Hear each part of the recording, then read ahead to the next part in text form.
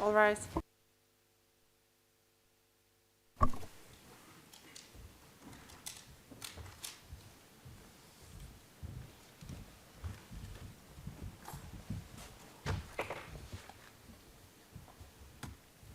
Kosovo Specialist Chambers is now in session. Please be seated.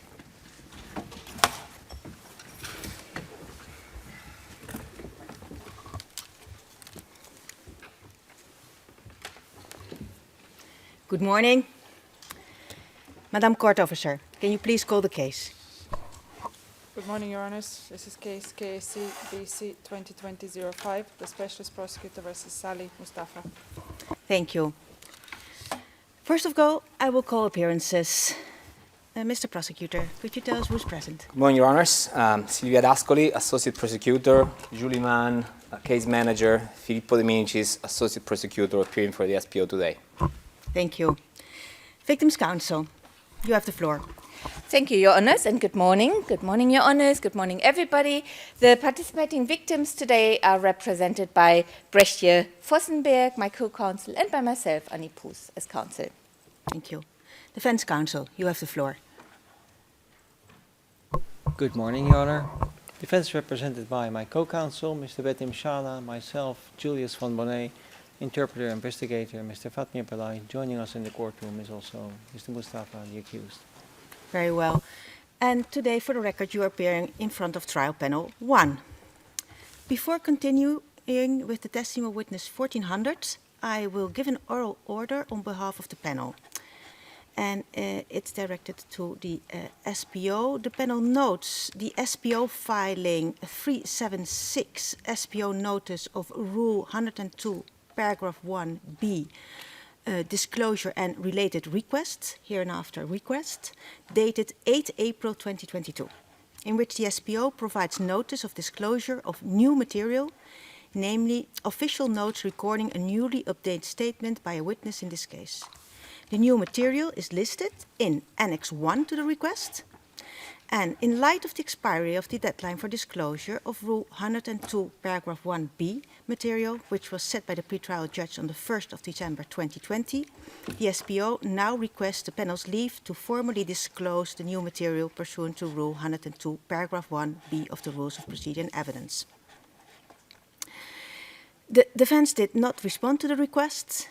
The panel observes that the new material originated from contacts initiated by the witness himself in connection with the development of the trial hearings, and that the SPO received such material only on the 25th of March. Therefore, the new material was not available prior to the expiry of the deadline for disclosure of Rule 102.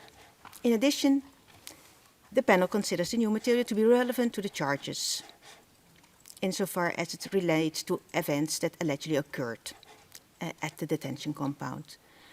Accordingly, the panel finds that the SPO has provided reasons for the late disclosure of the new material and authorizes the SPO to formally disclose the items listed in Annex 1 to the request as soon as possible.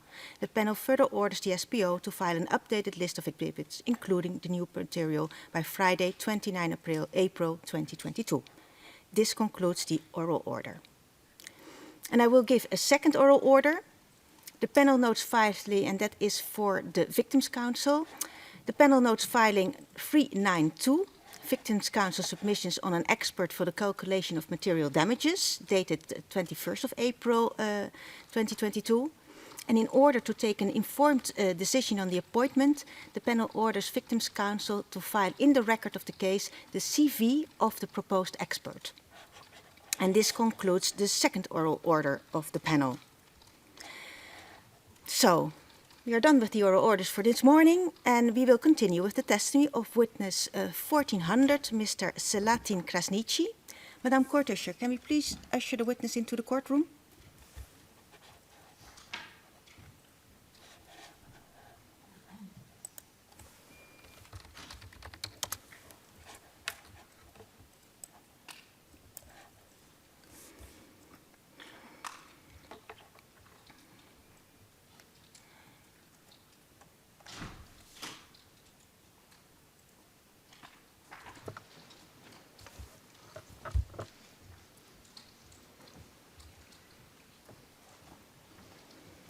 Mr. Krasniqi, good morning and welcome to the Specialist Chambers. Can you hear me fine? Yes, good morning. Thank you. Time to rest? Yes, I'm good. Thank you. Mr. Krasniqi, I remind you that you're still under oath to tell the truth. Yes? Yes. We'll now give the floor to the Defense Counsel to proceed with the redirect examination. Defense Counsel, you have the floor.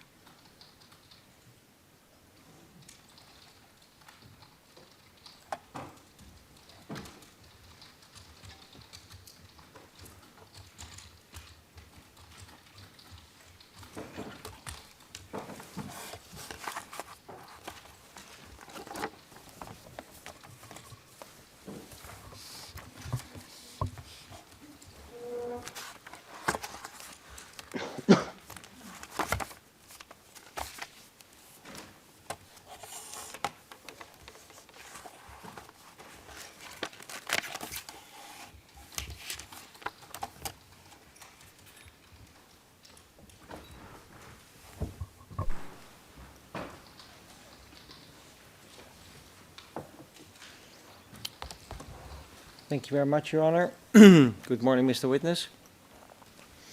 I would like to ask the court officer to once again pull up a photograph,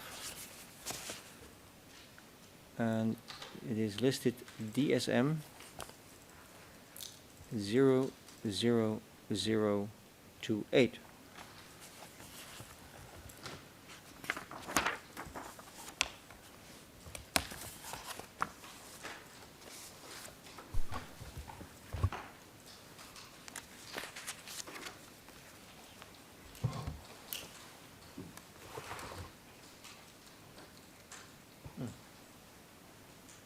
Yes. Okay.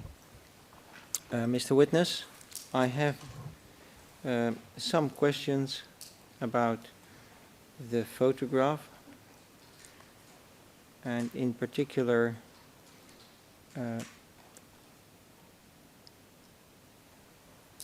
building 4A on that photograph. Yesterday,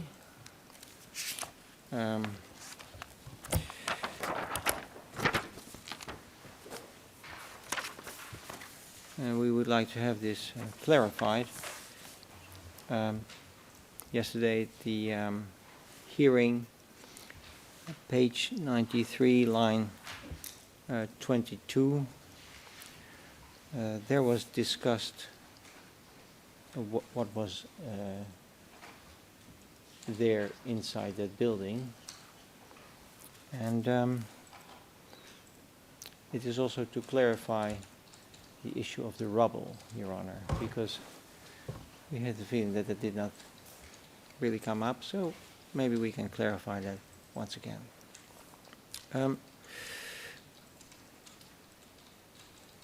You recall yesterday that we spoke about, the prosecution asked you a question about what was there, and at the defense statement, and that was for the reference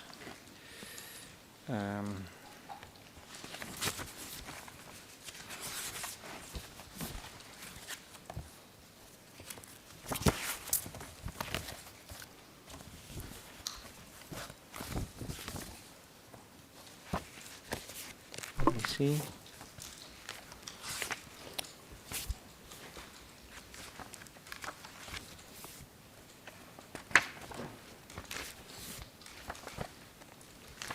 If I may be of Yes. assistance, that will be page 3 of the statement from 19 April 2021. Okay, thank you very much. Page 3. Yes. In the defense statement, and I will cite what was said by you, Mr. Witness.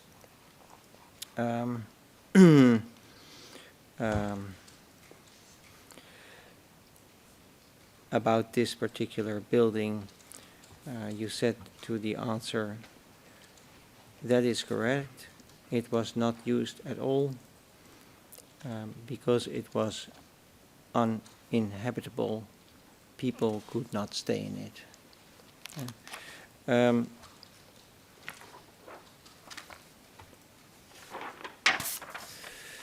If I recall well, you said something to the effect that there was a lot of material there. What was the word that you used for that?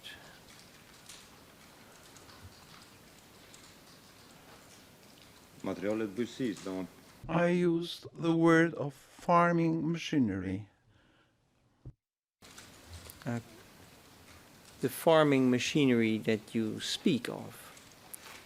Could you explain to us what kind of farming machinery would that be?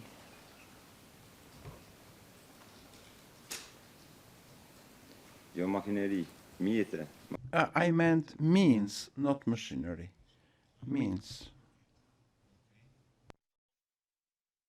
Say means. What kind of means was it that you meant? I see that Mr. Prosecutor is standing. Mr. Witness, can you take off your headphones, please? Your Honor, at this moment I'm not very clear about what period of time we are talking about, because my recollection from yesterday is that this machinery, agricultural machinery the witness referred to, was in the 90s, was in the past. So I don't know if we're referring to the period of April 1999 or earlier with regard to the presence of this machinery. If Council could clarify that, I think that would be helpful. We will. Very well. Thank you, Defense Just- Counsel. Let me first stick to the issue of the rubble and then put it in time. Maybe you can, I would suggest that you first clarify about what period we are talking, Okay. and then you continue. Okay. That's only one question. Good.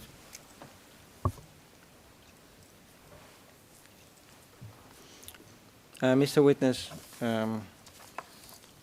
as I just quoted you, that it was uninhabitable. First question is, in the period of March and April 1999, was it in that period that you meant it was uninhabitable? Och det kommer bli något passes nästa. It was not used, I would say, since of 94, 95, and we left some farming equipment or tools there. Could the witness be asked to speak closer to the mic, please? I'm not very accurate, but of course, in 98, 99, we didn't live there. Yesterday, just the agricultural means that you just spoke about. What kind of means do you mean? It is not machinery, but you said agricultural means. What was it?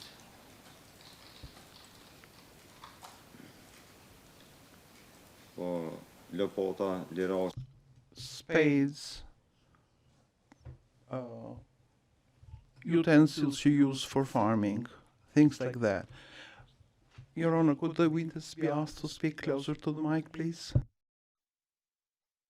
Can you get a little bit closer to the mics? Yes, and then for the interpreters it will be easier to hear you.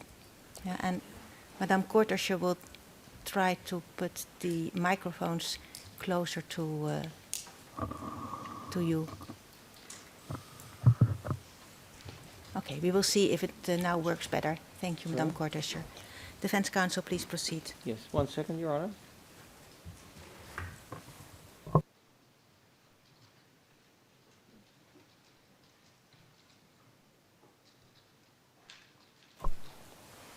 Mr. Witness, did you use the word Vlacha yesterday. Po, Yes. Господи, чушето... Just a minute, please. Could you explain what is that Vlacha? What is it? Als een rapsoes, hè? It's a kind of rake that you put after the tractor, and the tractor drags it to level out the field. Your Honor, may we ask the witness to take off his microphone? Yes, microphone. Can you put off Thank you your very much. headphones? Thank you, Mr. Witness.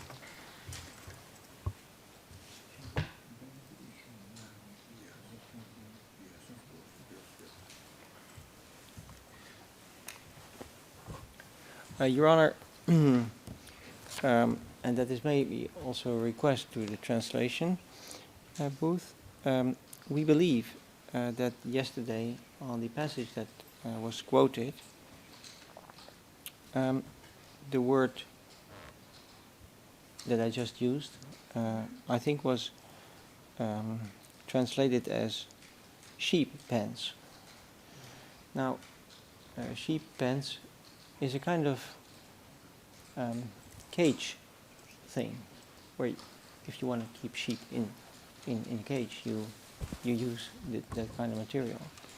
And that's why we got back to this issue, because apparently there was Vlacha, which is a different type of thing, a means of agricultural thing. So that's why I had it explained by the witness what that actually is. And he just said that he used that word yesterday too. So just concluding this, we just wanted to make sure that the translation could maybe take a look at that again, at that word, and then see how that was translated. Could you give the panel the exact reference of the transcript of yesterday?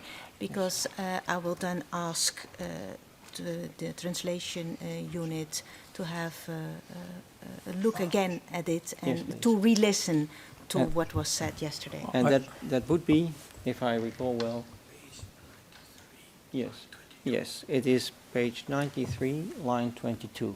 That is where this issue arrived. So to But speak. only line 23? Yeah, that is there where you will see the word sheep pens. Yes, but I think it's better to have the exact lines before or after, Oh. because it's not up to the translation unit to see where we have to start and to finish. Okay. Let me get back to Yes, you on very that well, issue, but because, just to give a clear anyway, indication. That was the point that I wanted to make here. That Your Honor, could the interpreters explain why was that yesterday?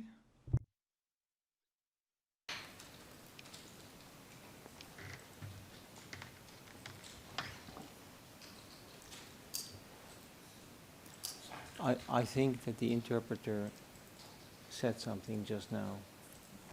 The interpreters would like, with your permission, to explain why it was translated like that yesterday, if you would like that. Yeah, microphone, please. Yesterday, the interpreter heard the word vath, which in Albanian means sheep pen. That's why, that explains why we said what we said yesterday. Because this is the word we heard, meaning of which in Albanian is sheep pen. Defense counsel, so I don't think we need to have a clarification or a re-listening of this point. Okay. There was a kind of misunderstanding, and it's good that we have it clarified now. That's And, why we came back to it, Your Honor. Thank you very much also, the translation. Thank you to the interpreter for this clarification. Oh, sorry.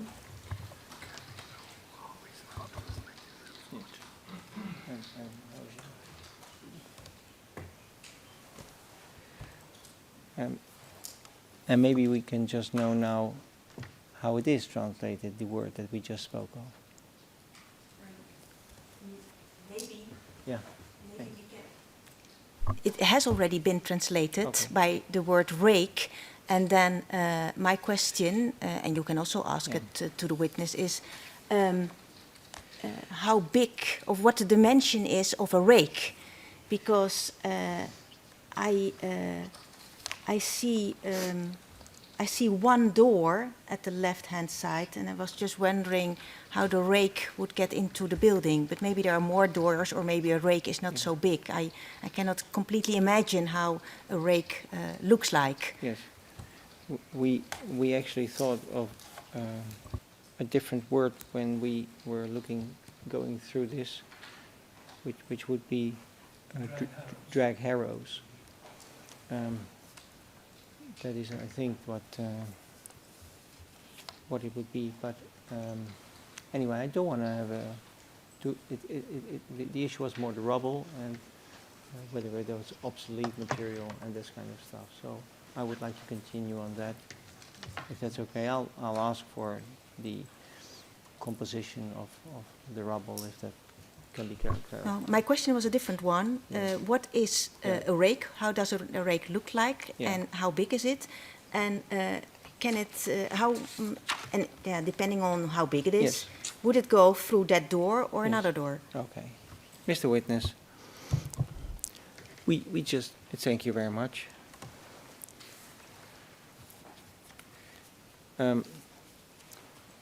You were speaking about this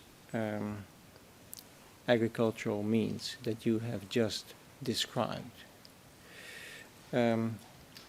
What is the approximate size of something like that?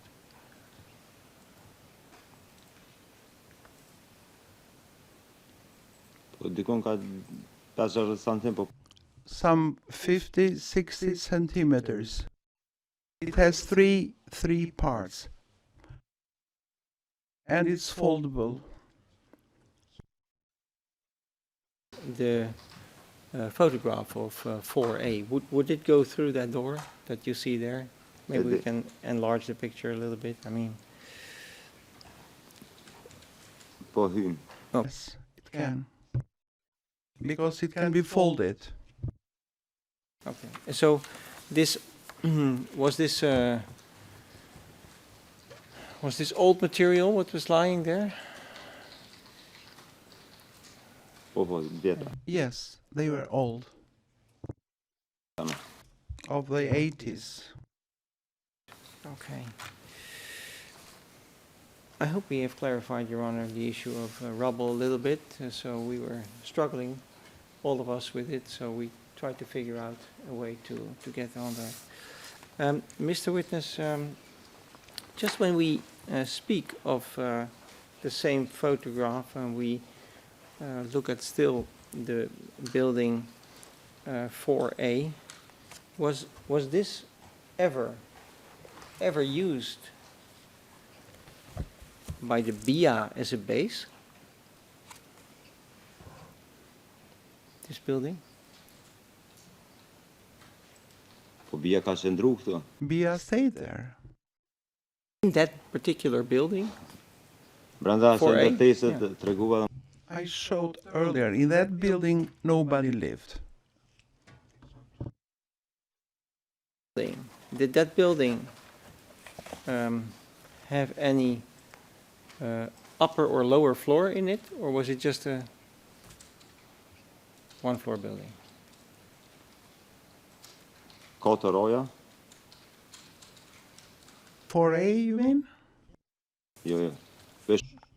No, only one floor. Thank you very much.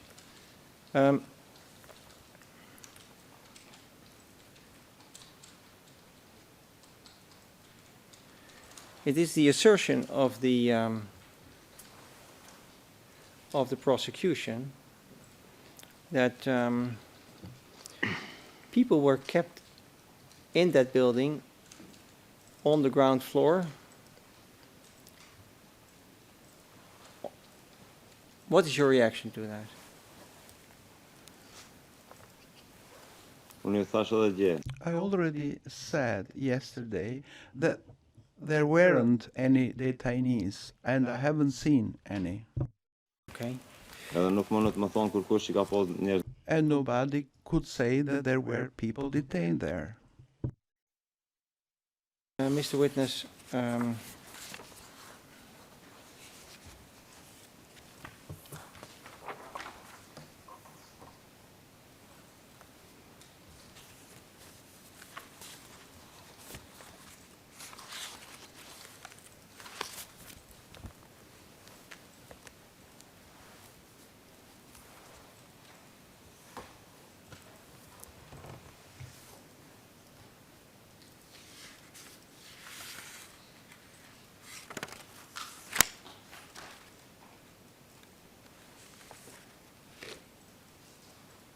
me just consult for a moment, Your Honor.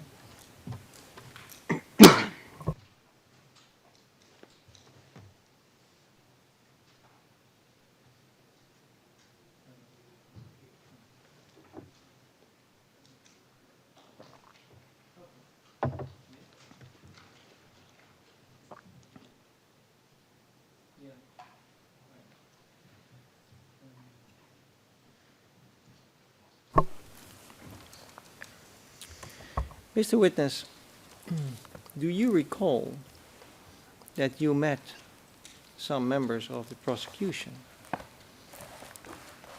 last year? Po, Yes.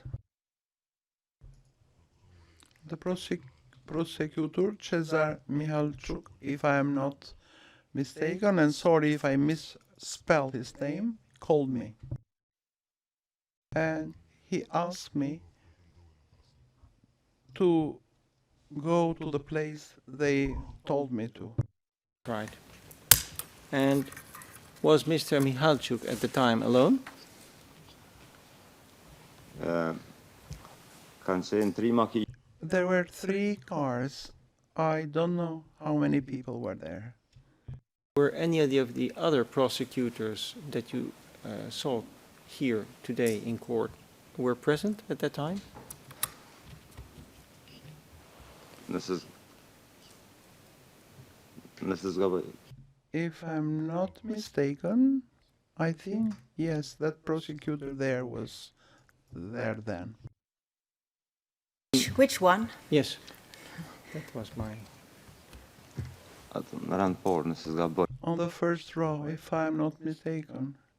He resembles the one that I saw then. We're both there. What's that? Microphone, please. Us that both prosecutors were there. Right.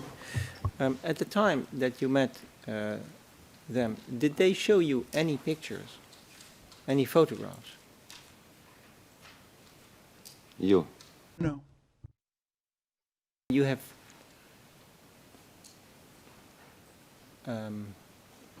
how long did that meeting last? na shtojnë një urë kretë, so kanë About an hour at the school. It was raining. And I heard from my family members that the prosecutors said that we were not well received in the village. ishte sqaroj avukat. I just wanted to explain that. The day that we were there were some workers, some 40 meters away. There was nobody else besides myself, and I know that it was raining.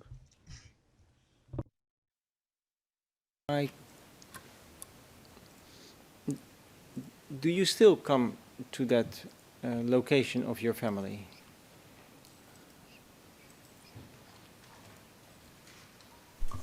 Yeah, Une? I don't know. Myself? Counsel, for me, it's not clear Which about. location? May I finish my sentence? Sorry. About what location we are talking? Yes. I'm speaking about the location what we would call in the court the Zwaage compound, the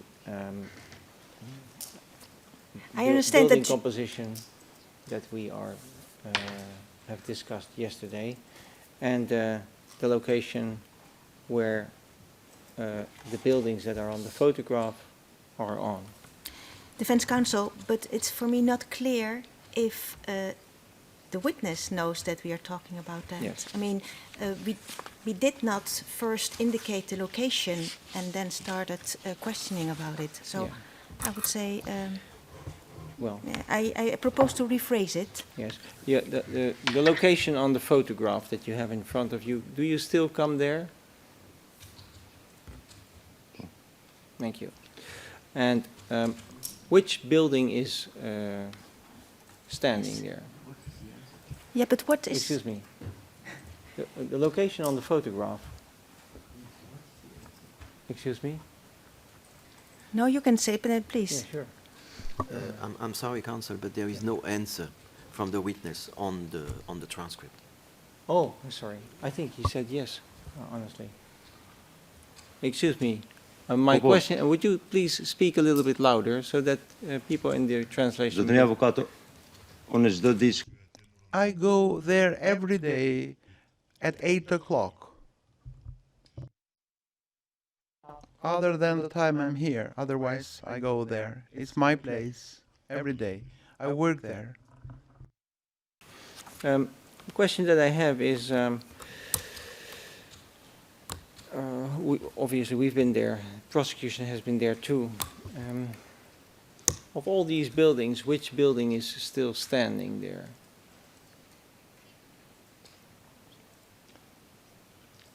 veç hambori është. Only the barn. We renovated it 2 years ago, if I'm not mistaken. It's called Hambari, right? Defense counsel. Hambori, The granary. It's the place where we store the grains. And which number would that be on the picture we have used yesterday? I can of Number course show that, nine. but it was the Number 1.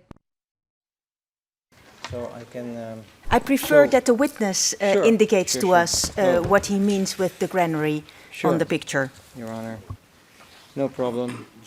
Yes. Yeah. Yes. Yesterday we made a photograph, court officer, and we have detailed all out these.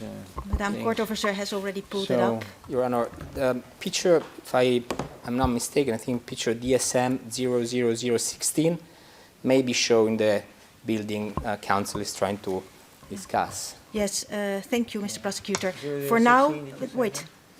For now, we have a picture on our evidence screen Yeah. with markings of the witness made yesterday. And I think that picture can assist us in making clear which is the barn or the granary the witness indicates that now still today is standing. Yes. So, Mr. Witness, can you tell us, do you see the picture on your screen? Can we enlarge it maybe a little po e bit? shoh, Yes, I do. Number 13 is the one. You've made it clear to us. Thank you very much. And when you were visiting with the prosecution, did you give to the prosecution any indication? jo nuk You kena excuse me, did you give to the prosecution any indication that on that, in that area or on that location would have been a detention center?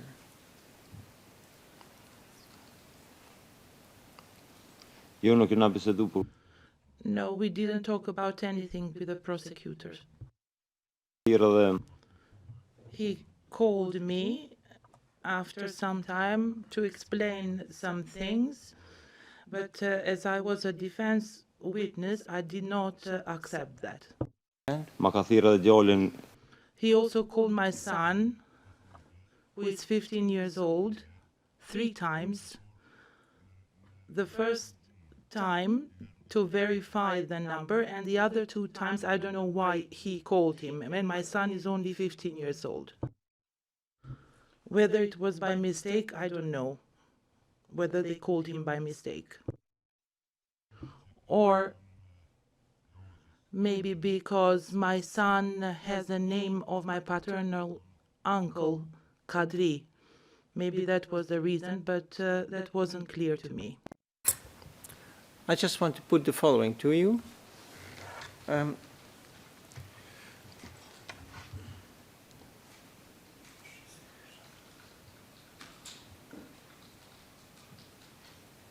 If the prosecution says that you gave indications where the detention building would be, what would you say? I'm sorry, Your Honor. Wait, defense, Mr. Witness, take off your headphones, please. Yes. I don't know where this is coming from. Just this is wildly inappropriate. I really don't know what the basis for that is. Okay.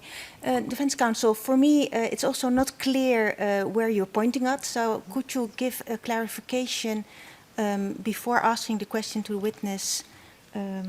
Why you're asking this question and on what basis? The basis is the document of the prosecution, 100949, the official note of the prosecution's office regarding a visit to Slash with this witness. That is my basis, and that is the basis. You're right. Can you cite it? Sure. That position of detention buildings was recreated on the basis of prosecution witness statements, 2006 photos made by UNMIK in case 2002-00014, as well as indications of Silatin Krasniqi made to the defense during his interview and to the SBO team on the site. Can we call up that document? It's not a question. We will call up that document, Okay. but I would like to have the reference. Yes.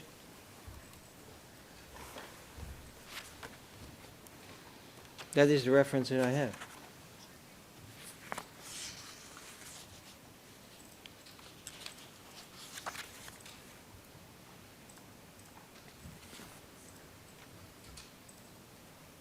That is the reference that I just gave. Can you repeat it to Madam Court Officer, Yes. or suffice it, Madam Court Officer, to pull it up? It is a Because- document. No, Your Honor, if counsel can provide ERN number. The ERN number is not on the document, but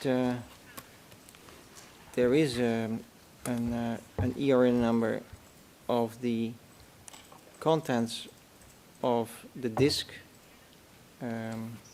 that apparently this is on, and I think the best indication that I have here is the official note of the 1st of June 2021, and the ERN number would be 100949. It is on the top right of that document.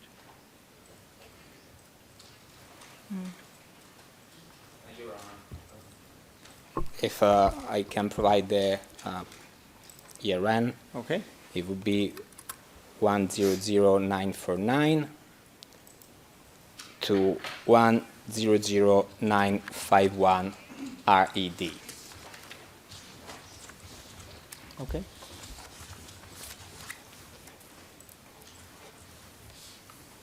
And Mr. Prosecutor, would you like to comment on what defense counsel is pointing out before? If defense counsel could read the part of the official, sorry, if defense counsel could please read the part of the official note that suggests that, and the page that supports the suggestion he made to the witness, then we can take it from there, Your Honor. I have cited that. Could you say to us where on this page Oh, sorry. it is? It is the 1, 2, 3, 4th paragraph, Your Honor. And then it is from the 2nd sentence on. Yes.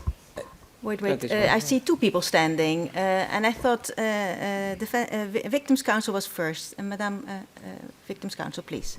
Thank you, Your Honours. I wonder whether the evidence screen is in front of the witness, and if so, the Albanian version of that is on there, which would, of course, somewhat undermine our discussion on. I think that him now taking everything his is out of the screen, but it's. Just it might, at this point, maybe be useful to wait until we have finished the discussion before the witness is then confronted with the evidence, possibly. We have to have a look at it. But thank you for your suggestion.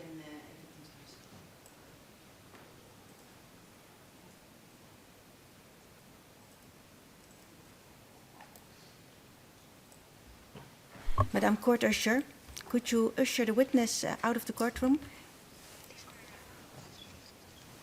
Mr. Witness, Madame Court Usher will usher you out of the courtroom. We will discuss a matter with regard to a question that you will be asked. So as soon as we are done with the discussion, you'll be asked to come into the courtroom again. Thank you.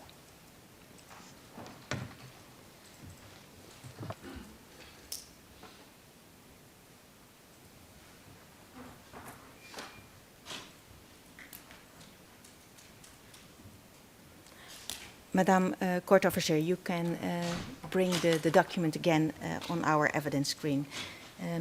Mr. Prosecutor, you have the floor. Your Honor, thank you. The paragraph that Defense Counsel referred to clearly states that the position of the detention buildings was recreated on the basis of prosecution witness statements, 2006 photos made by UNMIC in case 2002-00014, as well as indications of Selahattin Krasniqi made to the defense during his interview and to the SPO team on site. Now, Your Honor, we will explore this with the witness if Your Honor would like. But of course, we went on a site visit, and Mr. Krasniqi, the witness, being the owner and being familiar with the layout of the place at the time, helped us understand where buildings that were no longer there were before they were demolished. That's it. So, like, the map and the detention sites were not, we never claimed that, as the Defense Counsel suggests, that Mr. Krasniqi told us where the detention site was. That is Defense Counsel is giving a spin to our official note, is giving it an interpretation which, frankly, does not stand on its legs. We specified that it was a number of factors that helped us recreate the position of the detention site. And chiefly, the statements of our witnesses, the pictures of UNMIC, as well as the assistance of Krasniqi, who confirmed where certain buildings were.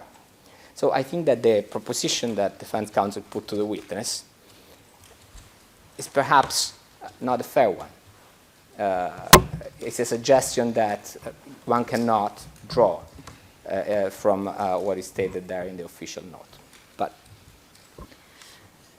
thank you, Mr. Prosecutor. Defense Counsel, you have the floor. Yes, if there is anything unfair, Your Honor, it is that it is what is written there. It does not say buildings, it says detention buildings. So it is the qualification of the prosecution using that, while Mr. Krasniqi has never seen any of the photographs that are with this document, because there's photographs too. He has never made any indications on photographs. Nevertheless, it is the assertion of the prosecution that, in fact, that Mr. Krasniqi gave indications to that effect to the SPO team on the site, or would have given it to the defense. He never gave such indications. I So- would propose that you ask the witness if he has ever given indications to you as defense or to the SPO that there was a detention center on those premises. I think you That there was a detention. no, you can ask him if he, if he knows or he thinks that there was a detention center. That if you, and then you can ask him if he said that to you or he said that to the SPO. I mean, that is a fair question, and to put this judicial official note to him, I think would only confuse, because you can read it in different ways, and I'm not going to express myself on how it has to be read now. But I see you are right, of course, to ask if he has ever said anything of this kind to you or to them. But I would limit it to that. Okay. I think I asked that question, but I will do it again. But excuse me, I didn't hear you. I think I asked that question, but I'll do that again.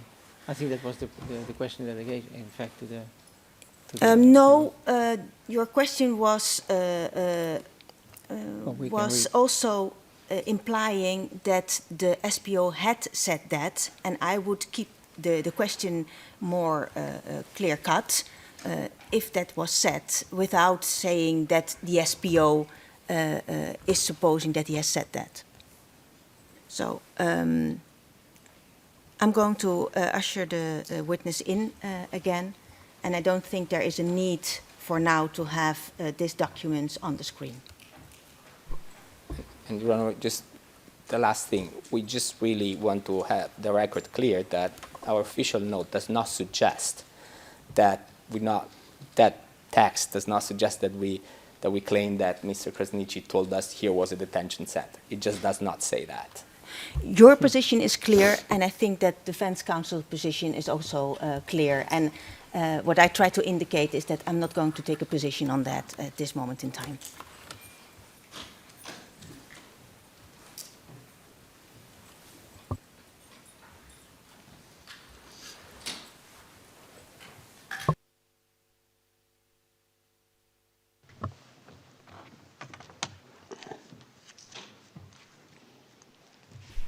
Thank you, Madam Court Usher. Defense counsel, please proceed. Mr. Witness, have you ever given indication to the defense whether there was a detention center, a detention house, or a detention structure on the location in Zlaž that we discussed? No, I didn't, because there wasn't any. And I have to explain, defense counsel, as to what I spoke with the prosecutor. I only asked him how was Sari, Mustafa and the others, Hashim and Kadri. I only asked him about them, whether they were fine and whether health-wise they were okay. To that question? He said they were fine. Okay. And did you give ever any indication to the prosecution office while you were there on that visit, on that site, that there was a detention center, a detention building, or a detention structure, or any place where people were detained? Did you ever give such indication to the prosecution's office? No, never. Not at all. In fact, I did not stay with them at all. I stayed at the granary because it was raining. They were at the tree that you can see there. They took pictures. Mm-hmm. Okay. And was there anything else discussed with you?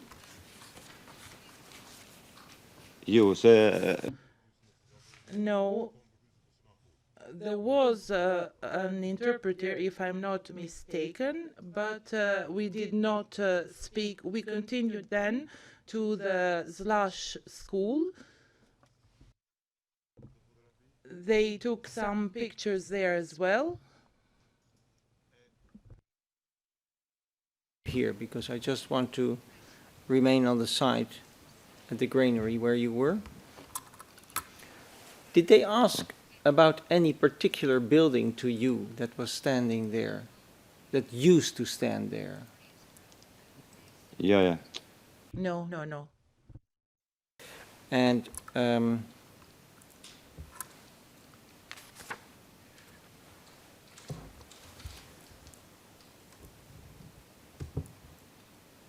Mr. Witness, yesterday you said that when you came to The Hague, you remembered the date of the 17th of April. Do you recall that? That you said that? På. Yes. You recall that there was some politician speaking, or whatever the news was. There was some. What could you just refresh us with what about you heard? The Defense Counsel, I would like, Yeah. as And- soon as you can, of yes. course, have a reference for Yes. this, and then we can cite the witness Yeah. exactly on what he has said. Because for now, I don't want to refresh him, having refreshed No. us, our memory on what he said yesterday. Yes. Please cite that part, and then we can do a follow-up question. Yes. If you want to clarify something, please proceed. What was it that you heard on the news, or? I watched the news. I saw Orhan Ismaili. He is in the Democratic Party of Kosovo. He had gone to visit the cemetery in VT of Marets, and then I remembered the events. I also saw family members of the fallen. Thank you very much for that. And were you ever involved in politics yourself, or a member of a party? Yeah. No, no. Support this particular politician, or? På. Yes, Okay. yes.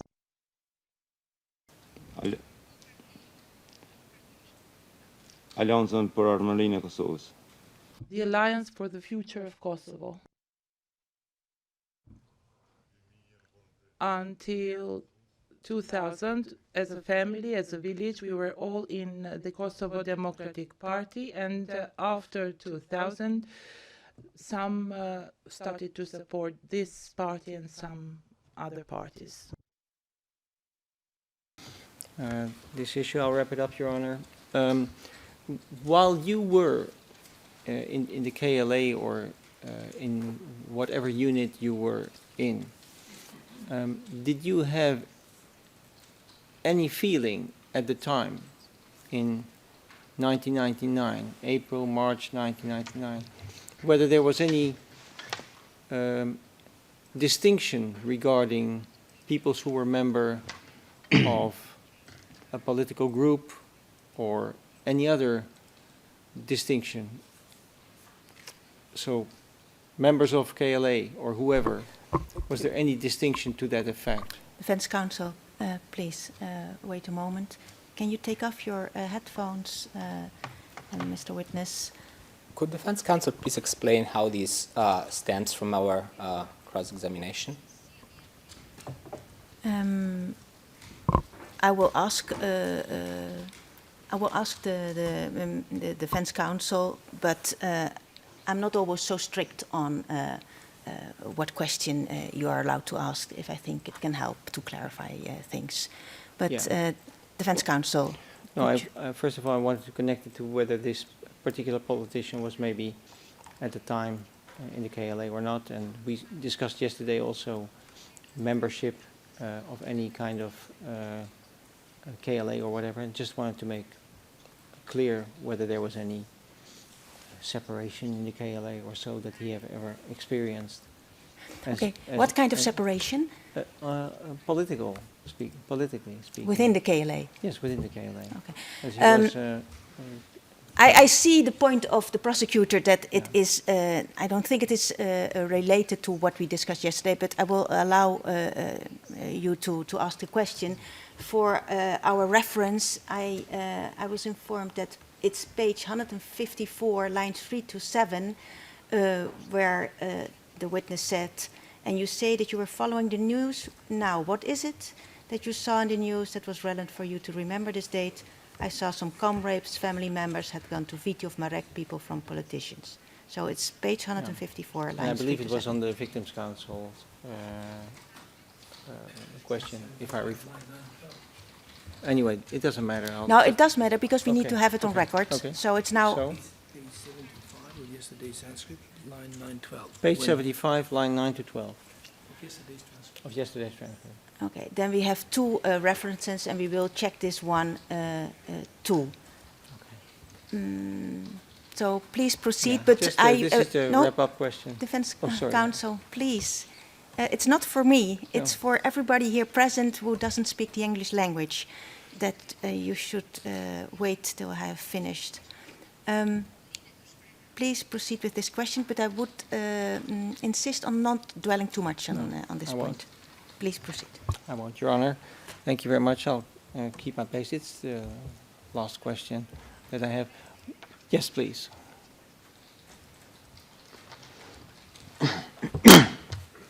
Mr. Witness, while you were in the KLA or any unit that you were in, have you ever noticed or experienced, seen or heard from people around you that there would be made a distinction as to political party affiliation in order to join the KLA?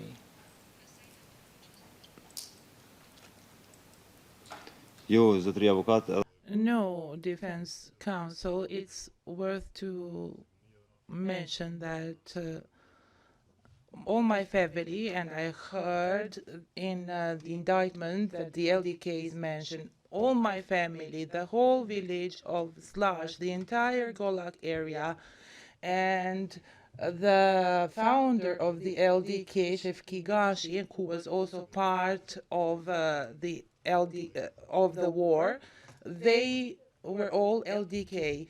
Also, a neighbor of mine, he was also member of the LDK. So there was no affiliation, or affiliation didn't matter. What mattered was to liberate Kosovo. I don't know who is making up all these differences. The only goal we had was to liberate Kosovo. There were no political convictions or political affiliations. It didn't matter to which party you belonged. I would actually request, if possible, to call those people as your witnesses, Shefki, Ismet, Bechiri, Alush. They would bring assistance and aid to our house. Stick to the questions you are posed. Thank you for that.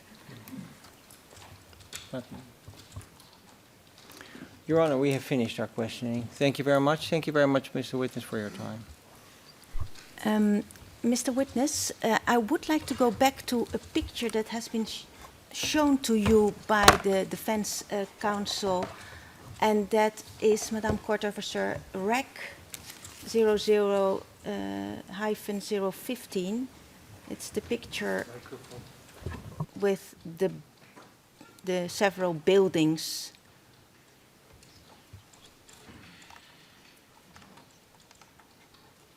Yes. And Mr. Witness, what I would like to know, we see here building 4A, yeah, and was this building 4A, was it connected to building 5? No, there was an empty space between them. And building 4, But very small empty space. thank you for that. And between building 4A and the building on the right-hand side, where you have put some markings, was there a connection on the ground floor between those two buildings?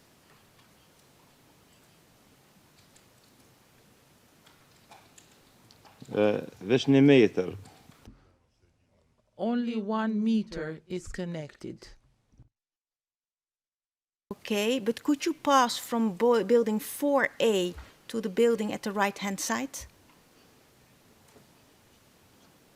You. No. Okay, very well. That suffices. Maybe, Madam Court Officer, is it possible to zoom in a little bit more with the emphasis on the buildings on the 4A and the building on the right-hand side? Okay. You say that building 4A and the building next to it, they were connected for 1 meter, so wall to wall. Is that what you mean? So there was no space between it? You. Vishukon. No, they were connected. Okay, very well. That suffices for now, Mr. Witness. Thank you for that. Yes, rejoinder for the SPO? None, Your Honors. Okay. And Victims' Counsel, are there any questions left for you? No, thank you. Very well. Then, Mr. Krasniqi, you have been asked several questions by the Defense Counsel and by the Specialist Prosecution's Office and also by the Victims' Counsel yesterday. It's now the turn of the panel to ask you some questions, and it might allow us to gain some more clarity with regard to what you already stated yesterday and today, although there have already been some questions. I'm going to see if the colleagues have questions for you, and then I will come back to you.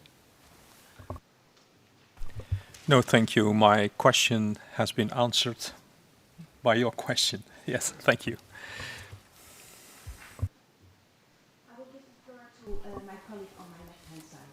Please proceed. Thank you, Madam Presiding Judge. Mr. Witness, yesterday on page, I think 108 and 109, you said that in February and March, I realized that there was a Brigade 153 and a BIA guerrilla unit. I'm speaking about the compound in Slash, where you were. And then you said the person of Karadak left and went to another base. So do I understand correctly that there was also a person from Karadak in that compound, but that person left in February or March? Is that correct? In the room, Your Honor, not only one person, but there were several persons from the Karadak zone until they created their own zone. Some members of that zone stayed in our house. In other words, they were also members of Karadak operational zone. Okay, okay. That's not exactly what you said yesterday, but I understand. On page 110, line 25 of yesterday's transcript, you were speaking about a meeting between KLA members and members of your family in 1998 in order when they actually accepted that the compound in Slash would be used by KLA. And you mentioned one name, Agron. Did you refer to Agron Ggemali?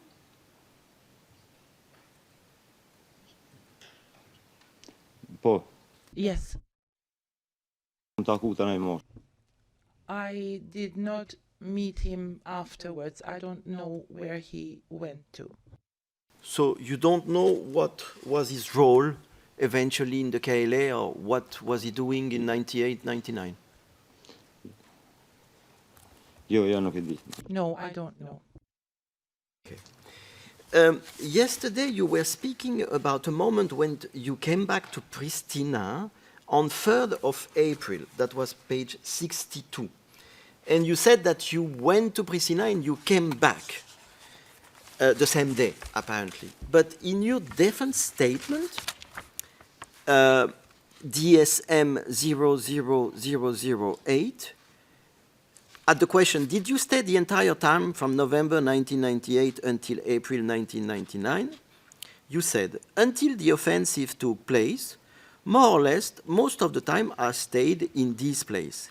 Incidentally, I would go to Pristina. I would stay there 2 days, but never more than 3 days. So, why, on the 3rd of April, did you go only for 1 day? Or did you stay more time in Pristina?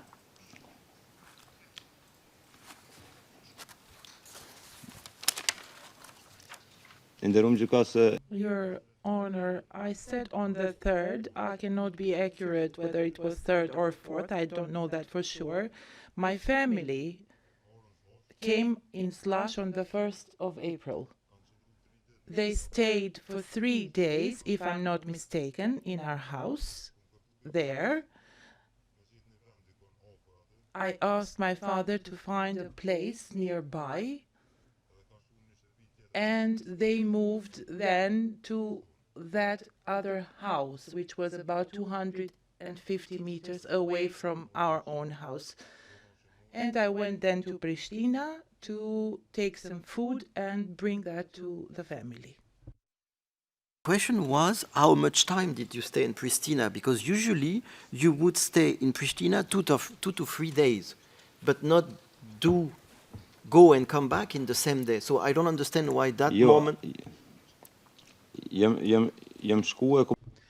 No, I went to pick up the foodstuffs and then returned. I did not stay there, but you need 12 to 13 hours to get there in that time. Most of the time we would go on foot or by tractor. Okay, so maybe you didn't come back the very same day.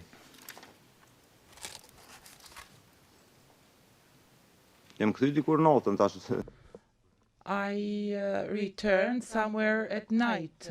I don't know exactly when, but as I said, it was some 12 or 13 hours that it took me to get there. Another question. On page 48, yesterday transcript, line 11, you say, somebody called me. Did you have a phone?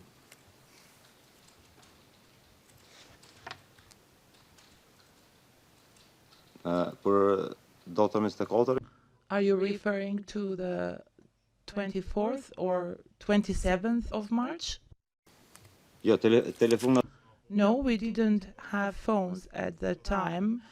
I said he came and called me in the neighborhood where I lived, which was near the Medresa in Pristina. Yesterday, at page 41, lines 1 and 2, you spoke about the Serbs coming 23 years ago on that day, so on 21 April 1999, so in Slash, and you said that the Serbs destroyed it. Were you referring to the compound where you were living? They destroyed everything, whatever they saw in front of them. If you look at the pictures that you have been looking to from 2006, actually this is not true. The compound is not destroyed. The buildings are still there, several of them. So why are you saying that it was destroyed? The building, the order now, I don't remember the number. If you put the map, then I can explain it to you. That one was shelled. Okay. Yes, I will ask the court officer to put... yeah. Thank you very much, court officer. So, in the picture which we have in front of us, you are telling me that if I understood you well, it's 3, 4, 5, which were destroyed by shelling, but actually shelling did not come. Enfin, 14, 13, 12, 11, and 10 were not destroyed by shelling. That's what you are telling me?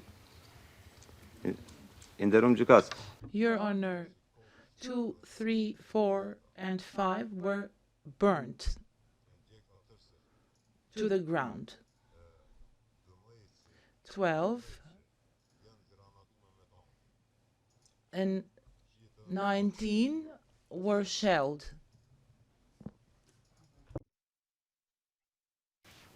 There is no 19. Nonumleci 19, 13, 14 were not.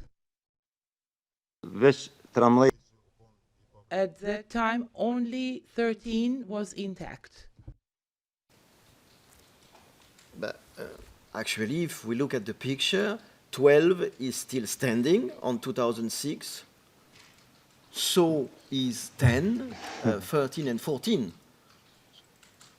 So Okay. if it would have been shelled, those houses would have been totally destroyed.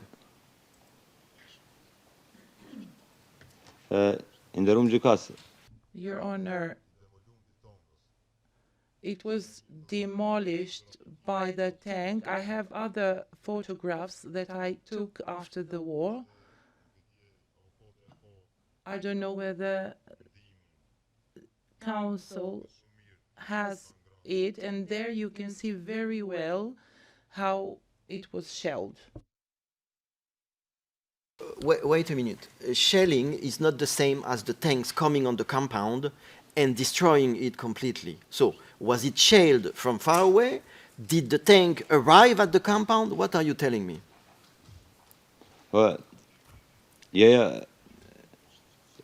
Tanku e ka gjupi afër këto. The tank shelled it from close distance, as far as we could understand. If you see the photograph from the left-hand side, the walls, may I? In this direction, it was shelled from this direction. And there are photographs. I think the council has a photograph. There are 2 persons on that photograph. You're telling me that the tanks from the Serbs were shelling from a distance, maybe a short distance, but from a distance, and they were shelling the compound. So you're telling me that the Serbs did not reach this compound.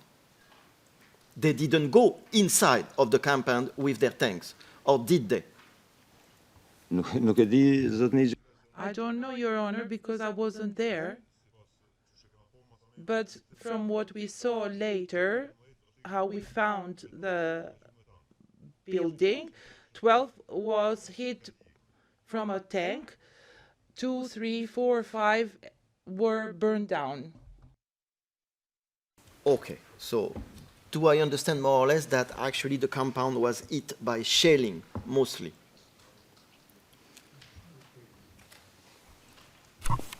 Yes, Your Honor, if for assistance maybe, there is photographs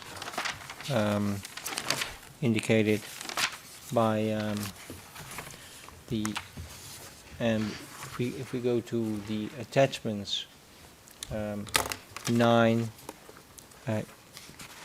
attachment 11, and I think it is attachment 7. So DSM 0034, that's attachment 11. I can... Yes. Your Honor, DSM 00032, I believe, shows the compound from the outside, from the place where the witness has put the arrow. Yes. That's attachment 9. Yes. And another one is obviously... Now, Defense Counsel, attachment if 7. you want to be of assistance to the panel, if you can suggest, because you have now mentioned several pictures, Yes. if there's one picture you think that would be of most assistance, Well, then... I think the attachment number 9, I think, which So is... DSM 0032. that is... that is...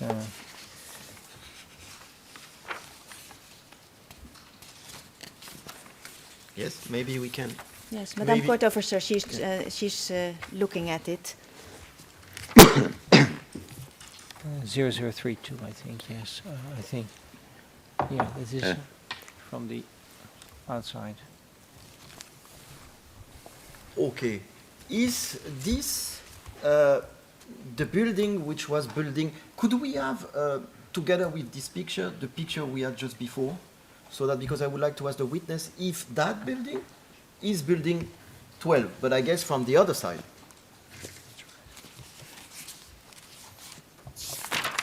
Poinderunjika, Skandertaser. Yes, Your Honor, it is this building.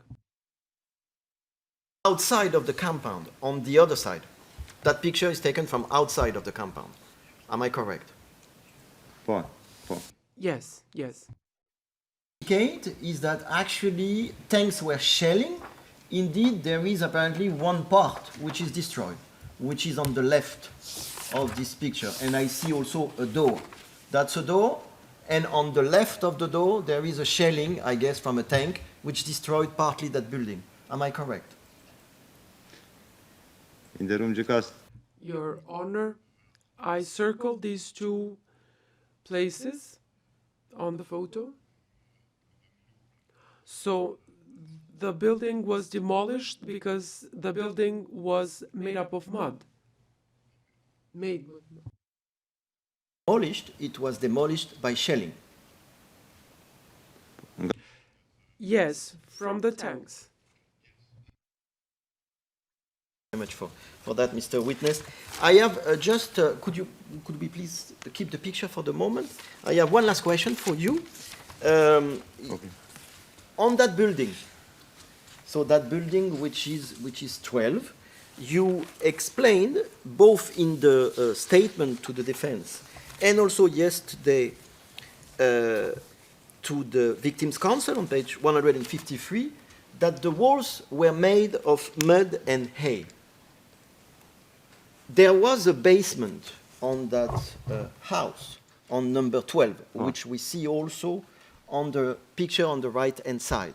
And you said also yesterday that that building, the basement, was also made of mud and hay.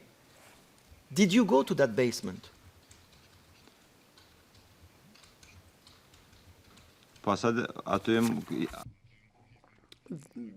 That is where I grew up. That is where I spent my holidays. There was no concrete except for the building number 2. That one was with beton. The rest of the buildings were made from mud. So in that basement, you said that the wall was of not good quality. This is DSM 00011. Do you remember if in that basement you could see through the wall? Would you see, for example, the light coming in?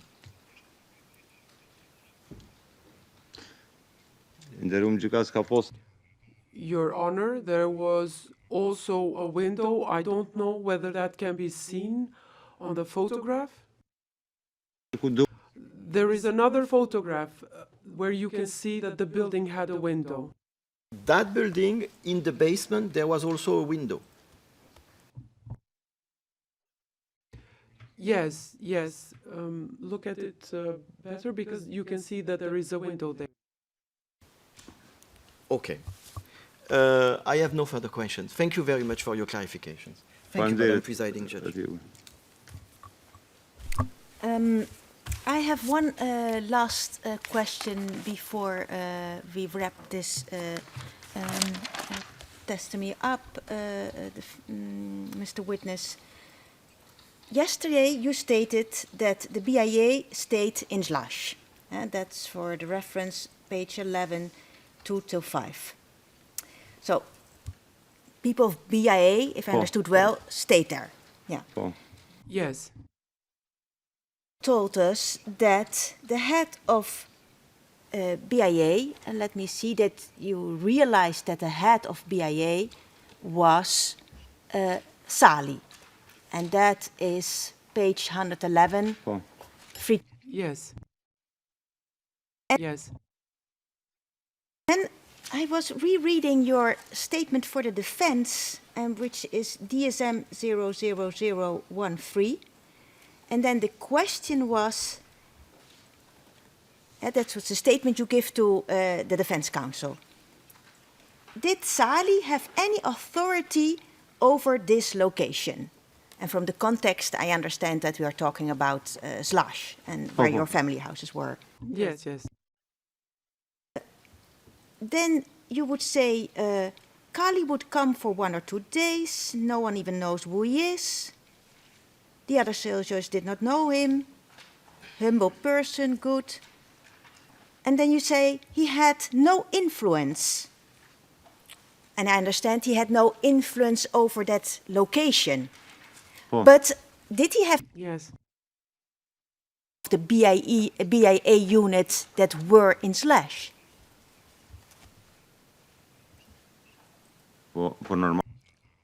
Of course he did. Of course they obeyed. He was his commander. That is only normal. Because here was you said to the defense he had no influence, but I could not understand that how you can be a leader. Wait, how you can be a leader and not have influence? Although maybe it can, but in this specific case, if you are the leader, you are the one giving the orders.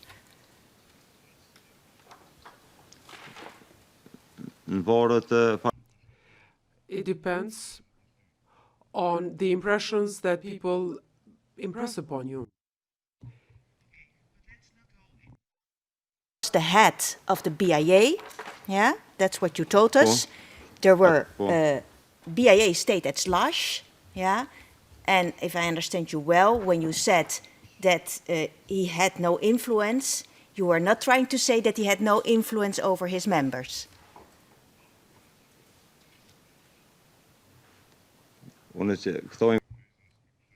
I don't understand the influence, what you mean to say by it. Mr. Mustafa, being the leader of the BIA, yeah, have authority over the members of the BIA who were at Slash.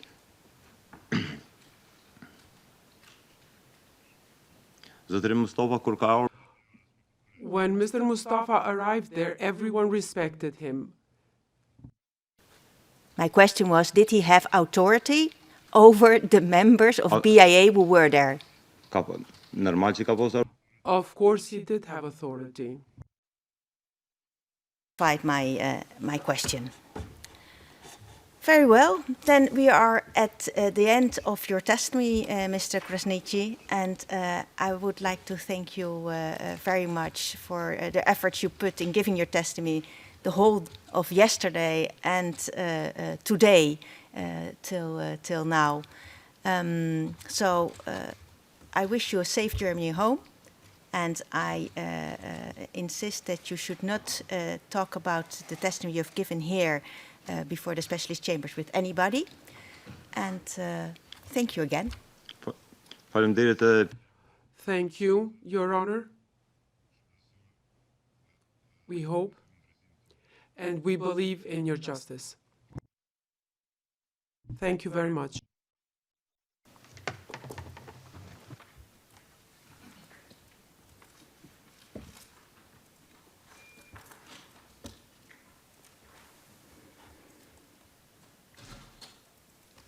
Thank you, Madame Kortesser. Now, it's almost 11 o'clock. We will have a break till 11:30, and then we will proceed with the testimony of witness 1500, which is Mr. Mohammed Ahyeti. So the hearing is adjourned. All rise.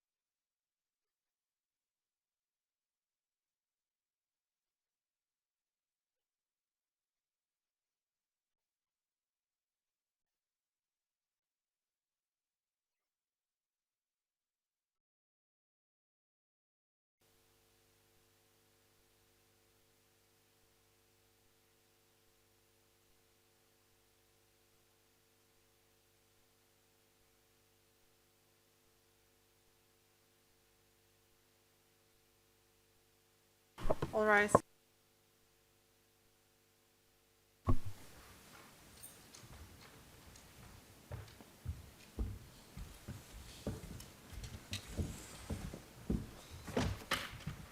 Please be seated.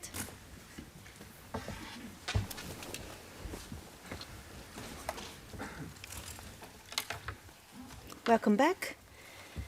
And we will call the appearances, and this time I see we have had a change, so I give the floor to the SPO. Yes, Your Honours, good morning. There is a slight change on the part of the prosecution. Instead of Filippo De Minicis, I'm going to be here myself, Cesare Michalczuk. The rest of the team is as before. Silvia Dascoli, Associate Prosecutor. Julie Mann, our case manager for today. Thank you. Victims Counsel, I see you're in the same composition, and Defense Counsel, I see that you are also in the same composition. And Mr. Mustafa is here with us. Very well. We will now proceed to hear the testimony of defense witness 1500, Mr. Mohammed Ayeti. Madame Court Usher, could you please bring the witness in?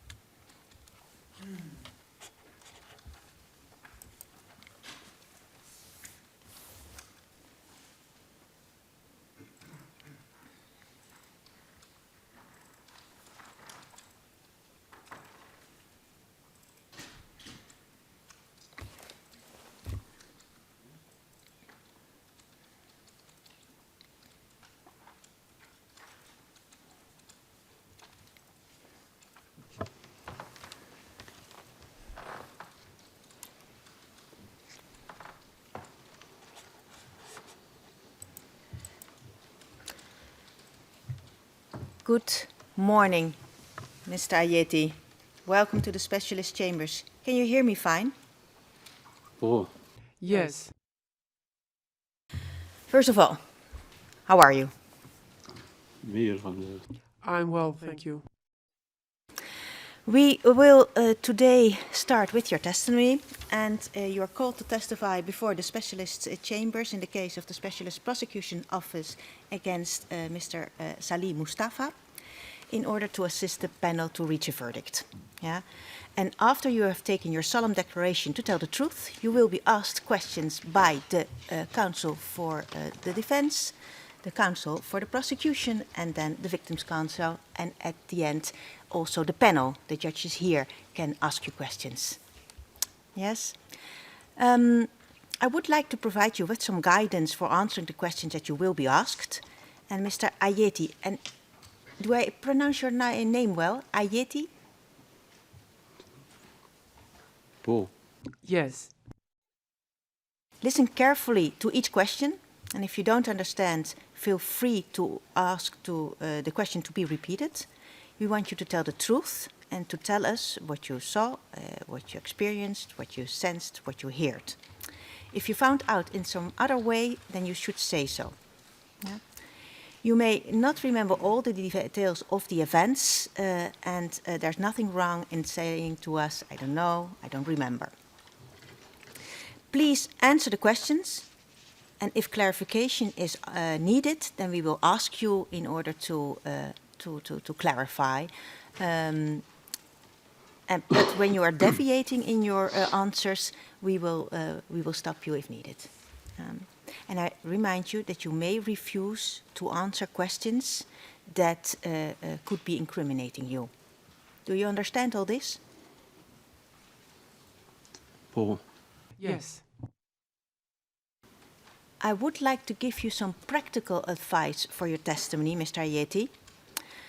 Everything what we say here is translated and recorded. So it's very important that you talk into the microphones, and maybe this should be put, Madame Kortescher, a little bit nearer to the witness.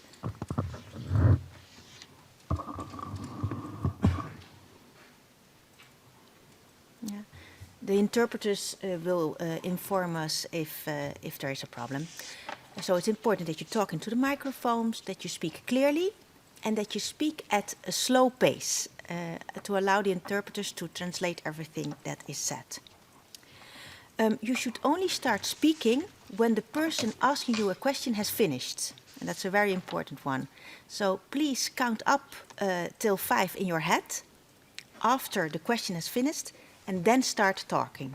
Yeah? Because that will allow the interpreters to finish the translation, and that will allow to avoid overlapping speakers. Yeah? If I raise my hand, please stop talking, because I prefer not to talk, because then I would interfere with what you are saying. Yeah? So I will just raise my hand, and then you try to finish your sentence, and then I will tell you what is the matter. Sometimes you will be asked to take off your headphones, yeah, or you will be escorted out of the courtroom if we have to discuss a question before it is posed to you. Yeah. If you have any questions, if you need a break or you want to tell the panel something, please raise your hand and I will give you the floor. Did you understand all this? Yes, Your Honor. Do you speak English, Mr. Ayeti? No. Very well, thank you. As I must do with every witness, I will now ask you to read your solemn declaration to tell the truth.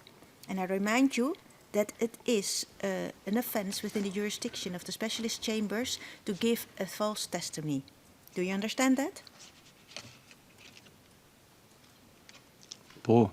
Yes. Would you please assist the witness with his solemn declaration? He already has it. Okay.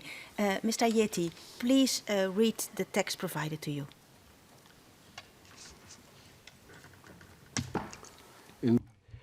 Conscious of the significance of my testimony and my legal responsibility, I solemnly declare that I will tell the truth, the whole truth, and nothing but the truth, and that I shall not withhold anything which has come to my knowledge. Mr. Ayeti, you are now under oath to tell the truth. We can begin with the testimony of Mr. Ayeti, starting with the questioning by the Defense Counsel. And Defense Counsel, you have estimated 2 hours, I saw in the list for your questioning of this witness. And as usual, please inform us if you think that there's a change. You have the floor.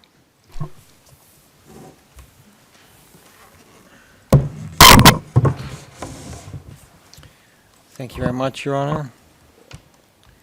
I do not believe that I will use the entire time. We have an extended day. We have an extra session and a shorter break. Yeah. And yes, it's a general remark. We will use the time we need, but let us be all focused in what we do today, as always. I will. Your Honor, thank you very much. Good afternoon, Mr. Witness. Or good morning still. Good afternoon. Through a couple of topics with you, and that's all there is to it. Mr. Witness, do you recall in 1999 that NATO forces began striking in Kosovo?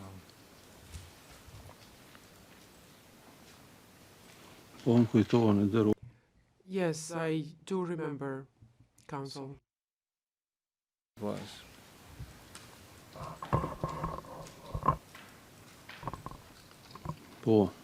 Yes.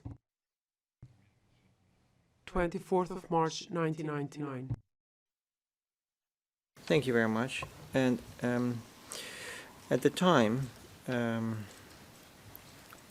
what was the village or the city that you were living in?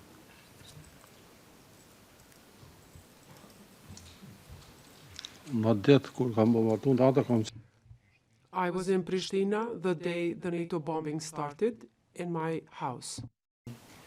And do you remember whether at the moment that these NATO strikes happened, whether there was any particular change that you could experience in Pristina? Change of what kind?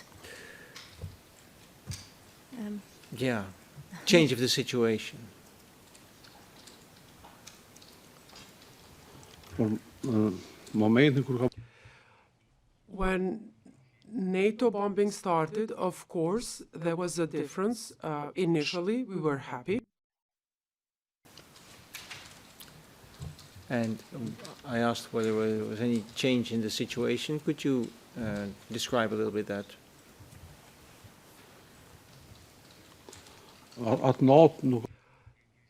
That night, there wasn't much of a difference, except for my family and myself being happy about it, but the change began the following day. And could you explain to us what was the change that actually then happened?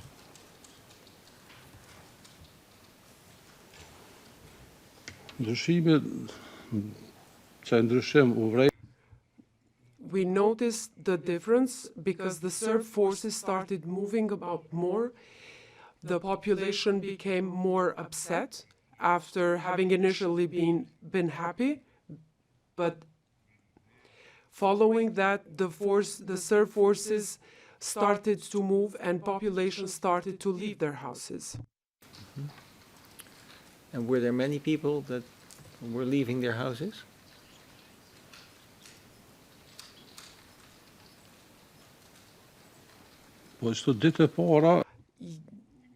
I did not notice much difference in the first days, but some of them did.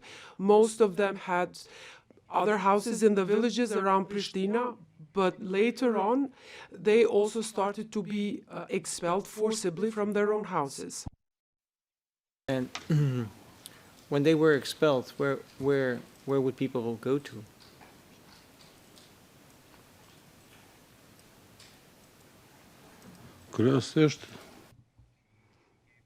Mainly, the citizens of Pristina, they mainly went towards Golag. Do you know why they would go to Golag?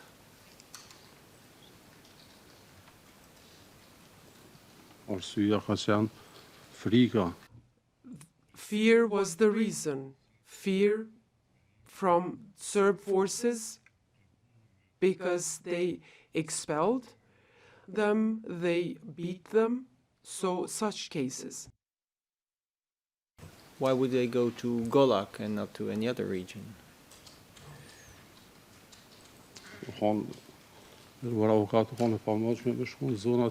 It was impossible to go to other zones. Pristina is connected to Golag. It was closer, and it was easier for people from Pristina to go there, as opposed to Drenica. Golag is closer to Pristina, and that is the reason why they went there. It was a zone that was more or less free. And what do you mean with the zone being more or less free?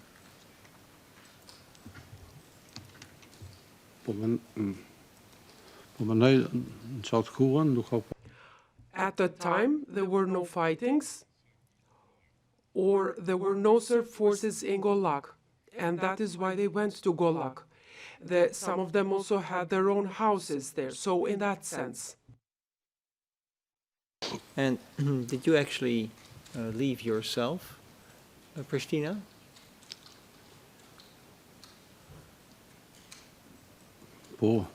Yes. Where did you go?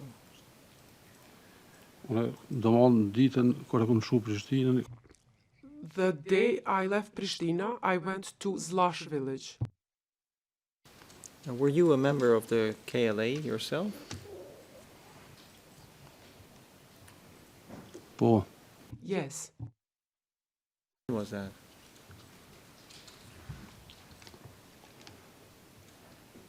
Unë jam kyçur në SHK I joined KLA at the end of June or beginning of July in 1998 in Shala e Bajgorës. Lab operational zone.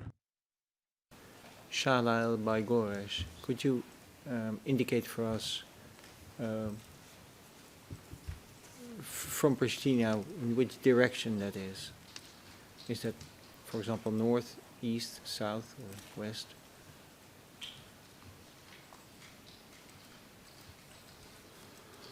Në Shala e Bajgorës mund You can go to Shala e Bajgorës from Mitrovica, but also Podujeva.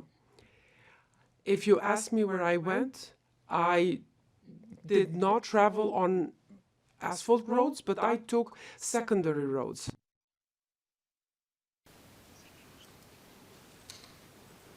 Unë kam shku me autobus I went by bus from Pristina to the village of Majac. From Majac, there were no other buses there. I walked all the way to Shala e Bajgorës, more accurately to the village Shala e Bajgorës. Was it there that you joined the KLA? Po. Yes. A particular brigade, unit, or anything?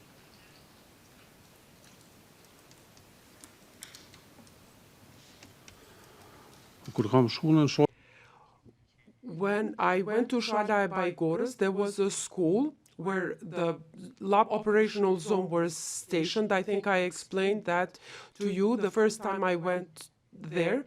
I was returned because they said that I was too young, but also the number had reached its maximum capacity. The following day, I went to the same place, and I insisted to stay there, and then I was allowed to join. I see. And how old were you at the time?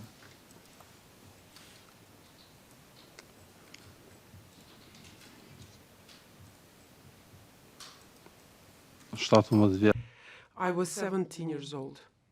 17 years old and two or 3 months. You said that you left Pristina and you went to Zlaž. Approximately, when was that? How long was that after the NATO bombings?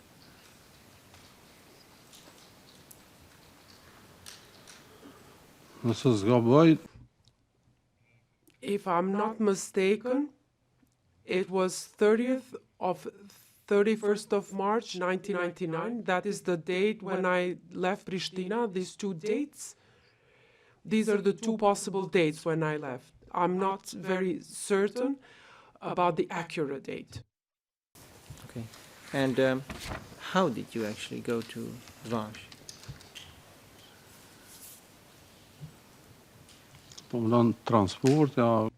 Do you mean the means of transportation that I used?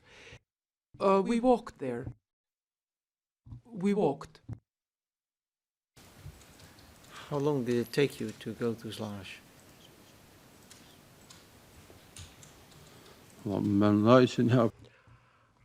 I think it was 4 to 5 hours. We walked 4 to 5 hours.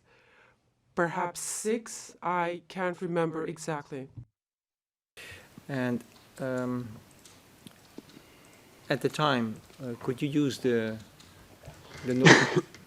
at the time could you use the normal roads to go to Zlaž? No. No mountainous roads. I understand. Why was it that you went to Zlaž?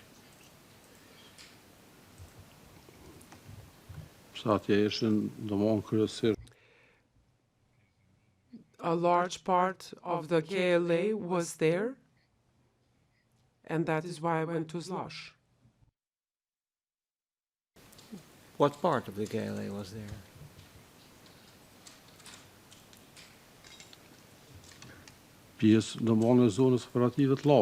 The lab operational zone, part of the lab operational zone. I see. And did you go there as in your capacity as a soldier or as a displaced person, or how can I see? Were you sent to Slash, or did you just go voluntarily there?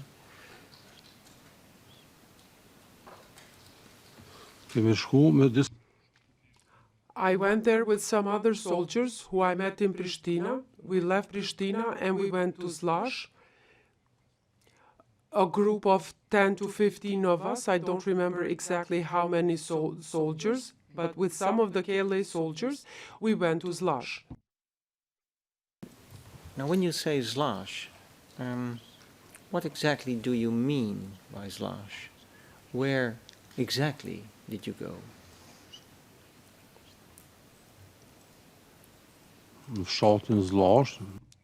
To the village of Slash, and there are some houses there. Did you know anybody there?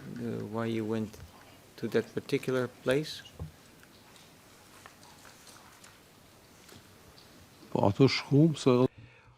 We went there because I had been there previously in December of 1998, and most of the soldiers, we knew where to go, to a house where they knew some soldiers. I knew the persons that I went there with, but I also knew the persons who were already there. And could you describe that location for us? Could you describe the location that you say there were some houses there? The place where we went is above the school in Slash, perhaps a kilometer, 700 and 800 meters to a kilometer. And is that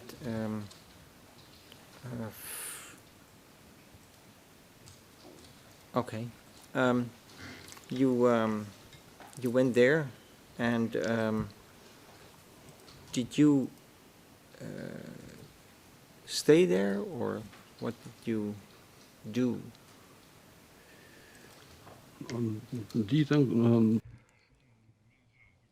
We arrived there in the morning before dawn, and I stayed there for 4 or 5 hours. I slept a little bit, and the following day I went to look for my family who moved to Keçekol at my father's uncle's.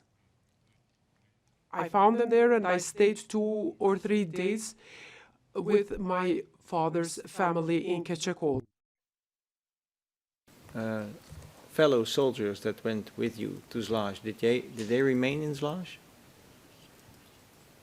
Defense Counsel, you can also ask what did because now this is for the third time that you already put the answer in your question. So the first time was why did they go to Slash? That would have been better than give 4 possible answers. And I won't tell them all, but now again, just tell them, what did those fellow men do when you left? The fellow soldiers that you went with to Slash, where did they go? They stayed there. They stayed in Slash, and when I returned, I met a part of those soldiers. When you arrived in Slash, what was the situation there? I mean, was this... what could you describe what the situation was in terms of whether there were many people there or not?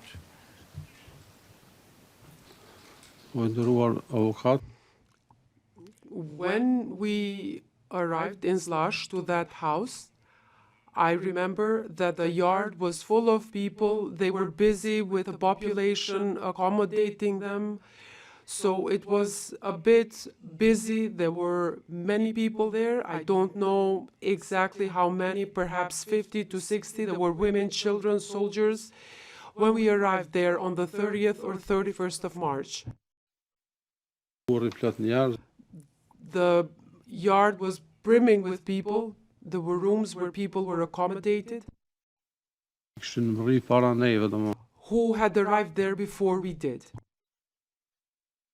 Where could these people be accommodated?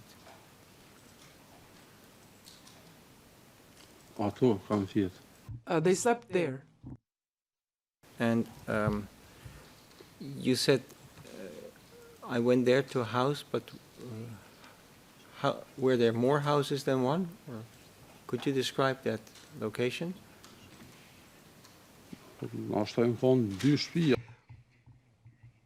Perhaps there were two houses, one next to each other or opposite of each other, two houses in one yard.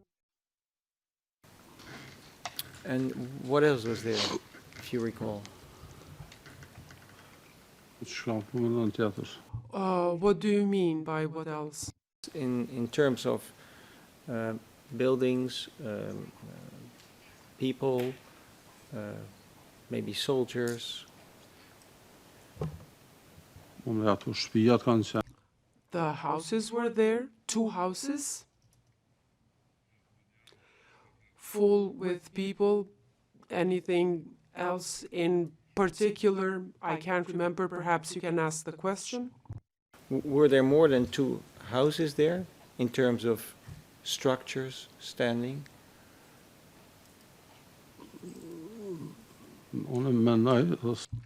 I think, and as far as I know, there were two houses that were habitable, where people could sleep. Counsel, one thing is not clear to me. Mr. Witness, were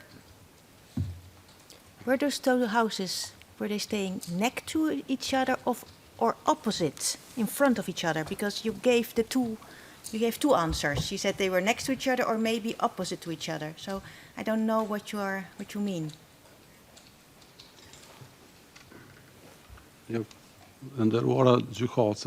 Your Honor, I said they were across from each other in the same yard. Is this clear now? For me, it's not still not clear. Was there one house here and then a yard and the other one here, or next to each other?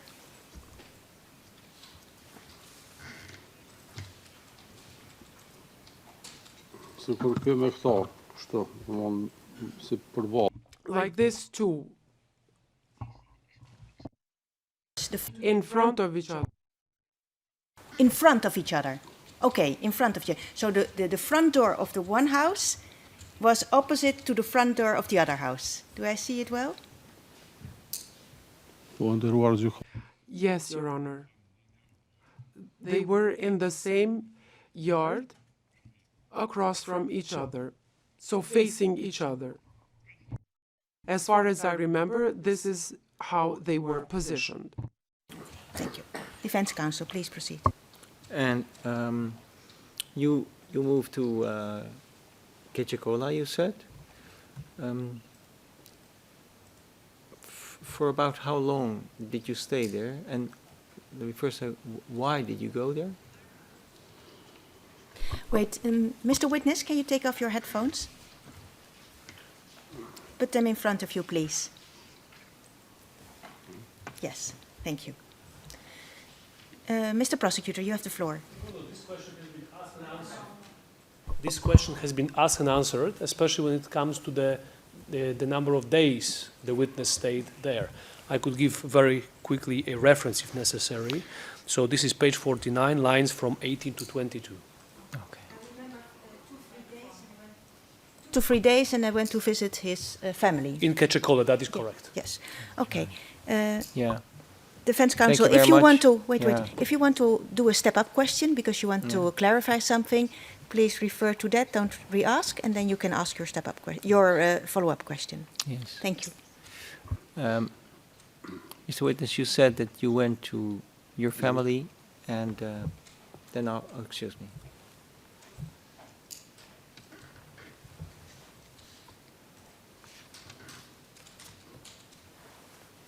Mr. Witness, you said you went to your family and then you came back to Slash.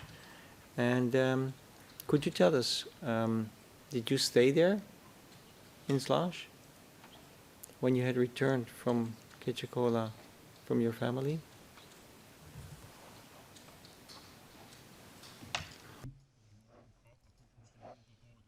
After staying with my uncles 2 or 3 days, I returned to Slush. And until the launching of the offensive, I stayed in Slush during the day.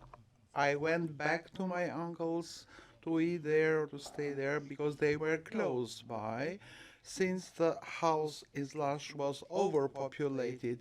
So I would say that most of the time I stayed with my uncles during the nights, but during the day I returned to Slush until the beginning of the offensive in VT of Maret's village. And do you recall when the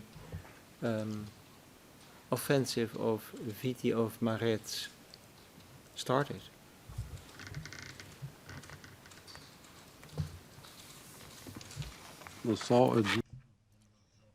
I think it was about the 16th of April. So from that until the end of the battle, I remained in VT. I believe it was on the 16th that I went there.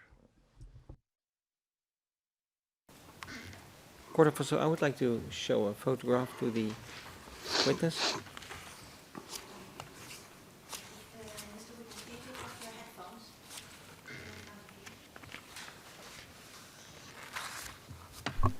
Defense counsel, what is the photo about?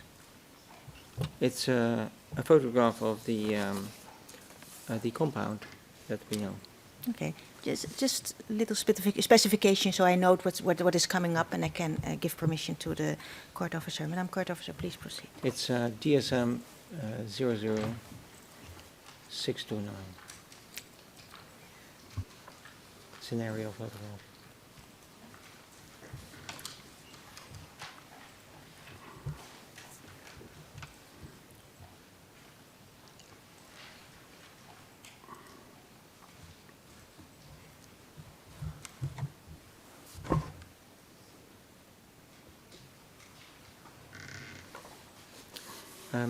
Mr. Witness, do you see the photograph on your screen? Maybe we can zoom in a little bit. Yes. Yes, Yes, I can see it quite well.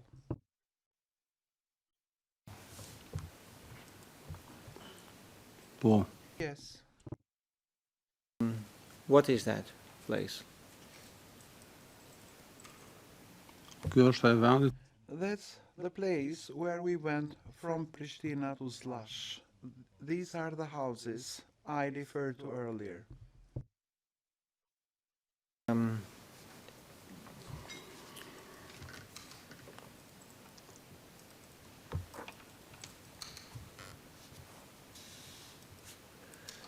When you arrived in Slash, could you just go like that to these houses, or was there any? Did you have to identify yourself as a soldier?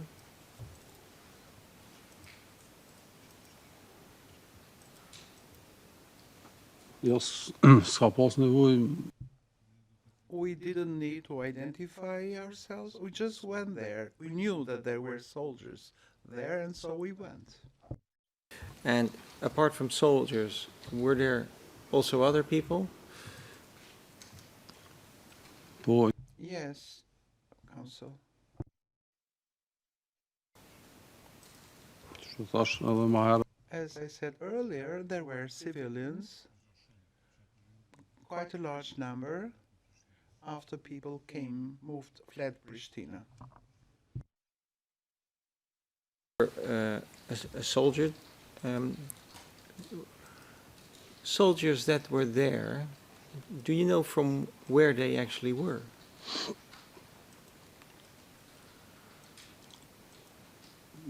Shumica kanë qenë Most of them were from the Pristina municipality, the soldiers.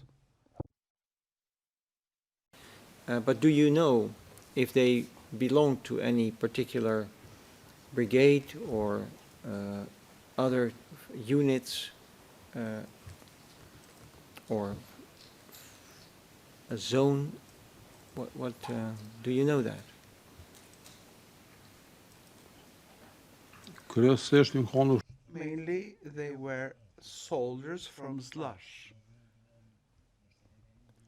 Maybe later they went to other brigades, but there were soldiers from other brigades. And this Defense Counsel, the question has, for me, not answered. I wanted a little bit more specific. Soldiers, what do you mean, Mr. Witness, with soldiers from Slush? These soldiers, did they belong to a brigade or to a unit? nderuar Your Honor, I couldn't know all the soldiers, but I know some of them. I met them in December of '98. tani Some of them were from the brigade, but in '98 I didn't know what brigade they belonged to. What brigade they belonged to? You didn't know in 1998, and you didn't, and did you know that in March or April 1999? një pjesë e tyre Some of them were from the brigade, but I don't know about all of them. Because we have learned by now that there were brigades with different numbers. So which brigade are you referring to? po Yes. Which specific brigade? atë për brigadën 100 Brigade 153. There have been some soldiers in that, there may have been soldiers from that brigade, namely 153, in that house. Microphone. Brigades, as far as you know? ushtarë There were soldiers from Pristina guerrilla unit and from Brigade 153.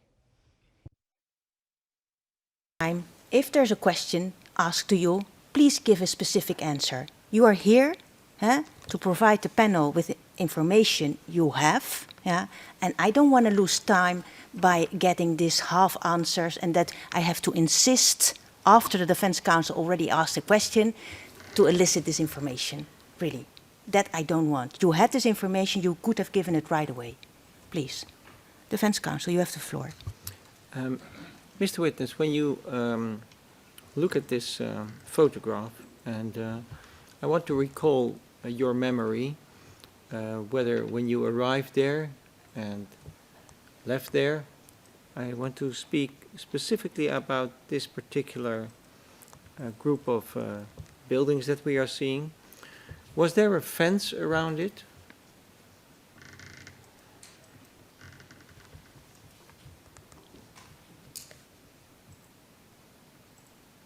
jo unë No, I didn't see any fence. Needed to enter a gate with a bar.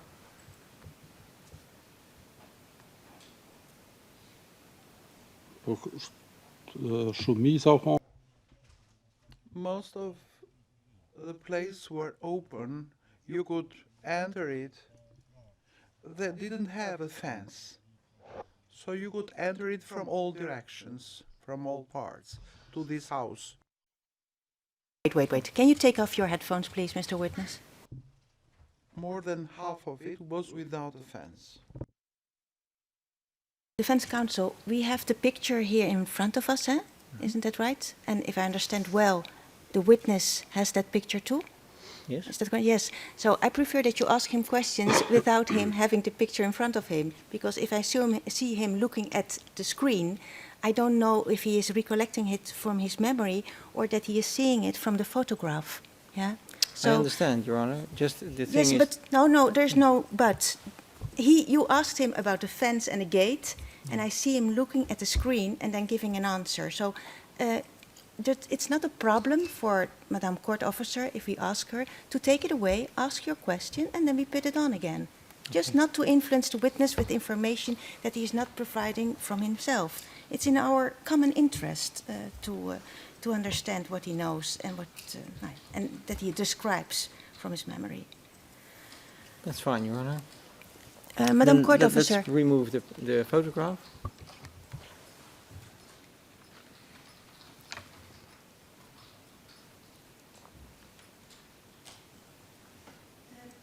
Mr. Prosecutor, I see you standing. Please. Yes, Your Honors.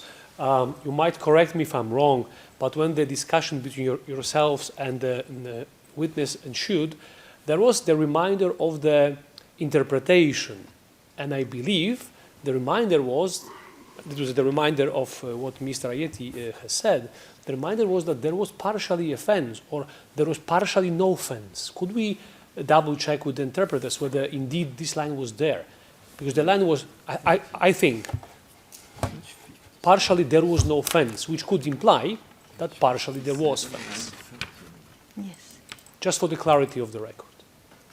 I'm looking at it now, and my colleague indicated 57, line 30, more than half of it without a fence. That's what the interpreter says, and I assume that the interpreter was interpreting what the witness was saying. That's exactly what I was referring to. If it's there, I apologize for my intervention. No, we all want to have it clear on record. Thank you. Defense counsel, I will give you the floor again, and I will ask Mr. Witness to put on his headphones again.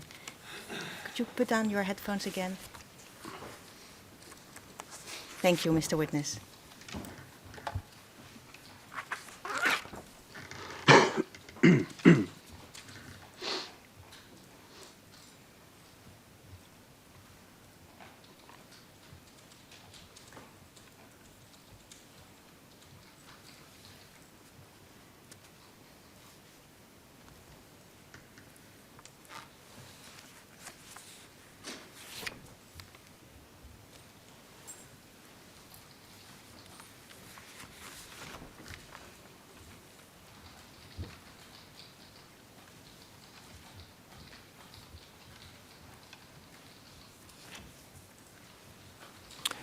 Let me just consult for a moment, Your Honor. Please proceed, defense counsel.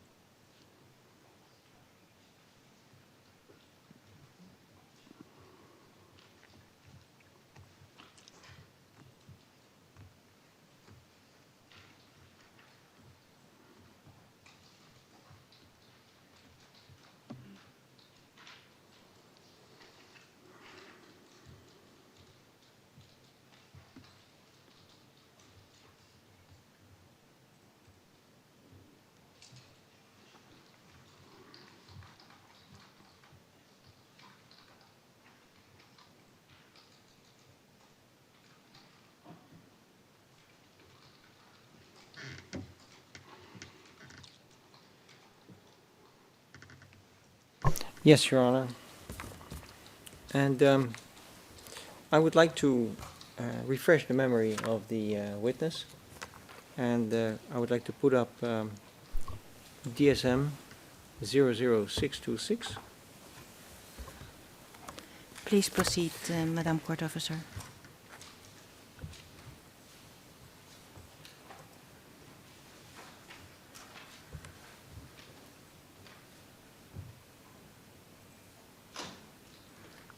And then page 12.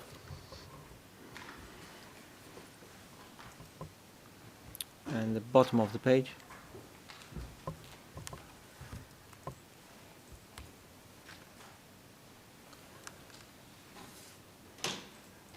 I think it would be page 12.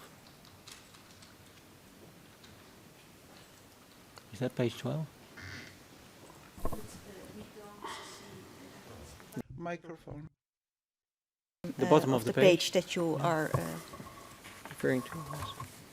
that you are referring to. That's right, I think. Yes. Mr. Witness, do you recall when you were interviewed by myself?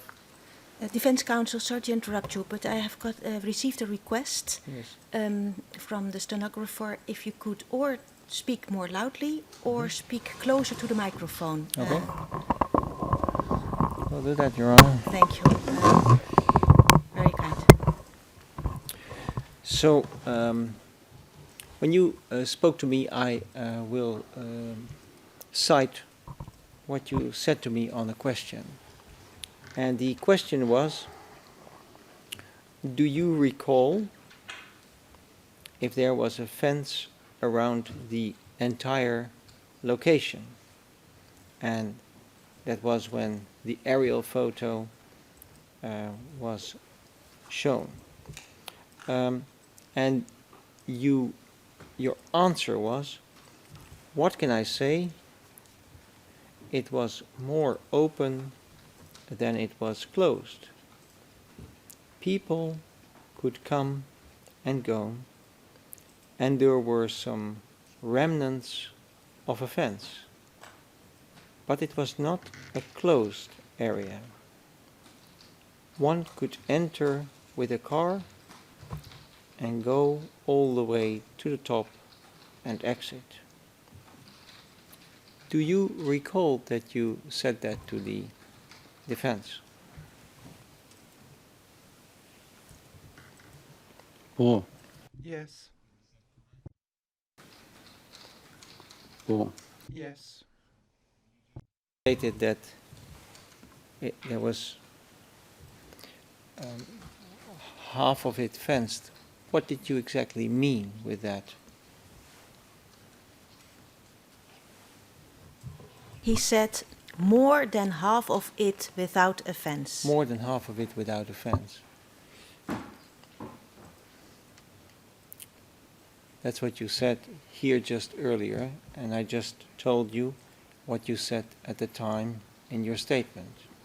And my question was, when you said more than half of it was fenced, or what, without a fence?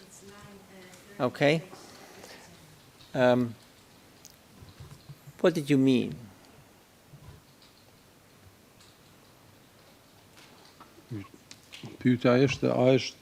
The question was, could anyone enter and leave the place? I said, half of the space was without a fence. So people could go in and come out of it freely. Maybe 50%, I would say, was without a fence, because the fence was down. There was no fence. That was there, was that remnants of a fence, as you say in your statement? So remnants or leftovers of a fence, I would call it?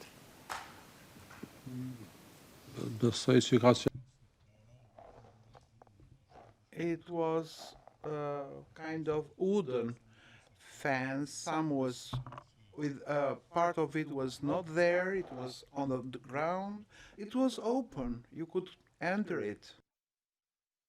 And and this is what you recall, to be exact, from when you arrived there in Zlaj at the end of March or beginning of April.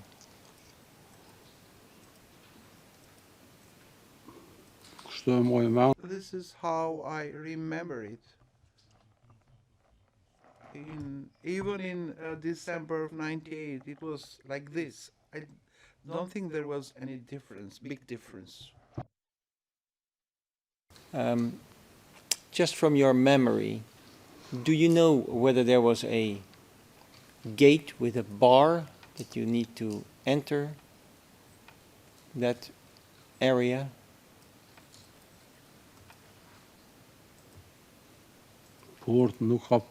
There was no gate, to my recollection. It was open.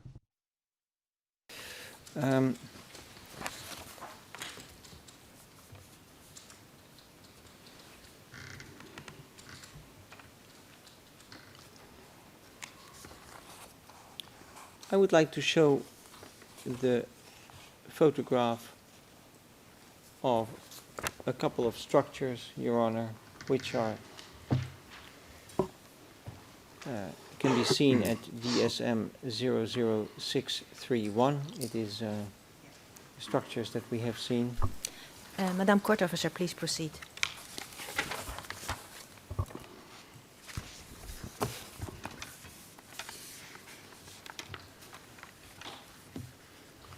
Mr. Witness.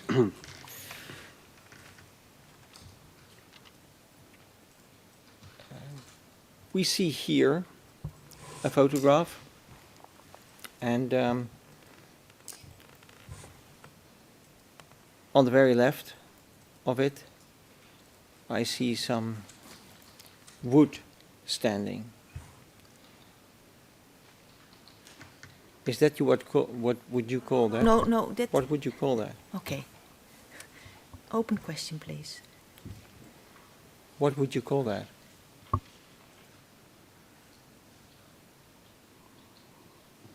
It is a kind of fence. It was a part where there was a fence. You see, they are old wooden slats. And do you recognize actually the buildings that are on that photograph? Yes. And how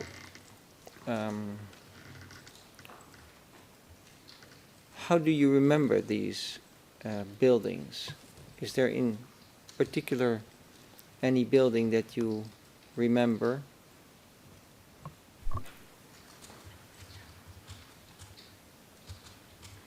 Defense Counsel, I don't understand the question. Please be more specific. Do you remember these buildings? Yeah. Is there any building that you remember? What Is there any specific building that you remember from the buildings that we see? It's as open as I can get it, Your Honor. Yes, but I find it Yeah. very... it's not specific enough. No, for it's you. non-specific, and I want you to reformulate it. The building, these three buildings, do you remember that these were on that location that we just saw on the other photograph?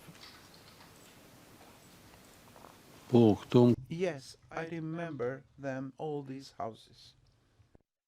And do you know what they were used for?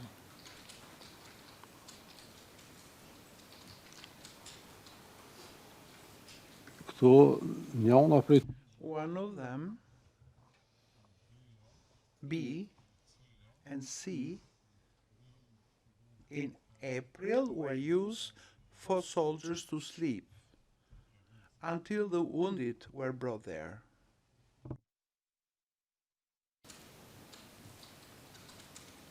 Did you sleep there yourself? atë s'm kujtohet që kum fje. I don't remember to have slept there. You know that soldiers slept there. Po sigurisht kam flet. Of course, the soldiers slept there, maybe the population also, before the offensive. But in December, they were not habitable. When I came back, I saw that they were like painted and restored. So I cannot be sure in what room the soldiers slept and in what room the civilians. But the main thing is that one of them was transformed into a makeshift hospital. All the wounded were brought there. When it was transformed into a makeshift hospital. Nuk më kujtohet kur. I don't remember that, but it was around the 20th of April when we returned there with the wounded. We placed the wounded there. There was Dr. Tauta and some others, because some other wounded had already arrived there before me. So when I arrived there, I saw that it was, I couldn't say a proper hospital, but a makeshift hospital where people were given aid, medical aid. Self-medical aid there. Po e kom pasur edhe në. Yes, I had the checkup because I sustained an injury on my back.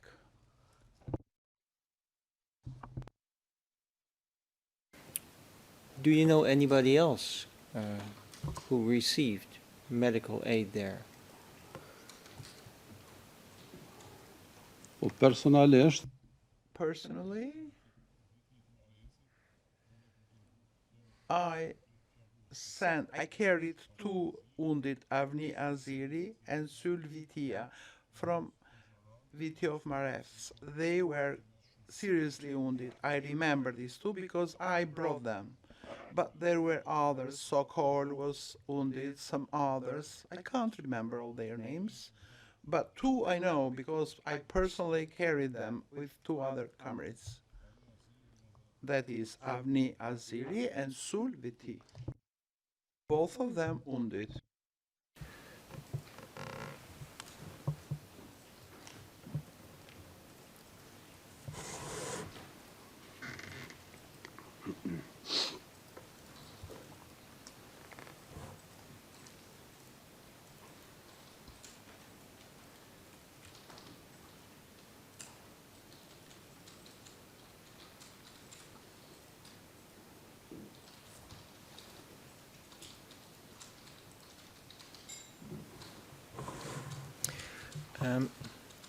Do you know how long before the 20th of April this building was transformed into a makeshift hospital?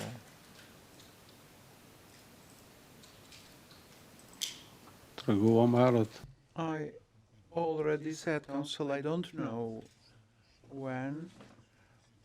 I know that when the war broke out, fightings were being waged. I carried the wounded there, but maybe during these 2-3 days of fightings, it was transformed into this makeshift hospital where the wounded were administered the first aid there.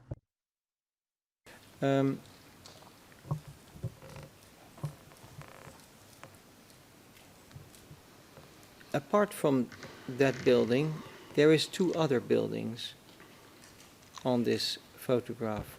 Do you know what those buildings were?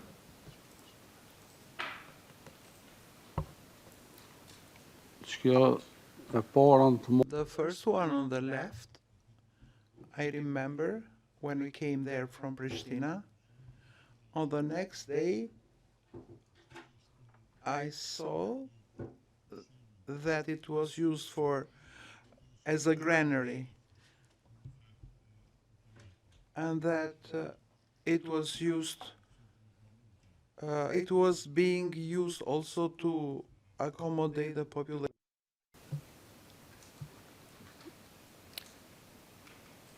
And the building in the middle, do you know where it was used for? I don't know about that. Maybe like a shed. I don't know. I can't be specific. The building in the middle, have you ever seen whether that building was guarded by armed guards or guards?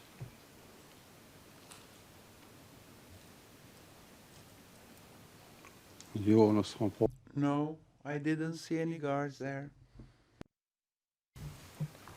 And the building to the right, in the period that you were there in April 1999, have you seen any guards there?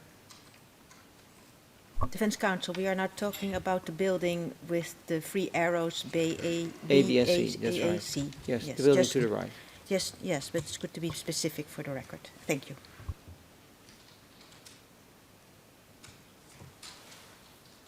So I will once again repeat my question. The building that you can see, which is marked ABC, have you ever seen any guards there standing, guarding that building in the period of April 99, when you were in that period there? I didn't see guards there. Have you ever heard from people that were there on that location whether there were any people being detained in either one of these buildings or anywhere else on the location?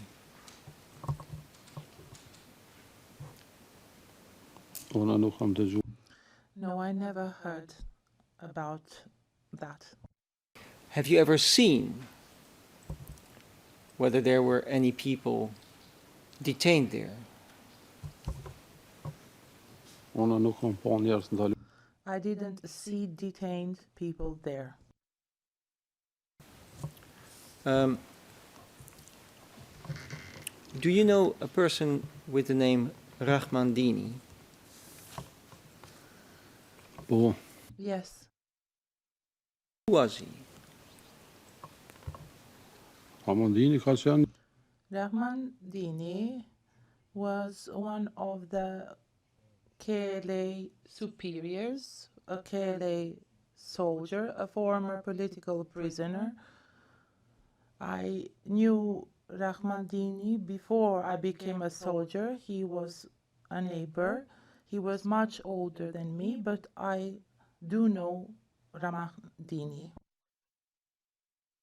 Rahmandini on this location in the period of April 1999?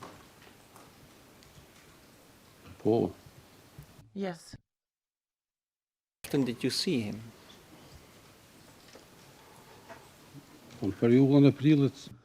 In April, I didn't stay long in this house, but I met him many times. Whenever I went there, I would almost always see him. I don't know how long I stayed there myself, some 10 days, but I did see him. I also saw him in December 1998, and we actually stayed together for a longer time then because the situation was calmer.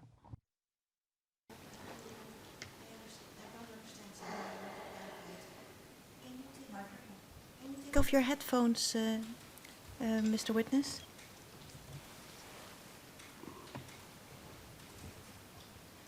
Thank you. Defense Counsel, the witness just said, in April I didn't stay long in that house, but I met him many times. For me, it's not clear what the witness means with that house. Was he staying in the same house as Mr. Rahmini? Or was it one of the houses where he was sleeping at the Slash location? I'll ask. Yes, let us clarify what he is telling us. Mr. Witness, you...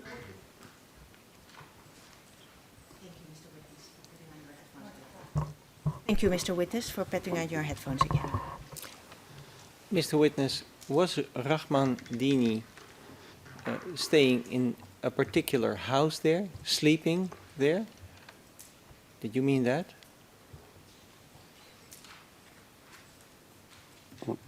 Voor zwart periode heb ik For which period are we talking about?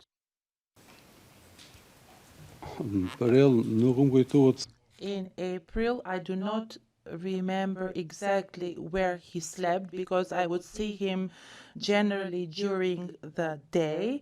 But if you're asking me for December 1998, I know that he slept in these other houses because we also slept there. As for April, I don't remember because there were many people, civilians, soldiers, so I don't know exactly where he slept, but I would see him in the yard outside. I understand. Mr. Witness,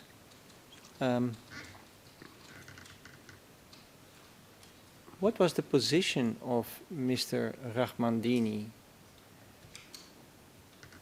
I understand he was a soldier, but what was his position? Do you know that? Nog die straks positie. I don't know exactly what his position was, but I know that he was an important person. I'm not sure about the position he had, but you could see that he was an important figure. Something like a commander. He was a commander, but I don't know exactly what kind of commander, what exactly his position was. And do you know with which brigade or unit he was?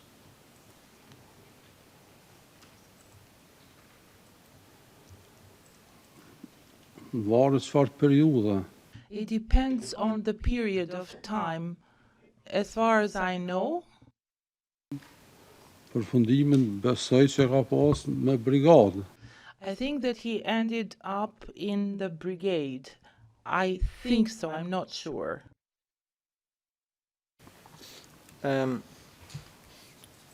What brigade? What number? Er was I believe Your Honor 153 Brigade. But do you know that for a fact that he was with it, or just you think it is? van mijn duy. I think it was 153. I don't, if you ask me for December, I could be more precise because at that time, Brigade 153 did not exist and Rahmandini was a soldier.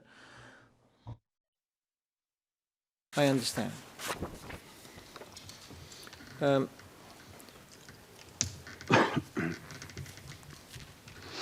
Do you know a person with the name of Agron Jamaili?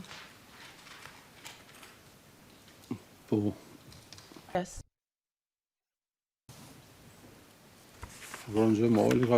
Agron Jemaili was a member of the Kosovo Liberation Army. I met Agron there in December, and that's from where I know him. Seen Agron Jemaili on the location in Zlaž, where we were just speaking about in April 1999.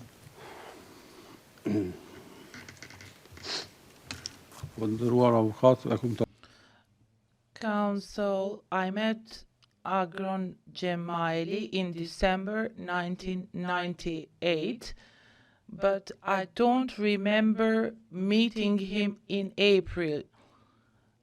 There were movements, a lot of movements in that time, so I cannot say with certainty whether I met him in April or not.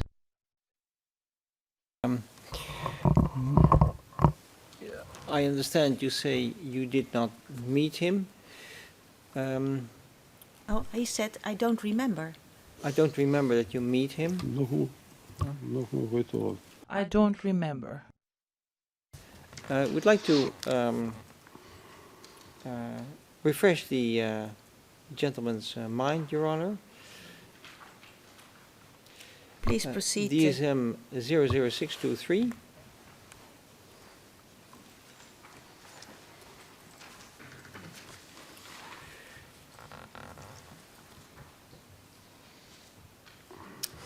And then a little bit at the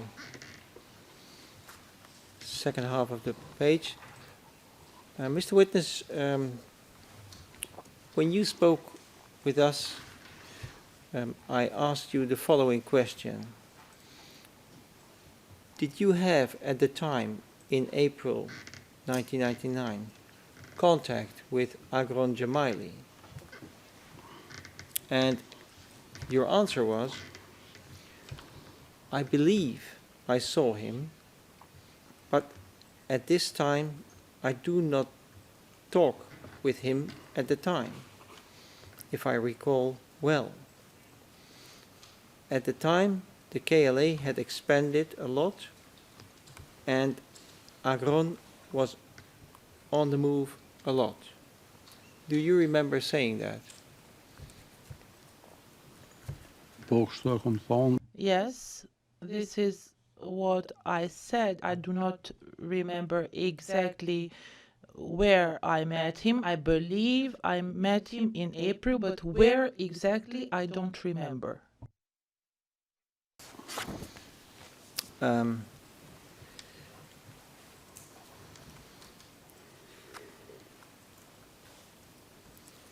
would like to go into private session, Your Honor. Yes, Madame Court Officer, could you bring us into private session?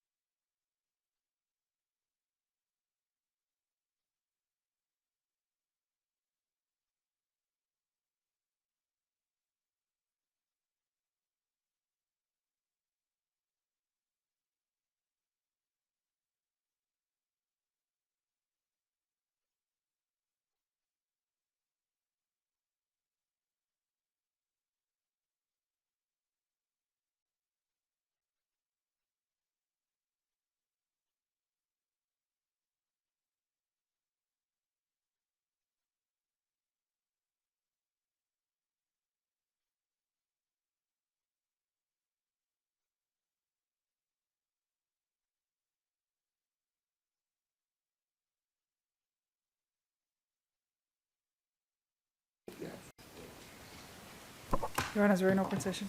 Thank you very much. Defense counsel, please proceed. Mr. Witness, do you know Salih Mustafa? Paul. Yes. How do you know him? Salih Mustafa. I know Salih Mustafa from mid-October 1998. Then I knew him as Salih, not as Salih Mustafa. And did you see him ever in April 1999 at the location in Zlaž where you were speaking about?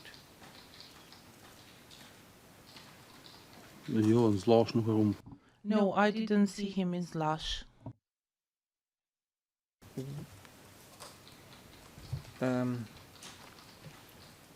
Did you meet him at any other time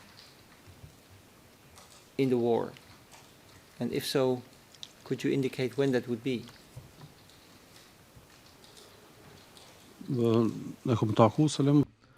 I met Salih Mustafa in October, sometime in October 1998 in Pristina. It was during those days when we wanted to flee Pristina, leave Pristina. So I met him with the wounded in the village of Kolic during the war. It was when we were sending the wounded there. And in which period of time was that? Could you be a bit more specific?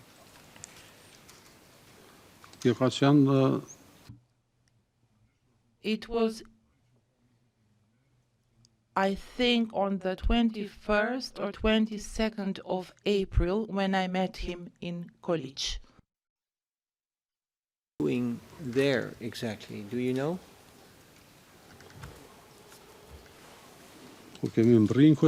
When we arrived at Kolic with the wounded, he came there. I met him with part of the wounded because we went there separately in groups, and that's where I met him in Kolic when we gathered there all the wounded. What kind of things did he do there regarding... What was he doing there?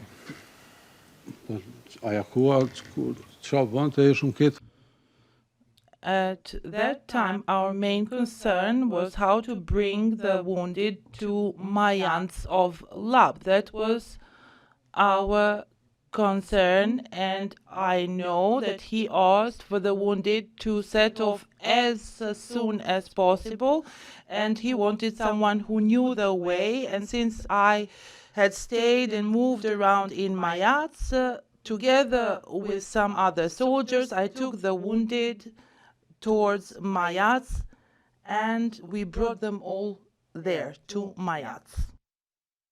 Difficult road to go to Mayats?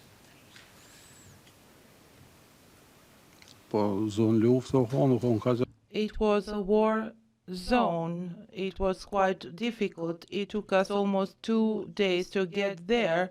In terms of distance, it wasn't that far.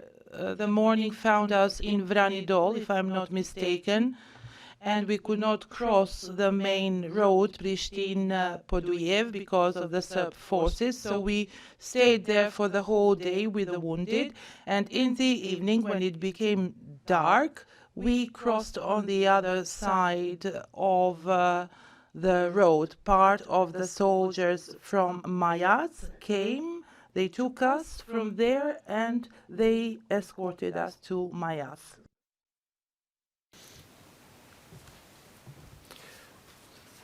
Have you ever heard of BIA, B-I-A?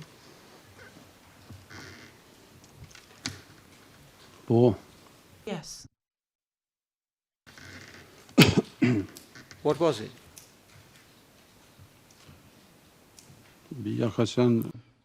BIA was the guerrilla of the city. a guerrilla that was operating or active in the town. Do you know if what kind of activities they would do in town?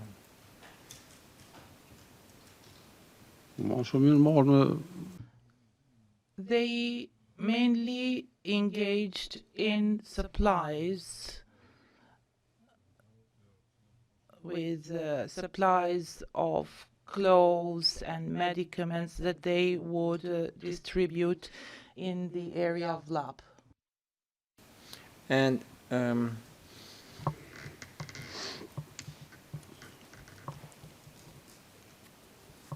did you know any other people from the BIA?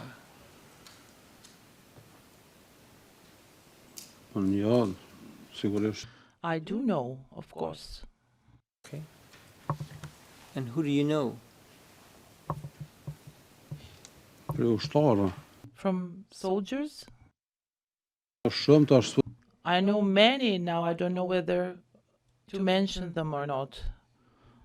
Soldiers, comrades. Be more clear to you. At the time that you were in April 1999, did you know at that time other people from BIA? People from BIA? Yes. And who did you know?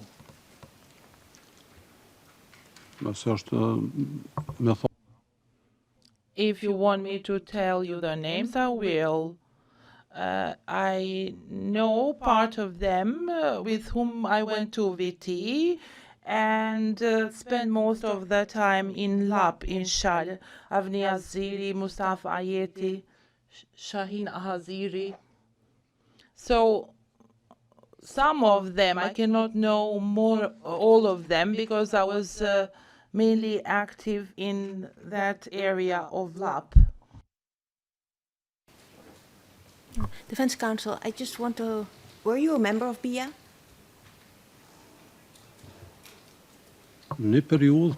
For a certain period, yes. It depends on the time frame that you're interested in, Your Honor. Yeah, and then my next question would be, when were you a member of BIA?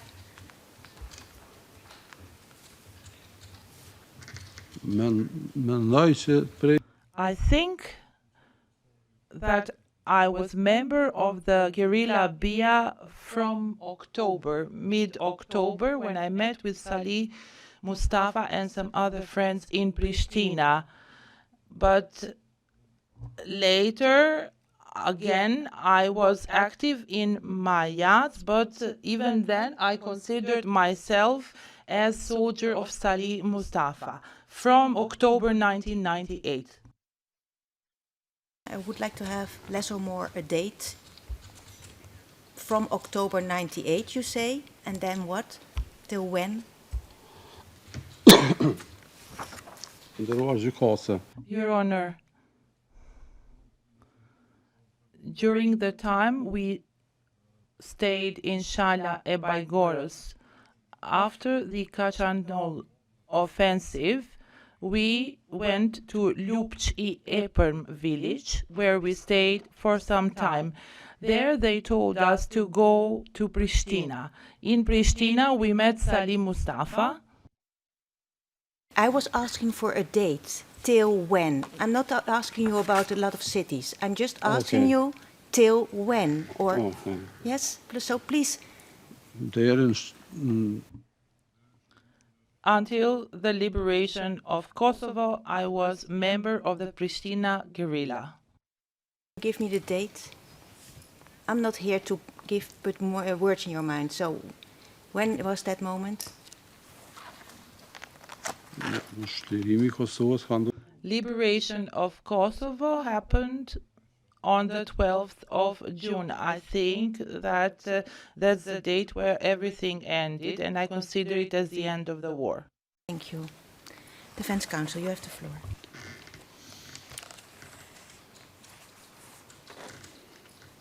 Are we stopping at 1 o'clock, Your Honor?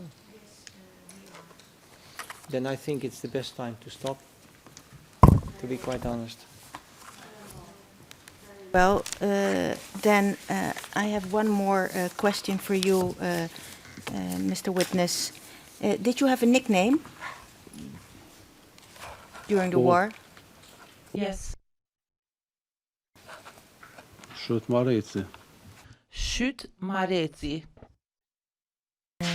Thank you. I will now ask Madame Court Usher to accompany you out of the courtroom. You will have the possibility to have lunch.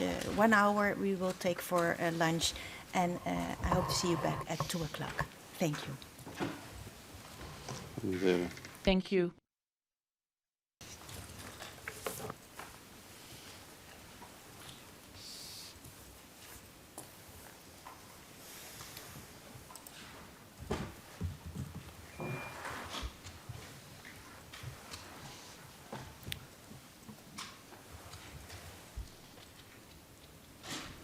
Your Honor, I think that after lunch, we take an hour lunch.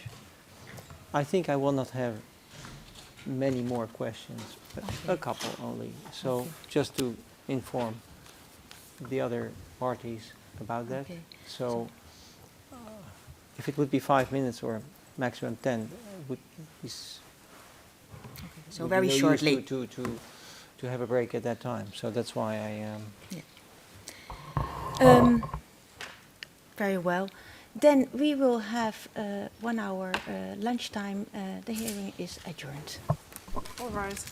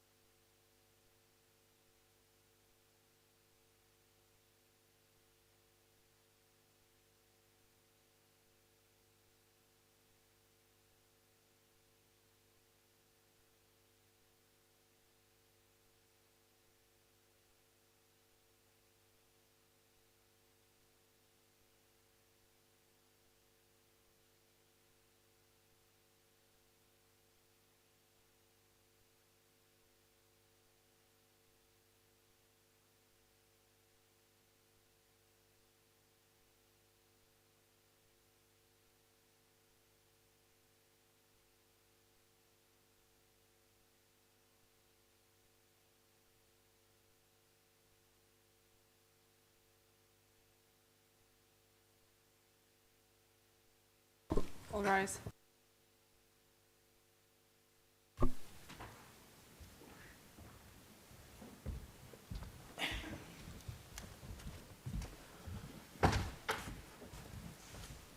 Please be seated.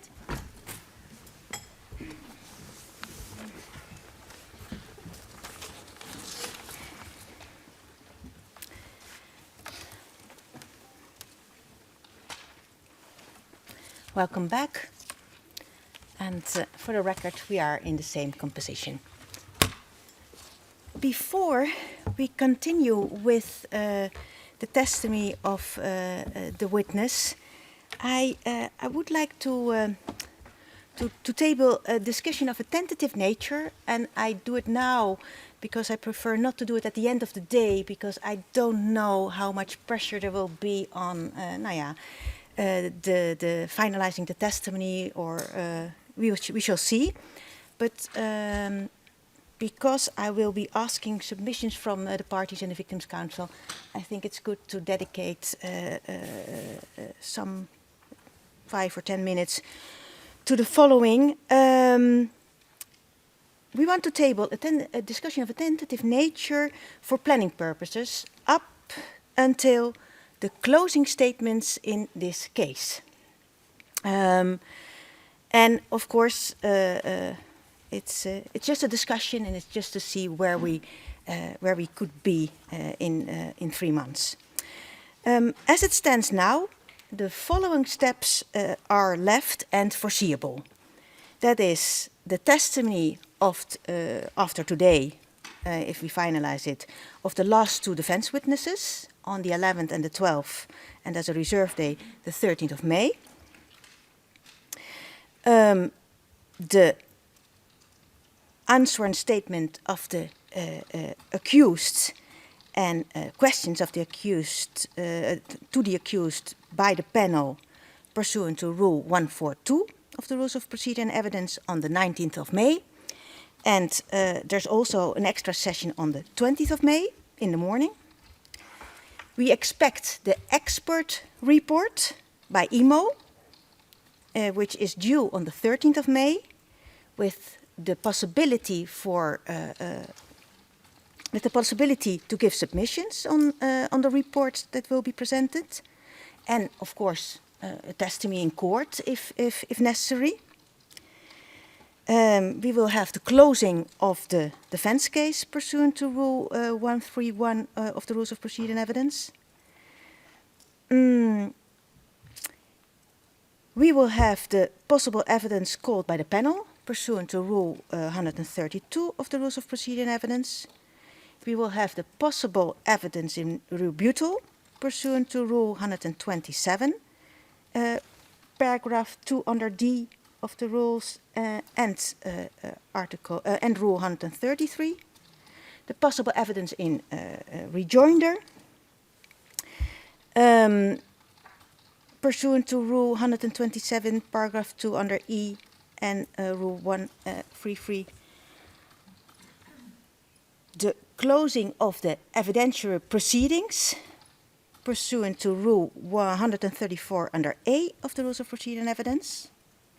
And in addition, the panel is currently considering, before closing the evidentiary proceedings, to setting a deadline for disclosure of evidence pertaining to sentencing, only of course in case of a conviction, but we would like to do it at that moment in time, with submissions to be made in the final trial briefs and or in the closing statements pursuant to Rule 162, paragraph 1 of the Rules of Procedure and Evidence. Instead, the panel is currently considering, so this is all of a tentative nature, to hold reparation proceedings only after the judgment, in case, of course, of a conviction on 1 or more counts entered. However, the panel will proceed in this approach with the preparatory steps, such as the possible appointment of a financial expert and setting a deadline to present his or her report and to receive submissions on the report, as these steps are time and energy consuming. And with the above in mind, the panel wishes to seek submissions from the parties and the Victims' Council on whether they would be willing to shorten the time limits for final trial briefs, victims' impact statements, and/or closing statements, pursuant to Rule 134 of the Rules of Procedure and Evidence, with a view to holding the hearing on the closing statements on 14 and 15 July, or whether only the final trial briefs are feasible before the summer judicial break. And the panel, and I want to emphasize that, the panel does not intend to shorten these crucial deadlines as they are prescribed in the Rules of Procedure and Evidence, proprio motu, unless all parties and the Victims' Council agree to that. And to this effect, the panel orders the parties and the Victims' Council to file their submissions on the above matter, after consultation with each other if necessary, by Monday, the 9th of May 2022.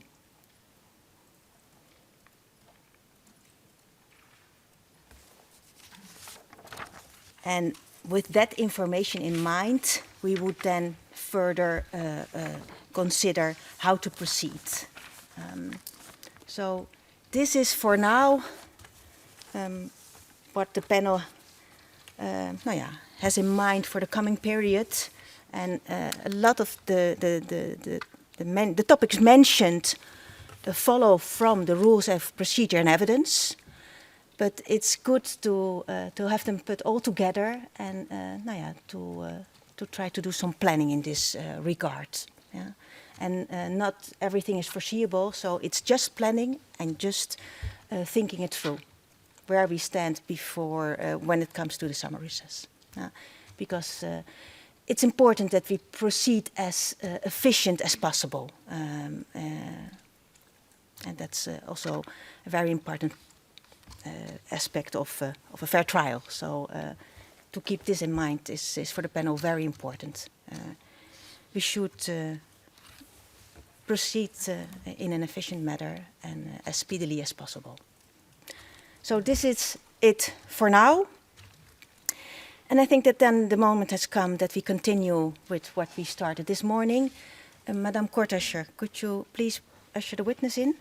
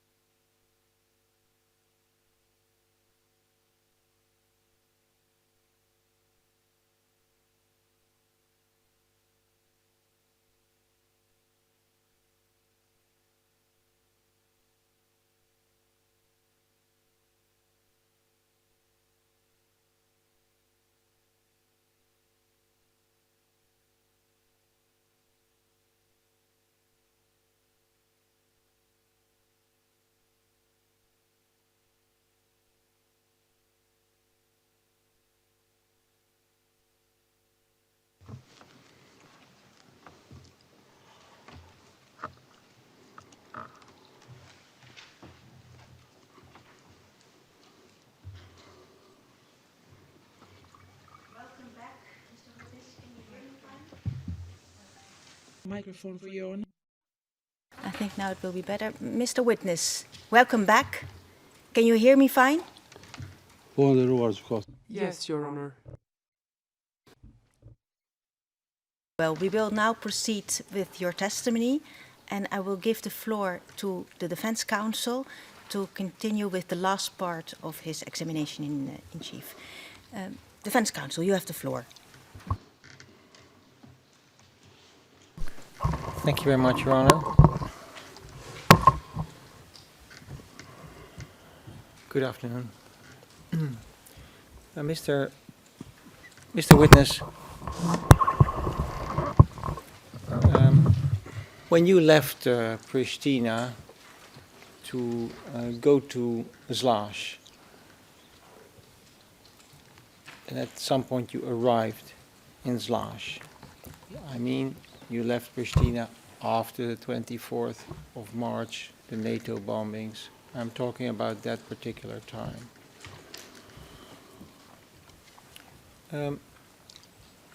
Did you have a satellite telephone or something? What is a something? Something that you could call with? Okay, let's call it like that. Jo. No, no, we didn't have telephones.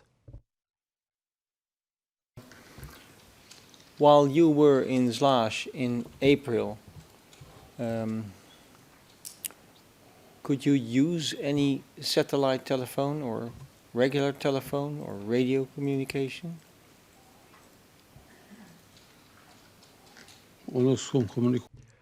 I did not communicate by telephone or by radio communication. I didn't have that either. While you were in Zlaž in April 1999, did you ever receive any order from Salih Mustafa? Jo. No. Mr. Witness, can you take off your headphones? Thank you very much. Mr. Prosecutor, you have the floor. Just for the clarity of the record, there was a question before the break about whether the witness met Mr. Salih Mustafa. Now we have cleared that there was no communication by phones, remote communications, and now the question is, did you receive the orders from Salih Mustafa? How, if you didn't see Salih Mustafa in April 1999? Defense counsel, your reply? I agree. Okay, but then... And there was no order in any form. So that is what the answer is then. Okay, but then we leave it here. Yes? Okay. Thank you. We have no further questions. Thank you very much, Mr. Witness. Defense counsel, please repeat your the gratitude. I think you didn't hear it because of the... Thank you very much, Mr. Witness. We have concluded our questioning. I thank you for your time. Thank you. Mr. Witness, we will now continue with the examination by the Specialist Prosecution Office, and that's the counsel on the other side of the room. Mr. Prosecutor, you have the floor. Thank you, Your Honors. Mr. Eti, good afternoon. Good afternoon. But I realize that I still have to give an oral order with regard to the documents that you will be using. So apologies for that, and I will first give my oral order and then you will be given the floor. Of course, Your Honors. Very well. The SPO has requested leave from the panel via email dated the 21st of April of this year at 7 minutes past 9 to use 19 newly disclosed items in its cross-examination of the defense witness 1500. The material concerned was disclosed immediately thereafter at 13 minutes past 9. The panel notes that the newly disclosed items are limited in length and scope. Some are open source materials and have been collected by the SPO in recent days in preparation for the witness cross-examination. The panel also considers that the defense and victims' counsel have had sufficient time to study them. Further, the defense does not oppose the use of the items of these items by the SPO. Accordingly, the panel finds that the SPO has shown good cause for not disclosing the material previously and authorizes the SPO to use it during its cross-examination of the defense witness 1500 pursuant to paragraph 31 of the decision on the conduct of proceedings. And this concludes the panel's oral order. Mr. Prosecutor, you may proceed now with the cross-examination of the witness. Thank you, Your Honor. Mr. Eti, again, good afternoon.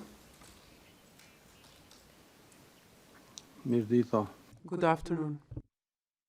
To examine you right now, and I would kindly ask you to listen very carefully to my questions and to answer my questions in a short, precise manner without expanding or adding on. If I need some more information from you, I would kindly ask you to expand. Otherwise, try to stay within the remit of my question, the scope of my question. Mr. Ayeti, do you have a Facebook account? Po, do të Yes, I do, Mr. Prosecutor. Mr. Ayeti, what political party do you support? unë jam antar I am a member of the Pristina branch of the Alliance. Could you expand? Is that the full name, Alliance, or does it have a longer name, this party? Aleanca për Ardhmërinë e Kosovës. Alliance for the Future of Kosovo, or AAK.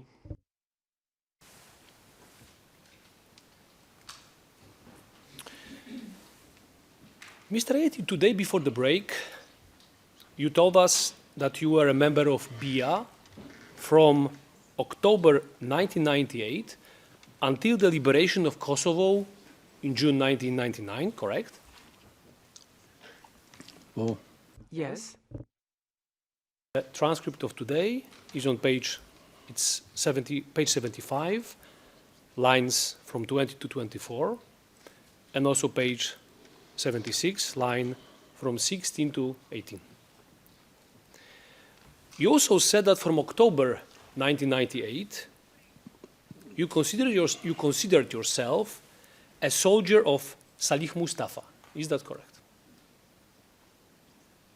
po, Yes.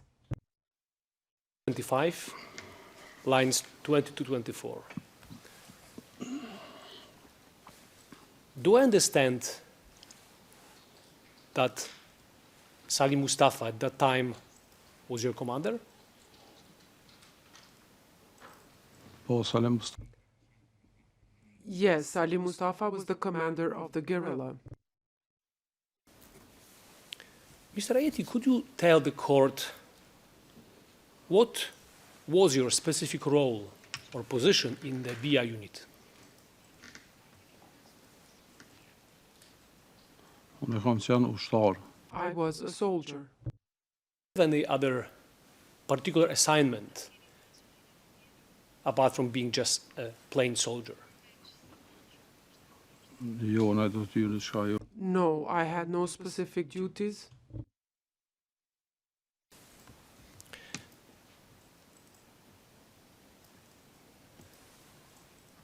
What was your relationship, Mr. Ayeti, with Salih Mustafa after the war?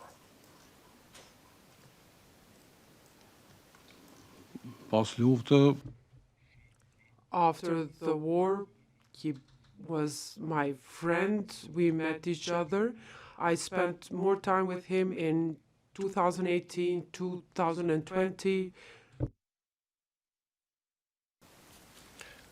What is your current relationship with Mr. Mustafa?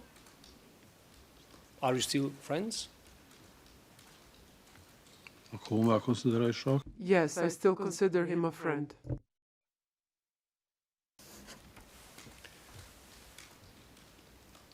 Today, before the break, we were discussing the BIA unit, and you told us that in April 1999, you knew many members of BIA, and I believe you gave us a few names of BIA soldiers, correct? Jo shumë, disa. Not many, the names of some of them. Some of them. Shumë është. Okay. And it's in the transcript of today's session, page 75, lines from 1 to 10. I have reviewed the transcript in the break, and I think that we didn't manage to record all the names that you gave before the break. So for the benefit of the panel and all of us here, maybe you could tell us those names of BIA members again. Please.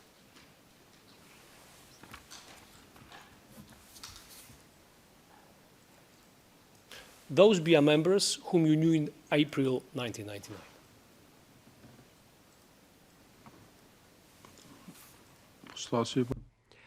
The ones that I mentioned earlier, Avni Haziri Shaibislimi, Mustafa Ayeti. If you need to, I can mention other names, Issa Castrati. If you... Any other members of that unit who were... You mentioned Salim Mustafa before, like the head of that unit. Do you know any other members who occupied higher positions in BIA in April 1999?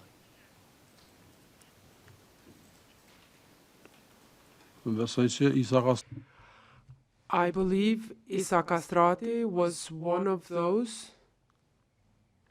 one of the commanders. What was his precise position within BIA? So Salim Mustafa was the commander, and Issa Castrati was a commander of what? A subunit, or could you define it for the court?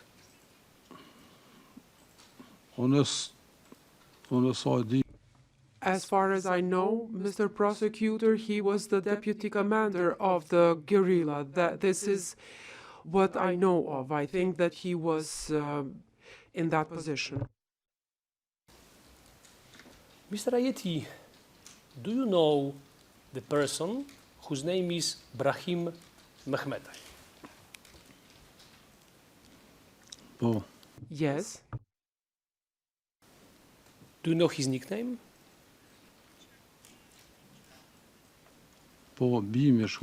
Yes, Bimi for short. BIA unit during the war? Oh. Yes. Within the BIA unit?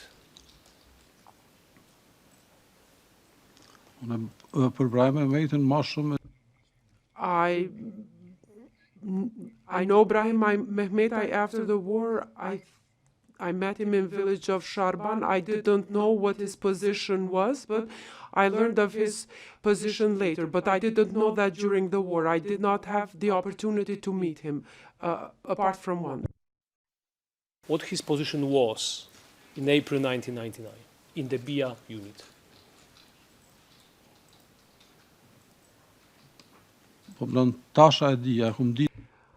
Do you mean if I knew then, or do I know now? At the time, I didn't know.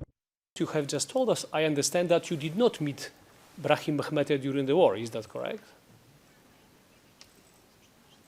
No, I met him once only. Only once. I remember it as an event that occurred in Sharban. He was in ambush. He was in danger. That is what they said. That Bimi was ambushed, and that is when that is what I remember of that.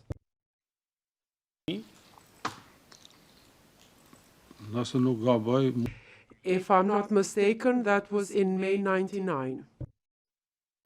I'm not certain whether it was the beginning or mid-May, but it was May.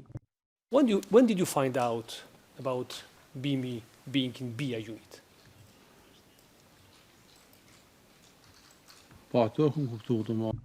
That is where I learned, in the village of Sharban. Correct? Yes, Mr. Prosecutor. Did you find out his position at that time in the BIA unit?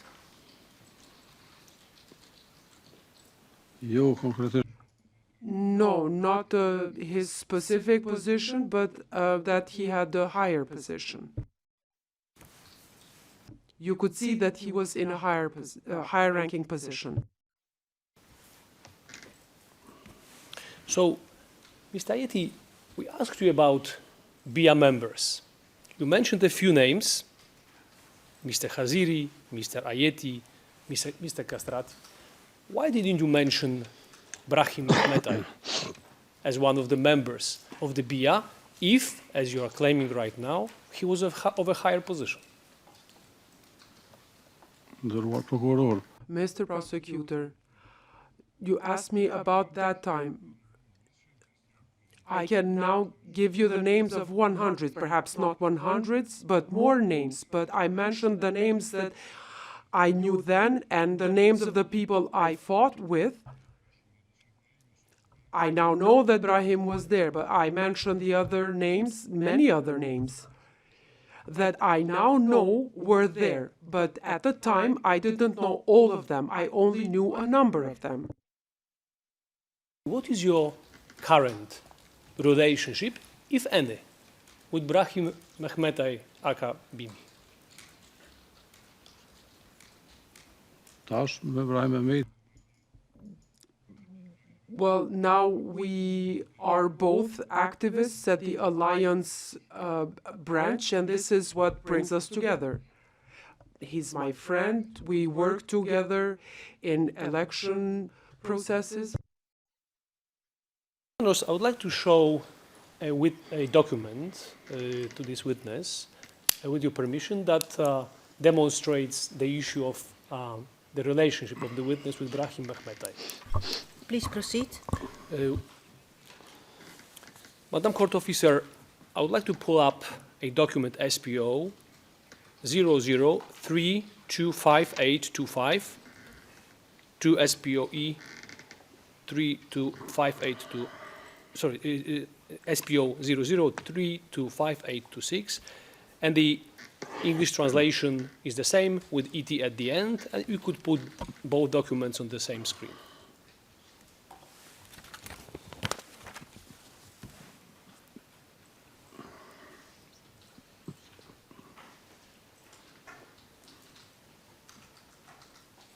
Not this one, Your Honor, not this one. I'm talking about, excuse me, maybe I got it wrong. I would need just a second, Your Honor, just to Okay, please find out proceed. which it is.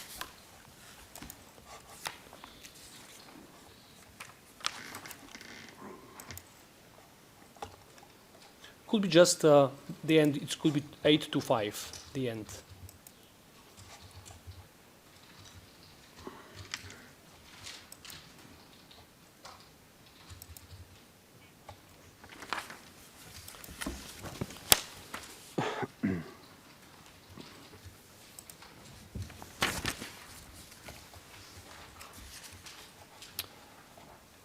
No, this is not the one. Maybe 2.6. Could you check it, Your Honors? The end should be 2.6 maybe. Yes, that's the one. Yes.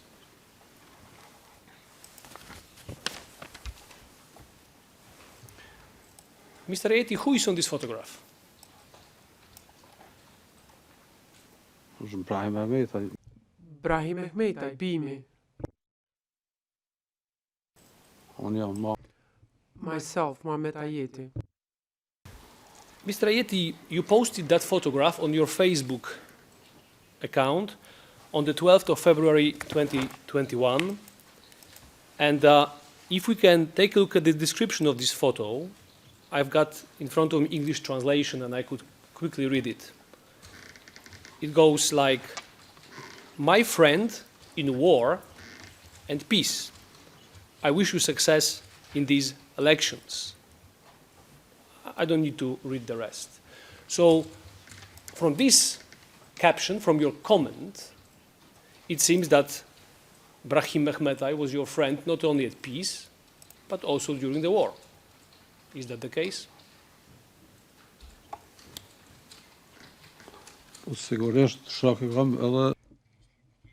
He became my friend after the war, but I also considered him a friend during the war because I met him only once, and I consider all of the people who I fought together with as friends. But we continued after the war with our friendship.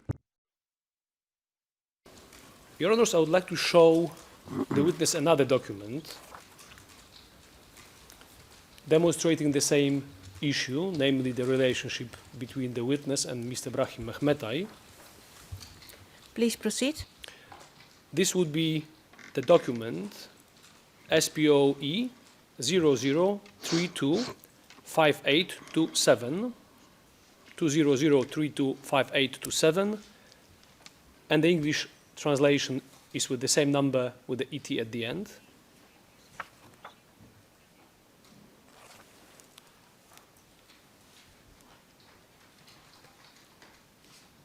Mr. Ayeti, this is the photo that you posted on your Facebook account on the 27th of January, 2021. Is that correct?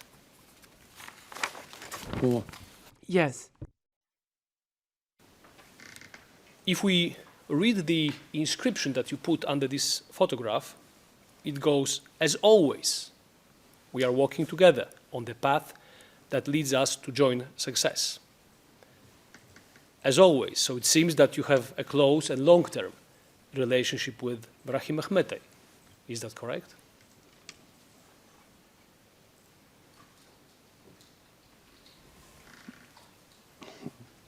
Kjo është bani postim. This was a picture that was posted during the election. He's a friend of mine on this political journey. We knew each other very little during the war, but we continued with our friendship after the war, and we began this journey together after the war. Your political allies, the same party, AAK. And when I asked you to nominate, to name several BIA members, you nominated several of them, but you did not mention Brahim Mehmetay. Any reason for that?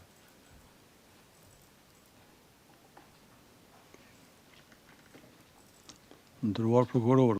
Mr. Prosecutor, when you asked me about some soldiers, I mentioned the soldiers that I knew at that time, but at that time I did not know Brahim Mehmetay. I say this in full responsibility. That is the reason why I did not mention him.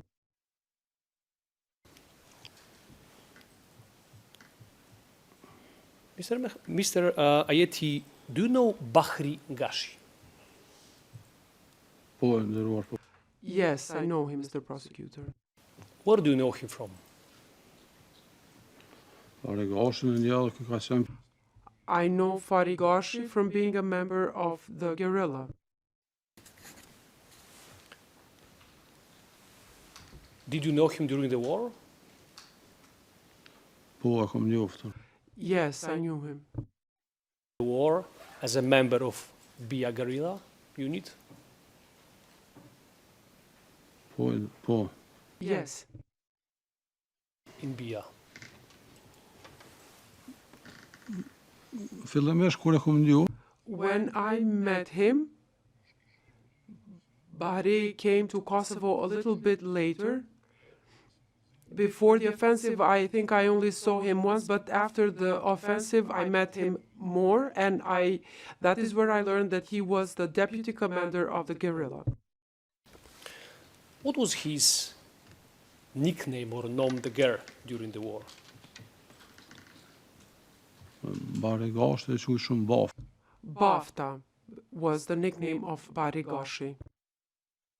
If he was the deputy commander in BIA, as you now claim, my question remains, as in relation to Mr. Brahim Mehmetay, why didn't you mention Bahri Gashi when I asked you about the members of BIA?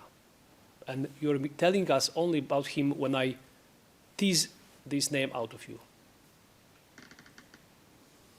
Ndëruar prokuror. Mr. Prosecutor, if you ask me, I will answer. In the period that you mentioned, I mentioned some of the soldiers. In the period of April, I did not know all of them. And I mentioned some of them. I was not asked to mention all of them, which I am doing now. You were in the BIA unit from October 1998 until the liberation of Kosovo, you mentioned June 1999, correct? Ashtu konsideroj.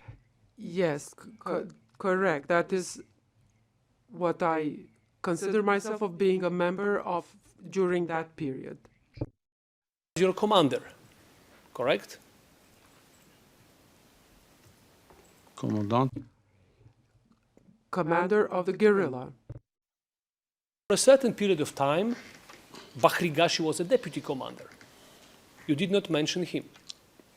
We also know that for a certain period of time, also Brahim Mehmetay, Akabimi, was deputy commander of Salim Mustafa, you didn't mention that person either. Mr. Prosecutor, When I asked you initially about members of BIA, whom you knew in 1999. Mr. Prosecutor, you asked me to mention some of the names that I knew. I mentioned the names of those who were closer to me. And I said I will mention some of the names who were in the unit, not all of them. Mr. Aieti, that prominent members of the BIA were those who should be mentioned on the question, what were the members? You mentioned Salim Mustafa. And then you mentioned a couple of people who were not deputy commanders. Isa Castrati was an exception. You failed to mention Bahri Gashi. You failed to mention Mr. Brahim Mehmetai. Okay, but let's leave it here. Let's leave it here. Okay. What is Mr. Bahri Gashi, if any? Bahri Gashi, we are both politically active. He's also in the alliance. He was also participated in the election. He's the member of the assembly. We both work in the same branch.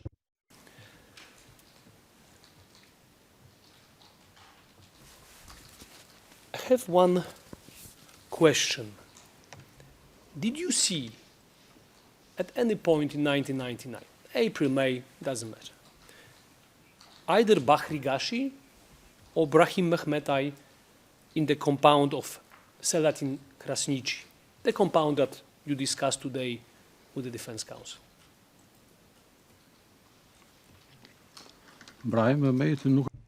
I did not see Brahim Mehmeti. The first time I met Brahim Mehmeti in the village of Sharban.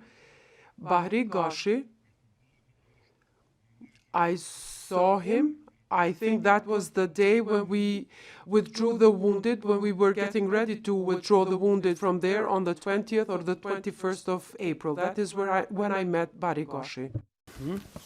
Okay, thank you.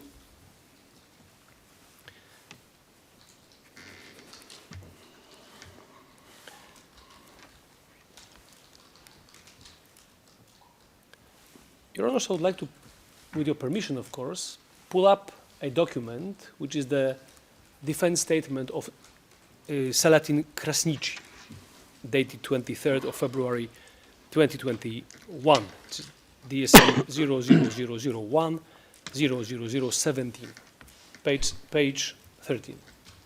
Okay, and okay, please proceed. A small explanation why you would like to... Yes, I would like to pull this document up just to ask the witness whether he agrees with Selatin, who mentions the presence of both men in the compound. Okay. And I would like to see his position on this part of the statement. Please proceed. Mr. Aieti, listen to what your friend Selatin Krasniqi said to the defense on the 23rd of February 2021. Question. And other members of the BIA unit, were they there? And the answer of Selatin was, I met Bimi and Bahri. Spend was in the beginning with BIA and then joined the Brigade 153. There were also young soldiers and they would stay there briefly and would depart for the offensive. Isa Castrati stayed there, and even today I don't know whether he was in BIA.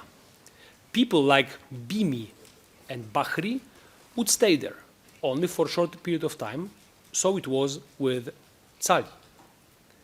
And then on the same page, he also continues specifically about Bimi, saying the following. I have not heard of it and I have never seen it. And no one can say that Bimi stayed on the location also a very brief time. And at all times, I'm speaking about the location of the house in Zlash, Bimi also stayed there for a very brief time. And when he would go there 1 night or 2 nights, and then he would go. Salatin Krasniqi also confirmed that Brahim Mehmetai, Bimi, and Bahri Gashi were BIA members on page 116, lines 8 to 10 of today's transcript. So it seems from the testimony of Mr. Salatin Krasniqi and his statement that he gave to the defense that indeed both persons, Brahim Mehmetai called Bimi and also Bahri Gashi, were in that place, that compound in Zlash. Did you meet Brahim Mehmetai there? He was a deputy commander, as you claimed. Mr. Prosecutor, we are referring to the month of February here, as far as I understood, but since 24th of December until the NATO bombing, I was in Mayats village with Avni Haziri, with Mustafa Yeti and Shaip Haziri on the 24th of December 1998 until 4 or 5 days, 1 week before the bombing. That is the period when we stayed in the village of Mayats. So I cannot speak to that period of time. I don't know. Is not referring only to February. This part, when it was discussed with the defense, referred to that period of time which is within our interests, March, April 1999. Salatin Krasniqi is saying that Bimi, Brahim Mehmetai, and Bahri Gashi were there. We have established also with you that both of them were deputy commanders. So how is it possible that you, a long-term BIA member, did not know about the presence of Brahim Mehmetai and Bahri Gashi in Zlash?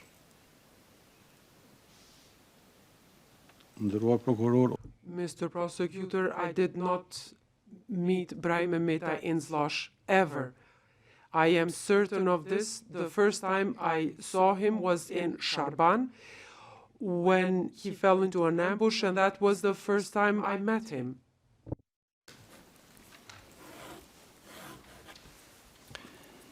I'm going to ask you very briefly about other members of the BIA unit.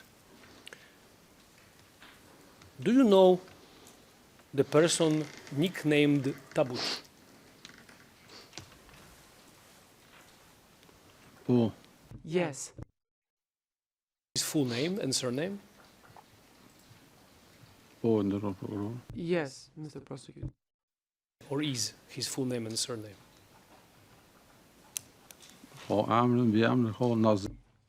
Nazif Musliu, his first name and last name. Of the BIA? Oh. Yes. His position, if any, in the BIA unit in April 1999? I don't know what position he had. He was a soldier. Nazif or Tabut, I know him since childhood because my house is very close to his. We are in the same neighborhood. And I know that he was a soldier, but I don't know what his exact position was. You said to the defense in April 1999, did you see him in Zlash in April of that year? I didn't see him. I don't remember seeing him. Answers. I didn't see him. Otherwise, I would have remembered, but I didn't see him. As I said, I know him from my childhood. Yeti, I have another name for you. This name is Afrim or Afrimi. Was a person named or nicknamed Afrimi or Afrim a member of the BIA unit?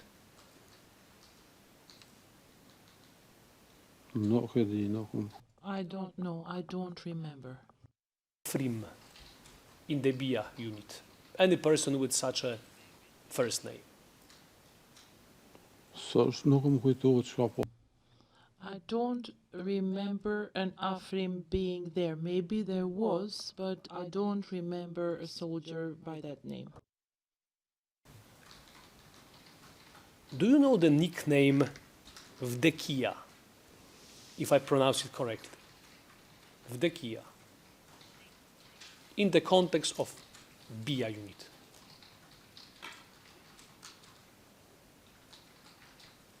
Unë nuk e kam njoft. I didn't know him. Surname is Ilmi Vela. Was that person a member of the BIA unit? Unë nuk e nja. I don't know that person. I don't know a person by the name of Ilmi Vela. Do you know the person as a member of the BIA unit, nicknamed Dardan?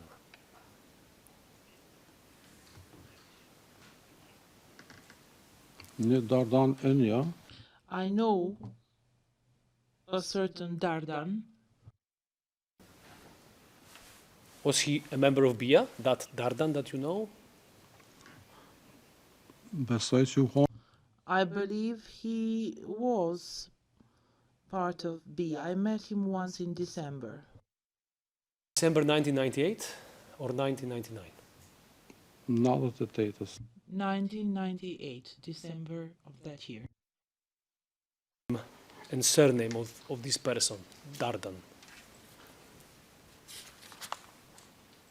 Nëse është fjala për që Dardan, If it's the Dardan I have in mind, I think his first name is Kuitim, if I'm not mistaken, but I do not know his last name.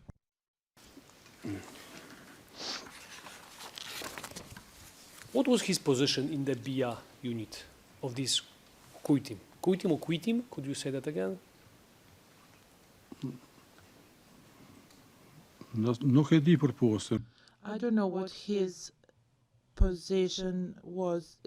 That could be the name if we're talking about the Dardan I knew. You said that you met him in 1998. Did you meet him in April 1999, the period of time that we are most interested in? Jo. No.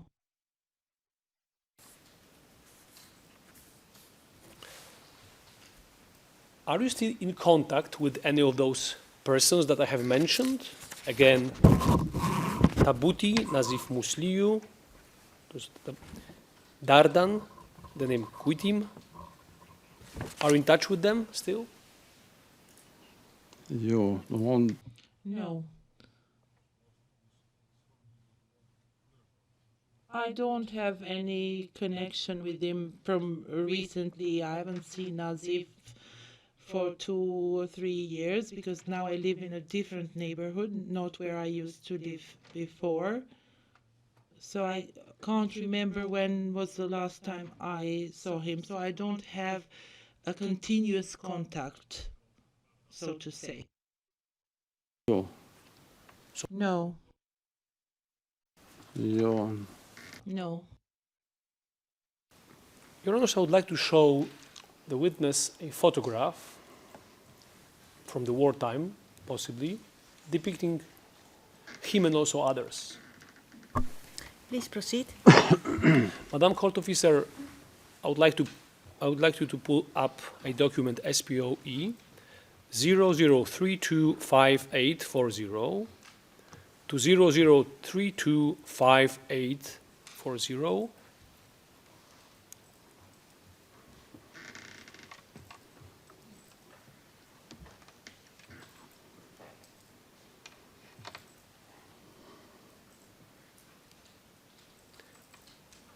Could you make it a little bit bigger?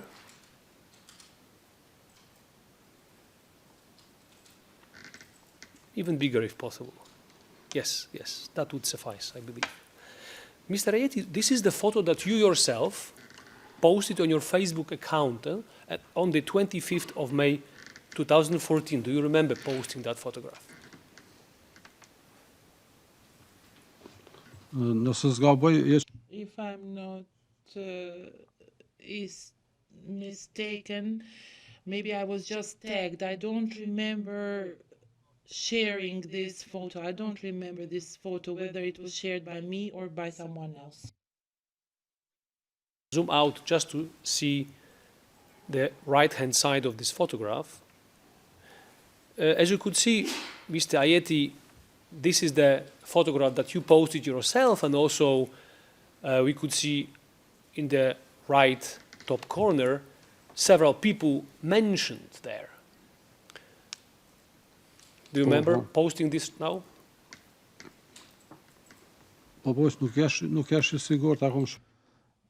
I wasn't sure whether it was shared by me or not, this photograph. That's what I said.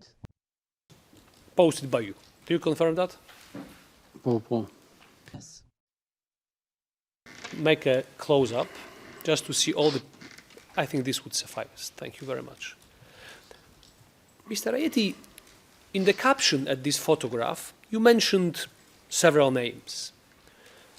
For example, you mentioned the name of Muhammad Ayeti yourself. Could you tell the court where you feature on this photograph?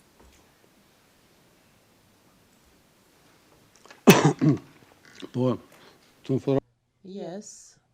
Here on the photo is Commander Remi, Avni Haziri, Mustafa Ayeti, Shaib Bislimi, I don't know if I mentioned him, and Dardan. That is Kutim.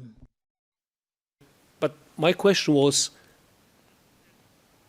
where are you on this photograph? Could you tell the court? Are you the first person from the left, first person from the right? Could you tell precisely who is who sitting on this photograph?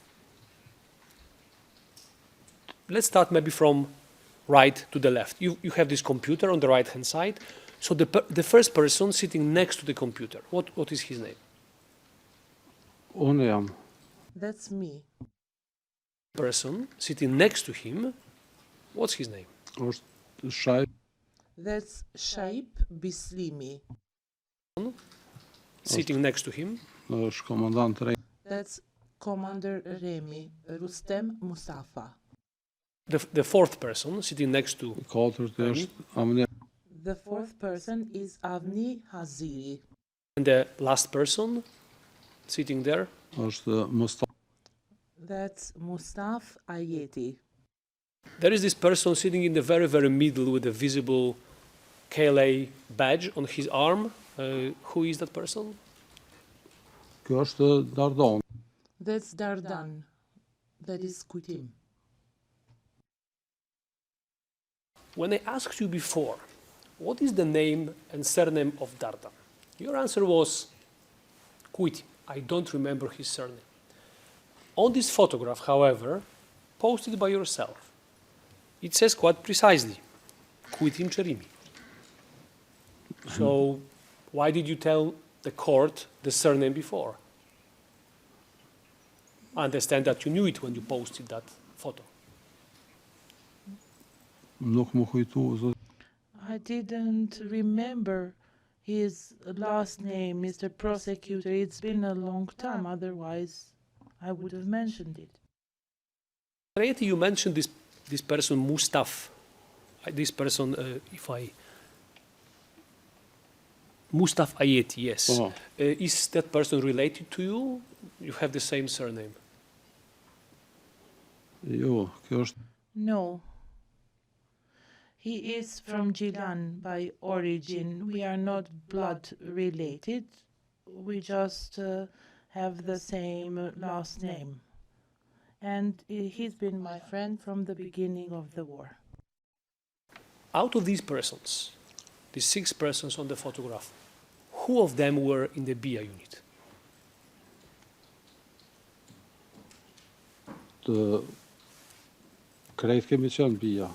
We were all BIA. Except Commander Remi, but I can say he was BIA too, because he was the commander of everybody. Could you tell the court when this photograph was taken?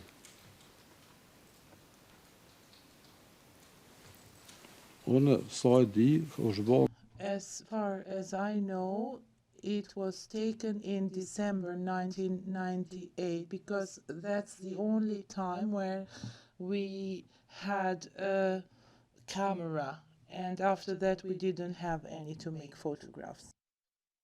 Photo taken? Een slash. In Slush. In which building? In which location, more precisely, in Zlash? Do you remember that? Na de wending At that place which we discussed earlier, in one of the houses there. Taller house, out of the three visible on the photograph, or one of those lower houses? In which house? If you could be more precise.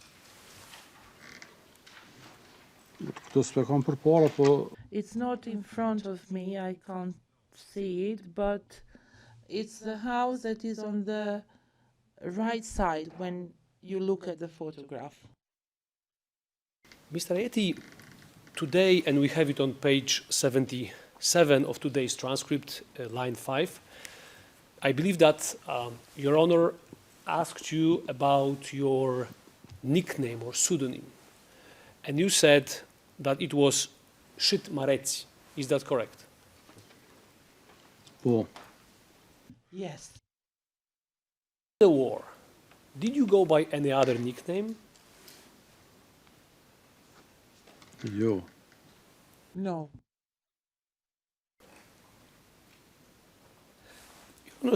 In this case, I would like to show the witness his own part of his own statement given to the defense, where he discusses the issue of the pseudonym. Please proceed. Madam Court Officer, this is defense statement of Muhammad Ayeti, DSM 00615 to 00632 on page 11.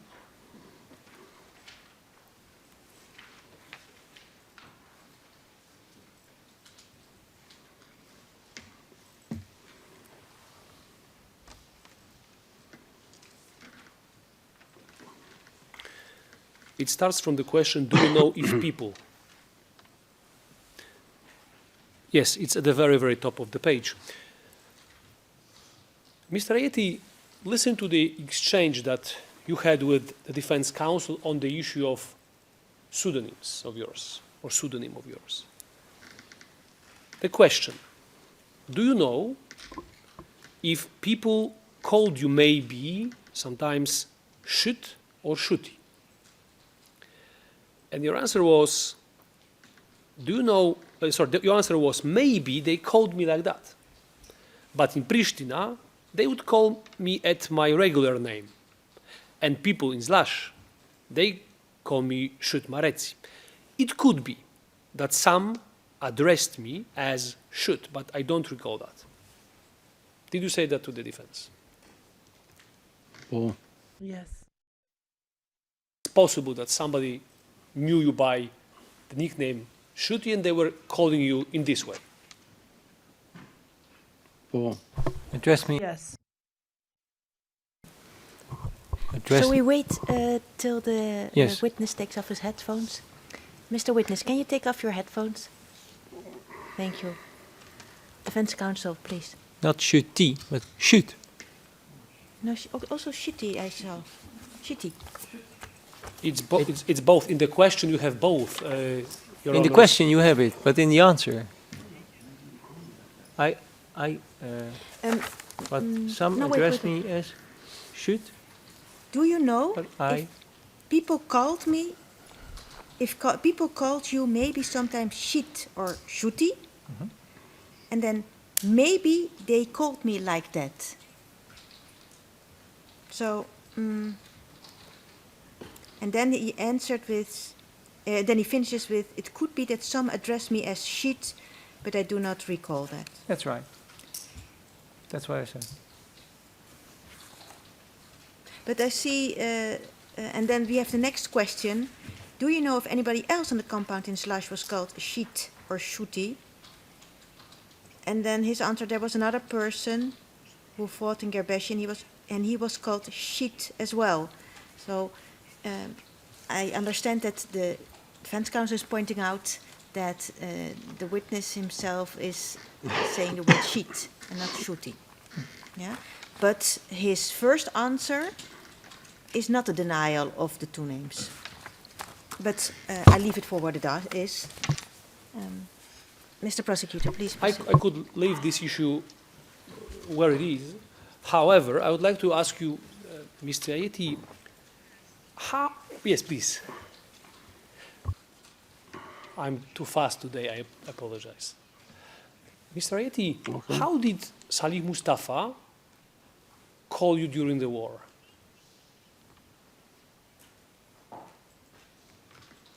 Salih Mustafa Salih Mustafa called me Shoot Mareti or whatever was easier for him.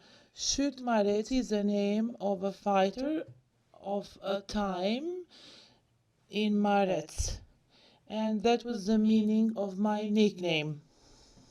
So he would call me Shoot Mareti. Sometimes he would find it easier to address me with Shoot only. So this is how it was.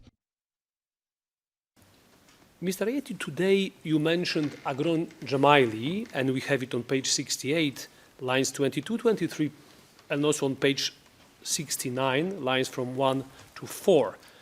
Do you remember mentioning Agron Jamaili in this court earlier today?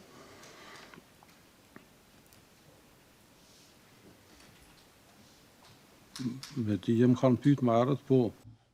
I was asked earlier. Yes, I remember. Agron Jamaili called you during the war.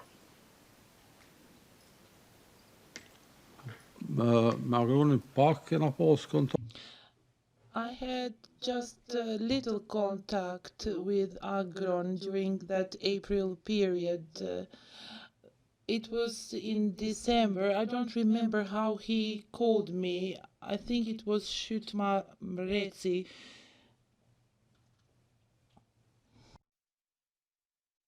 Your Honors, I would like, with your permission, of course, I would like to read to the witness a very short part of the transcript of the interview with Agron Jamaili, where he discusses exactly this issue of pseudonyms. Please proceed. Madam Court Officer, I would like you to pull up part of the transcript of the SPO interview with Agron Jamaili, dated 2nd of July, 2020, ERN number 076501, TRET, Part 2, pages 28, lines from 10 to 13, and then page 29, lines 11 and 12. First, let's move to page 28.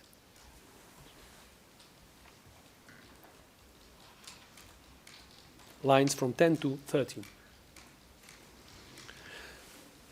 Mr. Ayeti, this is the short exchange between the prosecutor and Mr. Agron Jamaili.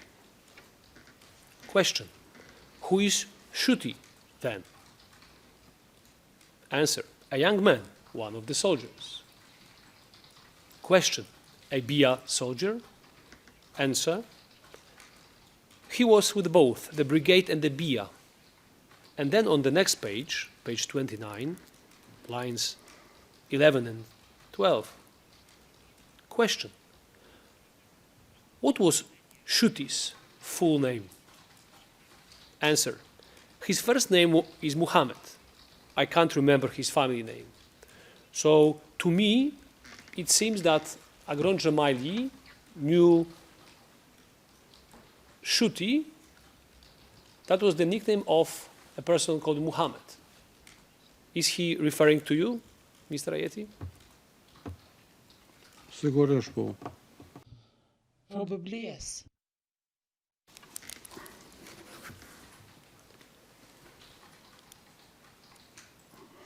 I would like to slightly change the topic,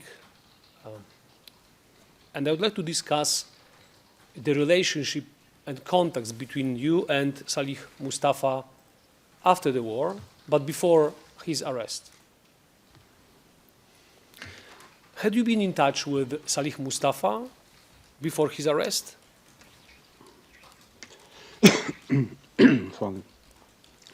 Excuse me.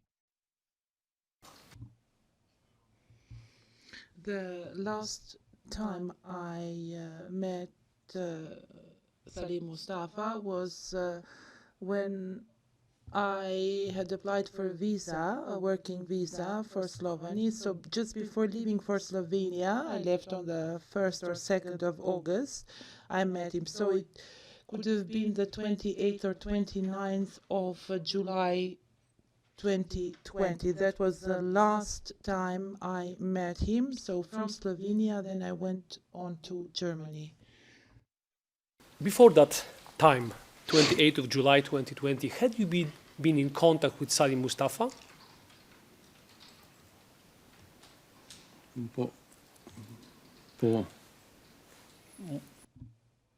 Yes. About contacts via phone or in any other way? In always by phone, in person, we would meet up, spend time together. How the phone contacts, how frequent were they?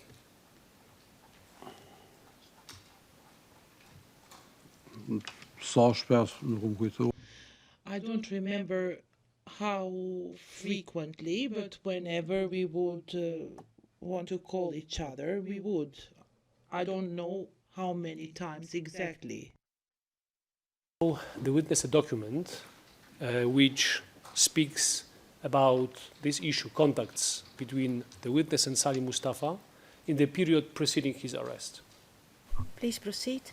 Madam Court Officer, I'm talking about the document SPOE 00325853 to 00325864, and I would like to show the witness for now only the very first page of this document,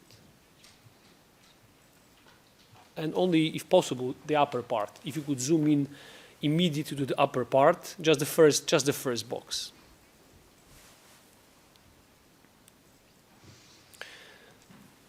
Mr. Ayeti, take a look at the first box. It's close to number 1. It says the parties. First box on the left-hand side. And it shows the following number, as you can see.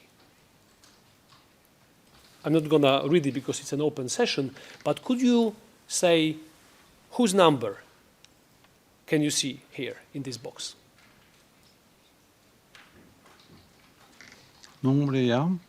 That's my number, and that's Salim Mustafa's number.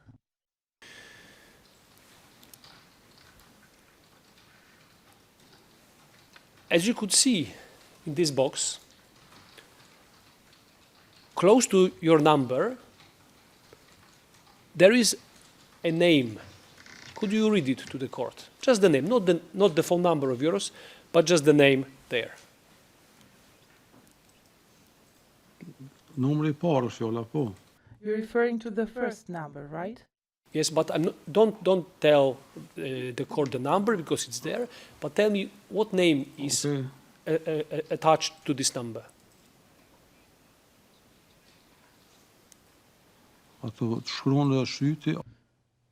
Shuti AAK. Underneath the phone number. This is the way that Salim Mustafa registered you and your number in his phone. So, do you confirm that Salim Mustafa also knows you as the person nicknamed Shuti? Yes.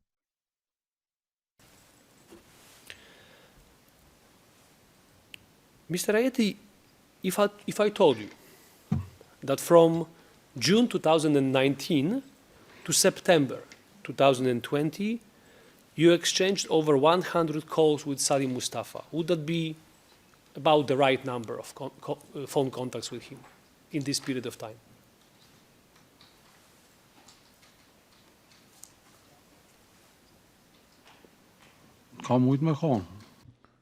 It could be. We spoke frequently, but I can't give you a number. It could also be 200, but what you're saying is probably true. Just to have it on the record, I would like to scroll down to the whole document to the very, very end. Please proceed, Madam Court Officer. Take a look, Mr. Ayeti. These are the contacts that took place between you and Salih Mustafa, and the total number of the calls exchanged between you and Salih Mustafa amounted to 113 calls. Would you agree with me that you had been in contact with Mustafa with that frequency in this number of calls that you exchanged? Mr. Prosecutor? Yes. For the moment, I think we stopped at page 1, number 6. Yes, the whole document, Your Honors, is on pages, and I believe I gave it before, is SPO 00328, 325853 to 00325864. So there are several pages. I know. Containing all the phone contacts made between Salih Mustafa and this witness. It was more to give a hand to Madam Court Officer.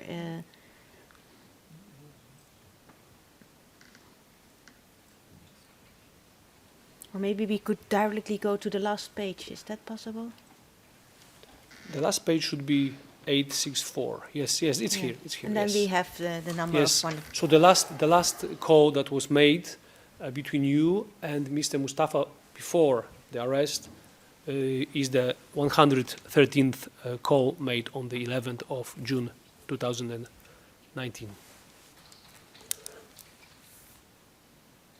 Oh, sorry, this was the first one because we go in reverse order. So on the first page, we've got the last calls made, and on the last page of this document, we've got the first connections.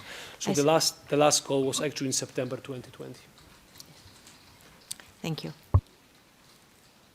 So would you agree that you were in frequent phone contact with Mr. Salih Mustafa in that period of time? Yes, yes.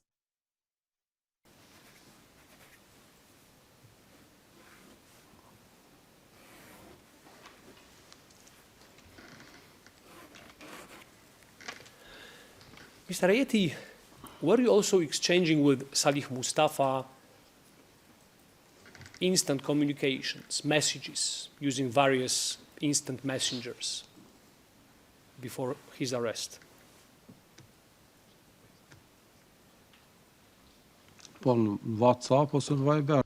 Yes, on WhatsApp or Viber, it is possible that we did exchange messages in one of these two. I don't know in which one, maybe on both of them. Frequent contacts via those communicating platforms? Nog e di start. I don't know exactly. I don't remember. Were these contacts daily, weekly, monthly?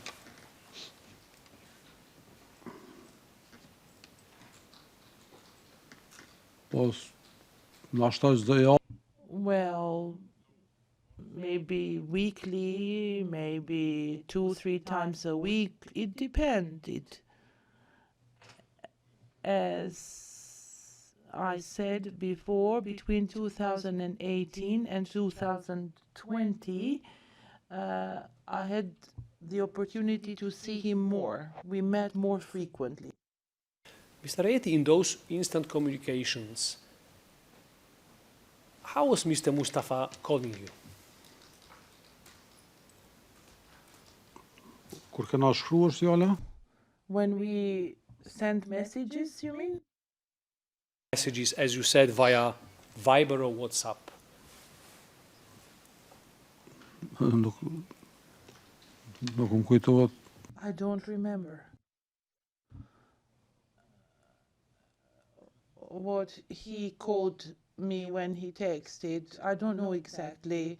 It's been a long time I don't know what we wrote, what the communication was about, but we did communicate through Viber or WhatsApp. Called you my son?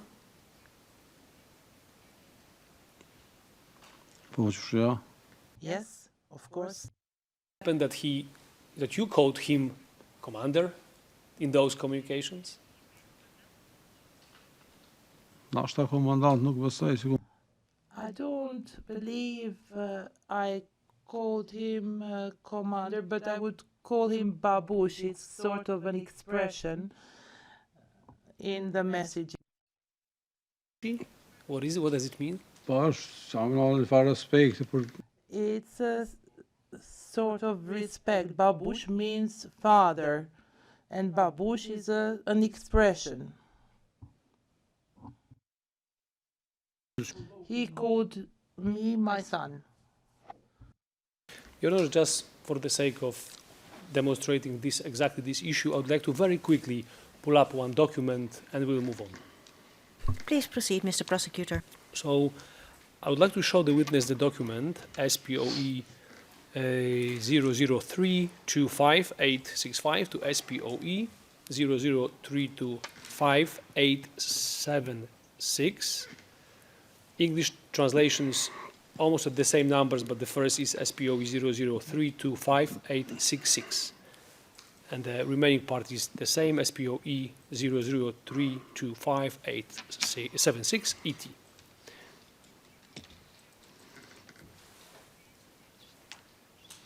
So this document, I'm not going to be very specific about what it is, but it shows the communications exchanged via WhatsApp and Viber between you and Salih Mustafa. And if I kindly ask Madam Court Officer to scroll down to the very last page. We could do it on both versions, English and Albanian.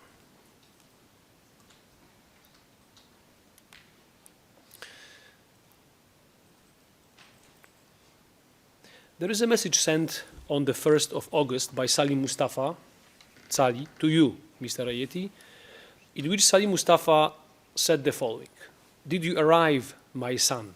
Did you settle?"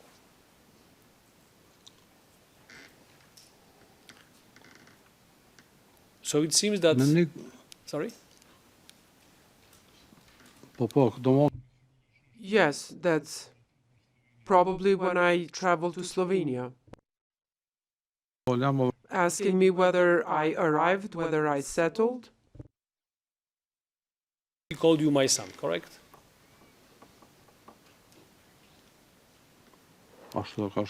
Yes, that is what he wrote. Could we, but this time using only Albanian version of this document, go to page number 3, which is SPOE 003258667. On the 22nd of June 2019, in reply to Salih Mustafa's instant message, you sent him the following text from your phone number. It is in Serbian or Serbian/Albanian. And it says, "Zašto, komandante?" What does it mean? Zašto, komandante?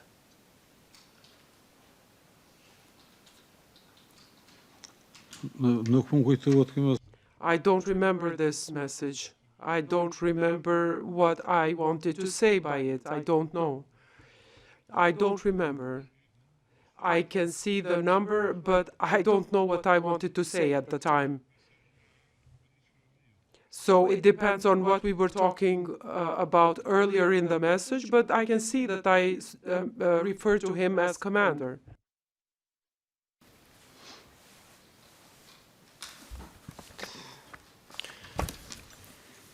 Your Honor, I would like to show the witness another document, and we are looping back to the issue of BIA, the issue that we discussed before. So I would like to, with your permission, show the witness a certain document. Please proceed. Madam Court Officer, it is on page SPOE 00222-578. 00222-578.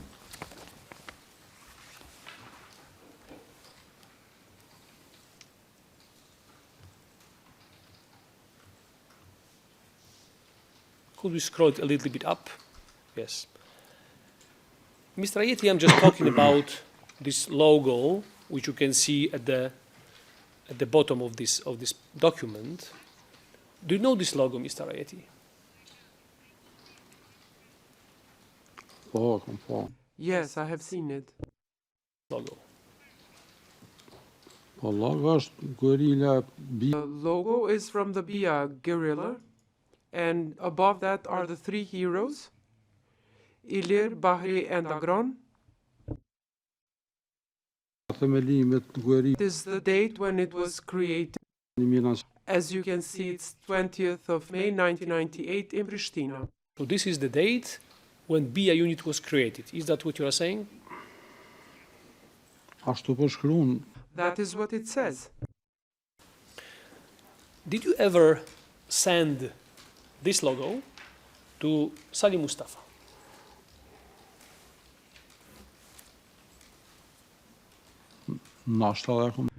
Maybe I did. I am not sure. I'd like to show the witness a certain document which proves this issue. If I have your permission, I would dictate. Yes, please proceed. The ERN number. This is on the document SPOE 003258446 to 003258446.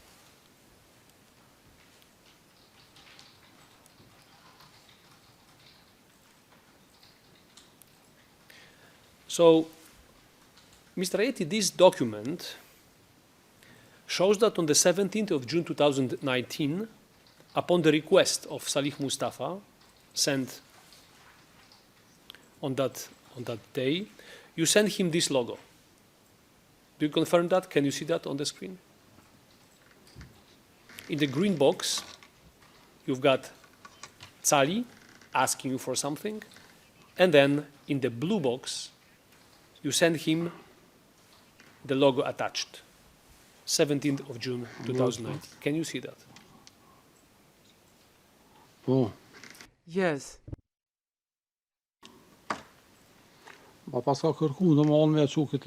So he asked me to send him the logo, and I did. Your Honors, I would like to show the witness a few photographs from the time of war, with your permission, and I will have some questions regarding that. Please proceed, Mr. Prosecutor. Madam Court Officer, the first one would be on page SPOE 003258525. To SPOE 003258525. And the English translation is with the same number with ET at the end.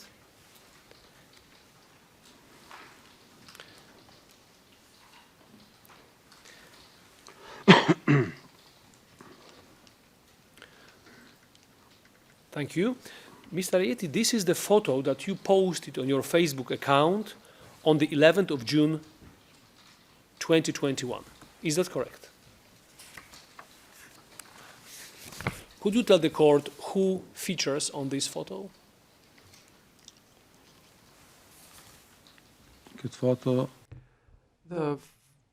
You can see myself and Salih Mustafa Tzali in the photo. Where was this photo taken? The photo was taken in Zlash. Do you remember in which building? In the building to the right, the picture was taken in December 1998.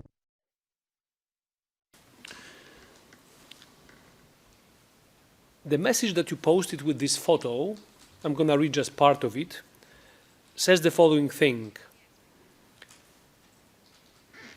I'm proud that as an 18-year-old fighter, I had a commander like you. So,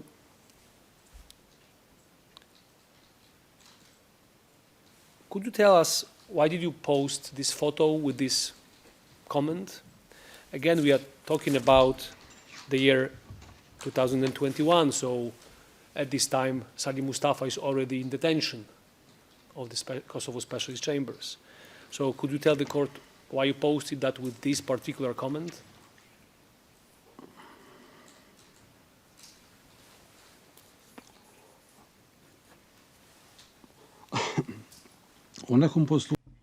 I posted this photo on my personal Facebook. The reason was perhaps it was either the creation of the KLA or the 28th of November, and that is the reason why I posted this photo. So also the reason to show your support to Salih Mustafa?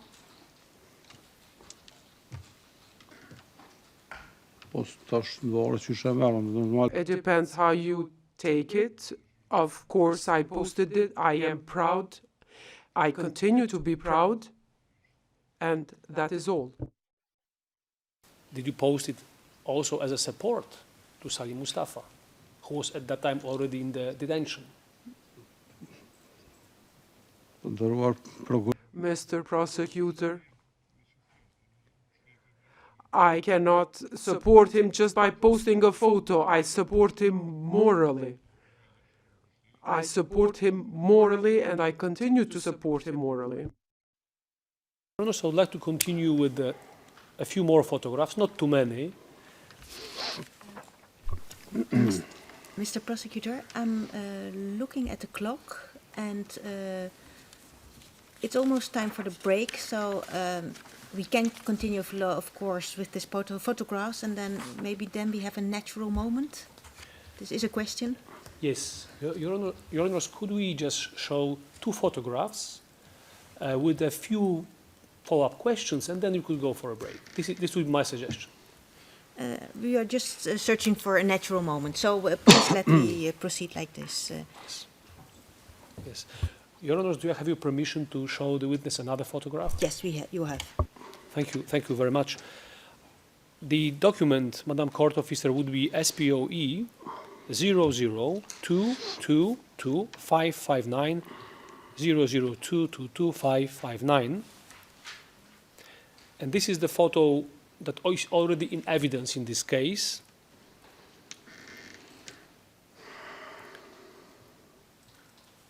Mr. Ayeti, please take a look at this photograph and tell the court whether you recognize people featuring on it.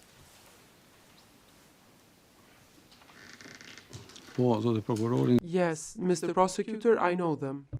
We then start from the persons who are standing. Who is the person standing on the left-hand side of this photograph?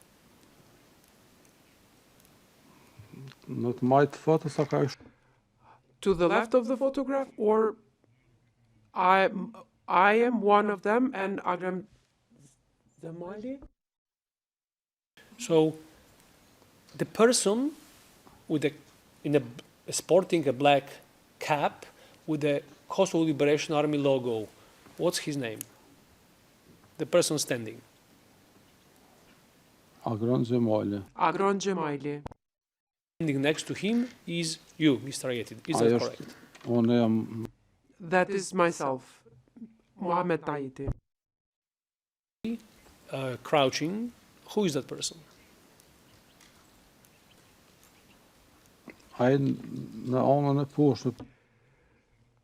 That is Salih Mustafa. Fatmir Sopi. Fatmir Sopi. Could you tell the court where and when was this photograph taken?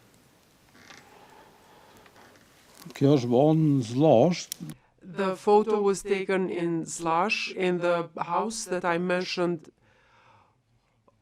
earlier. These are all the photos that were taken during the war was in '98, so in Zlash.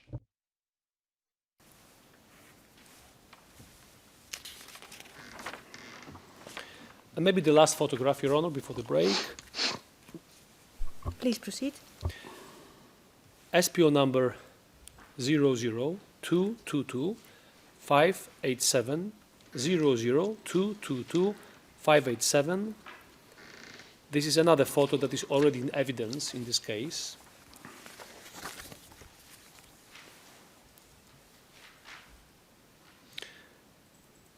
Mr. Ayeti, who features on this photograph?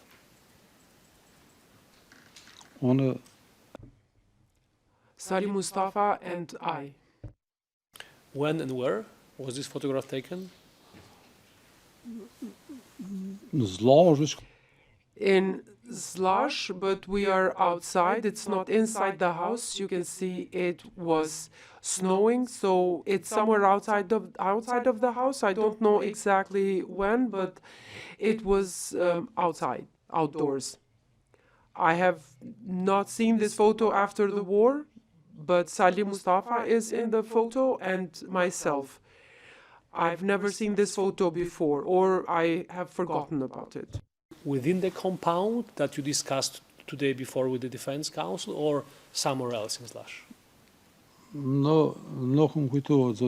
I don't remember, Mr. Prosecutor. I don't know exactly. I can see myself in the photo and Salih Mustafa, but I don't know where the picture was taken. It's been 23 years since then. It's a natural moment to go for a break. Well, thank you, Mr. Prosecutor. Madame Court-Usher, could you usher the witness out? Mr. Witness, we will have a break till 4 o'clock, and then we will continue with your testimony. Thank you. Okay. Thank you.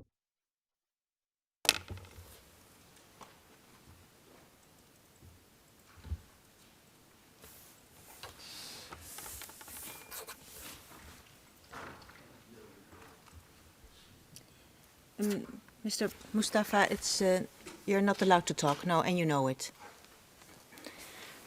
Very well. We will continue with the hearing at 4 o'clock. The hearing is adjourned.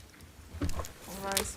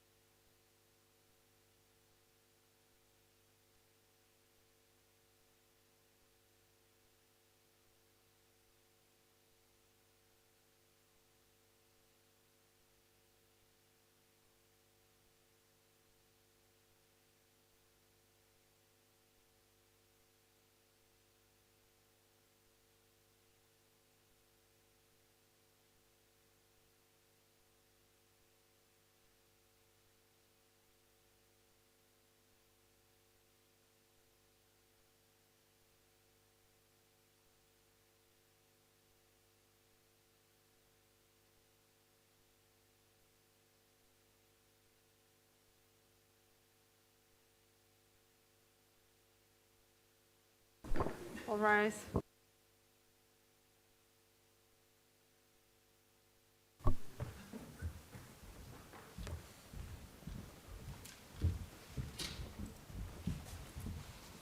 Please be seated.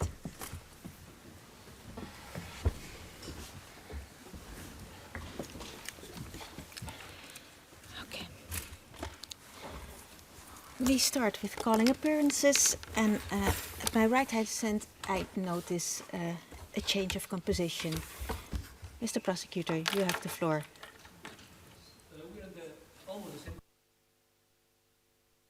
We are almost in the same composition. However, Prosecutor Silvia Dasco was replaced by a colleague of mine, Prosecutor Filippo De Minicis.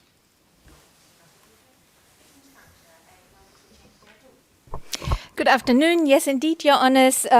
My co-counsel Brechtje Vossenberg has left now, and it's just me.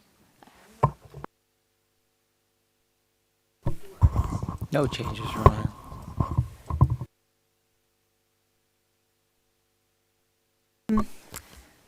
Very well. Should I have to repeat it, Madame Stenographer? Yes, because if you don't have the calling of the appearances, I'm very sorry, but although you noticed who is there. Okay, yes, I understand, but I think that at least the composition is noted. I think that will do. Very well. We will continue now with the testimony of witness 1500. Mr. Prosecutor, could you give an indication how much time you think you would be needing? If everything goes well and smoothly, it should be 1 hour from now. Excuse me, I don't think I understood. It should be 1 hour from now. 1 hour from now. Okay, so then it will be 5 o'clock. We will say maybe we have to look for another solution. Very well. Madame Kortesje, could you bring the witness in?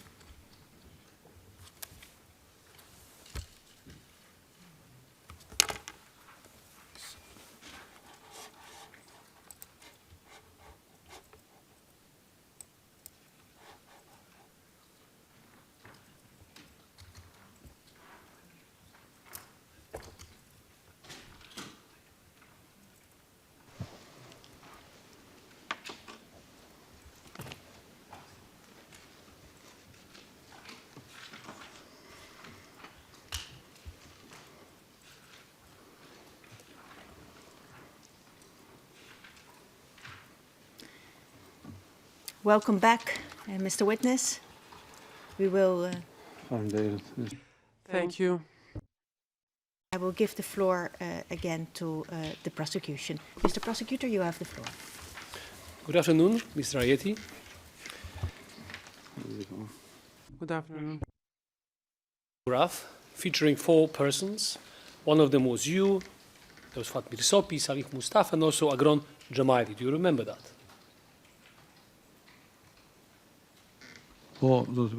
Yes, Mr. Prosecutor. Do you remember why Agron Jamaili was there in Zlash when that photo was taken?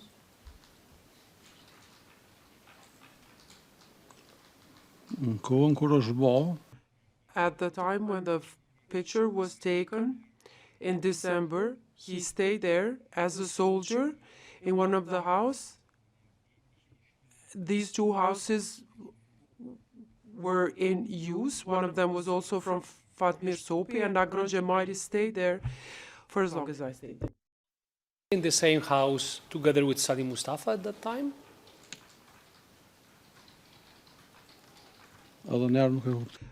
Can you please repeat the question? I didn't understand it. House with where Salih Mustafa was also staying at that time in 1998.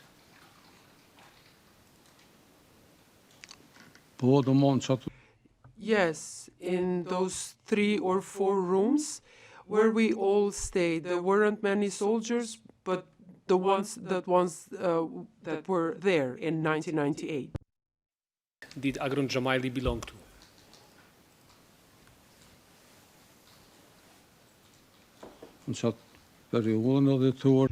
in the period of December, I don't know what unit he belonged to. He was a soldier. At a later stage, I know that he was in the Brigade 153 in 1999, but in 1998, Jamaili, at any point in 1998 or 1999, ever cooperated with Salih Mustafa?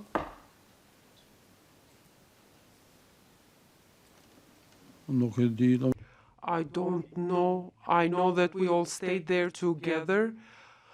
I think that he cooperated.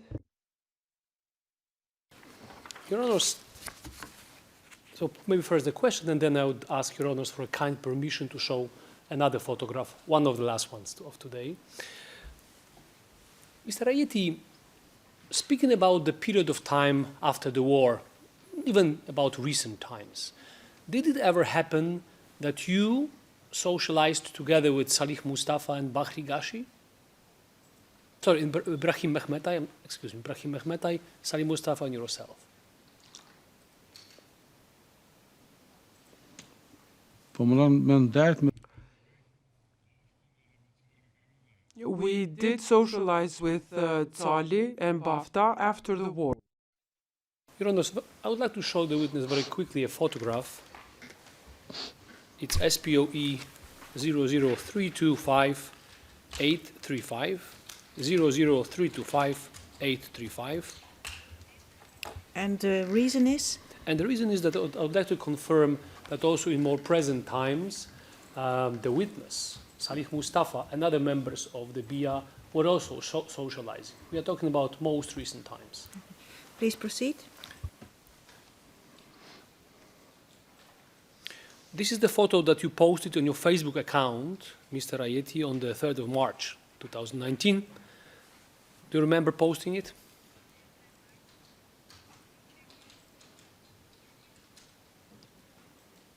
po. Yes. You see that the person from the right is yourself, Brahim Mehmetai Bimi, and Salim Mustafa, correct? The first three persons. Yes. To Salih Mustafa. Ajo është Bahri Gashi. That is Bahri Gashi, Bafta. Kjo është Mustafa Ayeti. That is Mustafa Ayeti. Where was this photo taken? Do you remember? Sa peshoni këtë As far as I can see from the picture, it was in March 2019, on the 3rd of March. në njëri për restorana. In one of the restaurants in Pristina. Photograph. Mr. Ayeti, in your testimony today, before the break, you indicated that when you went to Zlash at the end of March 1999, you slept there for 4-5 hours, and then you went to Keçekole to look for your family, where you spent 2-3 days with your father's family. Is that correct? I'll give the references in a moment. Is that correct? Po. Yes. Lines from 18 to 22, Your Honor. On page 53, lines 15 to 21, you also said today that after these days you returned to Zlash, and until the launch of the offensive, you stayed there during the day, and you would go back to Keçekole to stay there during the night. And it was like this until the beginning of the offensive in Viti of Marets village, correct? Po. Yes, Mr. Prosecutor. Mr. Ayeti, were there also days during which you were not in Zlash but elsewhere? During the days? Po, nëse If I was not in Zlash. I remember I went with Avni Aziri, whose family was in Krylev or Glogovit village. I'm not sure. We went there for one day, in one of these days before the offensive. 1999, correct? Oh, Yes, yes. Similar occasions during which, in April 1999, you left Zlash and went somewhere else during the day. During this period of April, I don't remember that I went anywhere else. I would like to talk to you very briefly about your relationship with Selatin Krasniqi. Could you tell the court what is your current relationship with Selatin Krasniqi?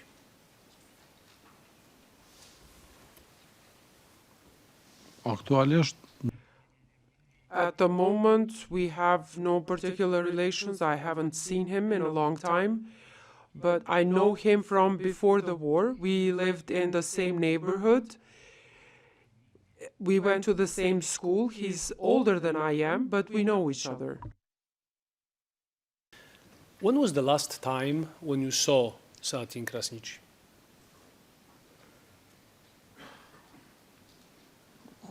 the prokurora. Your Honor. Can we go into private session, please? Will explain me why you want to go, why you want to talk in private session. Madame Court Officer, could you bring us into private session, please?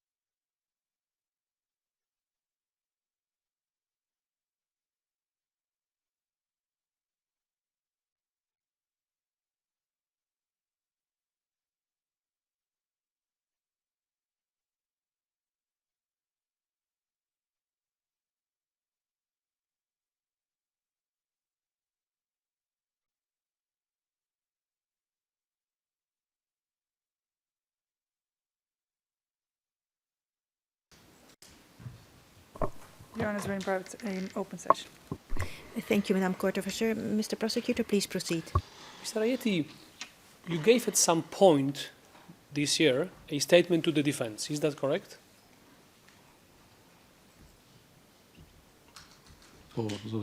Yes, Mr. Prosecutor.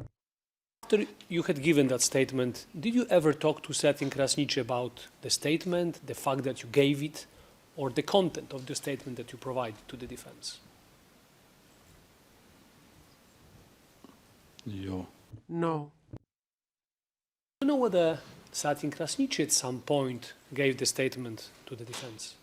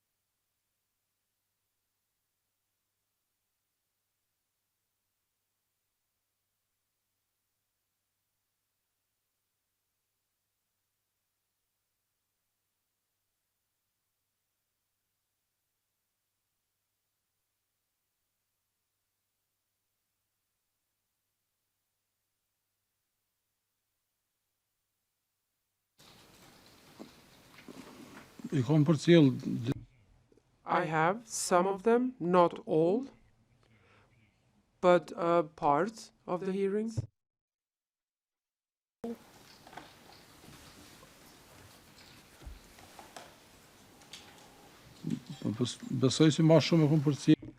I think I followed the most Nureddin Ibishi, Commander Leka, Brahim Mehmetai also. Not all of it, part of it only. I don't remember any other witness that I followed. But I followed them partially. I followed the hearings partially. Yesterday's testimony of Seatin Krasniqi.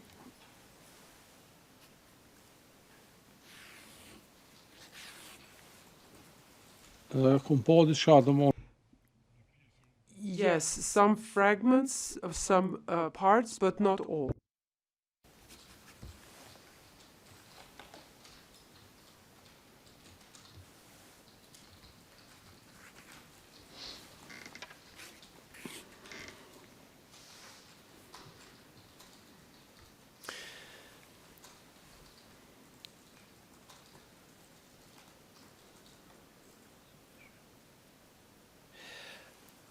Mr. Ayeti, today you told us that you were in Zlash in April 1999, correct? Yes. You also said that you were staying within the compound of the family of Seatin Krasniqi, correct? At that time. Yes. However, in the testimony of Seatin Krasniqi from yesterday, and I'm talking, Your Honors, about page 117, lines from 3 to 5, he said that he doesn't remember seeing you. He said the following things: I'm not quite concerned, and I didn't see them until the offensive. In fact, I saw him, namely you, in Pristina that day when Pristina was attacked by the Serb forces, and then I did not see him again until the offensive. He said the following on page 119, lines 1 to 4. The question, so what's the answer? Did you see Mr. Ajeti at the compound before the offensive? And Satin Krasniqi said, I don't remember. I don't remember. He might have been there, but I don't remember. I cannot say yes or no. So, Mr. Ajeti, you have known Satin Krasniqi for a long time. You grew up together. You lived as neighbors for some time. You allege that during the war you stayed in his compound, that there was some kind of closer relationship. However, Satin Krasniqi does not remember seeing you in Zlash.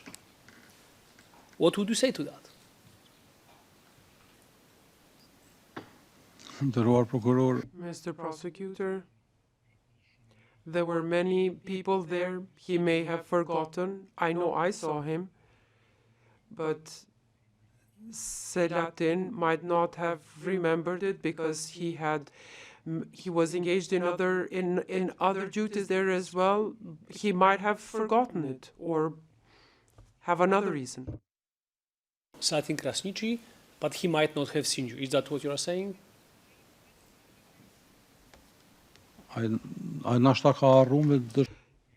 He might have forgotten to say that we saw, or that could be a lapse in his memory because it's been a long time since those events.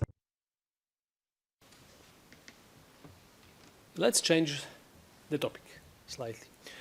Today, when you were answering the questions by the defense, you spoke about that compound, and you said that there was improvised medical facility there.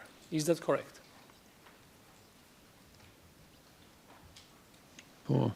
Yes.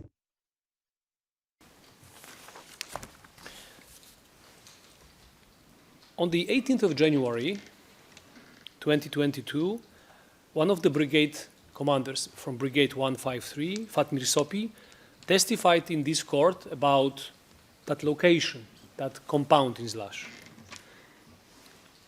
It's on page 2116, lines from 14 to 22. When he was talking about that compound, he never mentioned any medical facility there. He mentioned a medical facility in Zlash, but he mentioned that it was located somewhere else. And this is what he said before this court. Was there any ambulance in or around Zlash to transport people if they would need medical attention? Answer: no, we didn't have the ambulance in that sense. But I had in mind a house that we called it ambulance in Albanian, even when we speak about a clinic where people go to get medical care, attention, to get an injection, a place where a sick person could go to and get medical care. There was a house in the eastern part of the school whose owner was Sahid Gashi. Fatmir Sopi testified also on the same issue the next day, on the 19th of January, 2022, in this court. And he indicated that the medical facility where wounded and sick people were kept in Zlash was around 2 kilometers from the compound of Mr. Krasniqi, where you were allegedly staying. It's on page 2170, lines from 16 to 19. And this is the exchange between the prosecutor and Mr. Sopi. Question: I understand.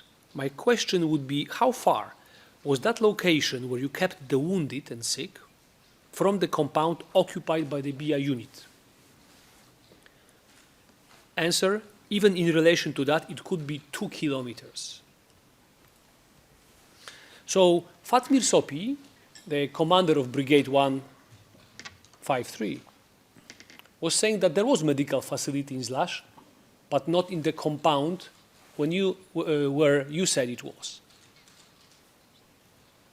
Are you suggesting that Mr. Fatmir Sopi is not telling the truth?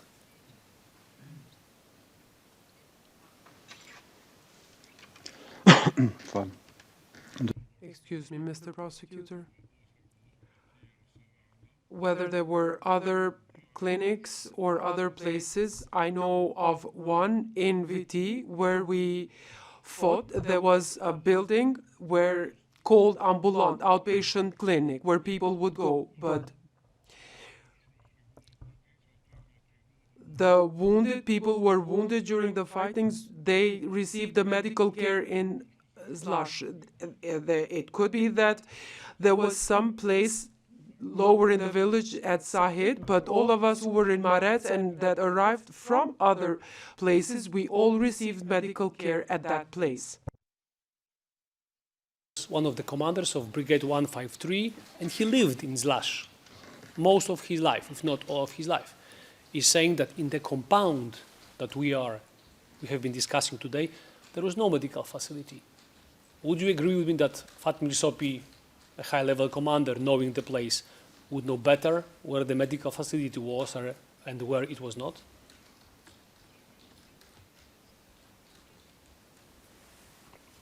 Mr. Prosecutor, I don't know what Mr. Fatmir Sopi said. I did not hear him, but I know that I carried 2 people with my own 2 hands to that house. And there was also the doctor, Teuta Hadri, Ibadete, and Cherim Kida, who came later.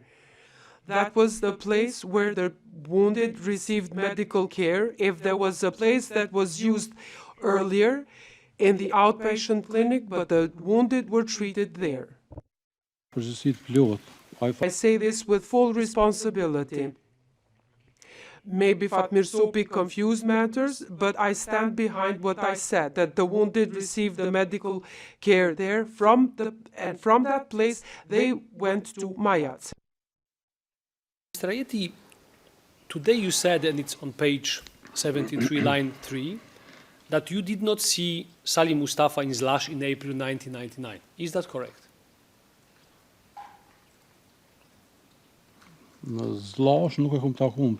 I did not meet him in Zlash in April. However, Salim Mustafa himself, when he gave the statement to the prosecution, said the following things about Zlash. And, Your Honors, it would be statement of Salim Mustafa, transcript of the SPO interview with Salim Mustafa, 069-404 TRET, part 7, 20th of November 2019, on page 10, lines 16 to 21. Please proceed, Madam Court Officer. Salim Mustafa said the following things. Until before the bombardment started, and that would have been until the 23rd and 24th of March, the place that I stayed the most was Sofali in Pristina and Butovts. After this period of time, which was 24th, 25th of March 1999, until the offensive finished, which was on the 22nd of April, I might have slept there overnight, 2 times, 3 times, for a couple of nights. He was talking about Zlash.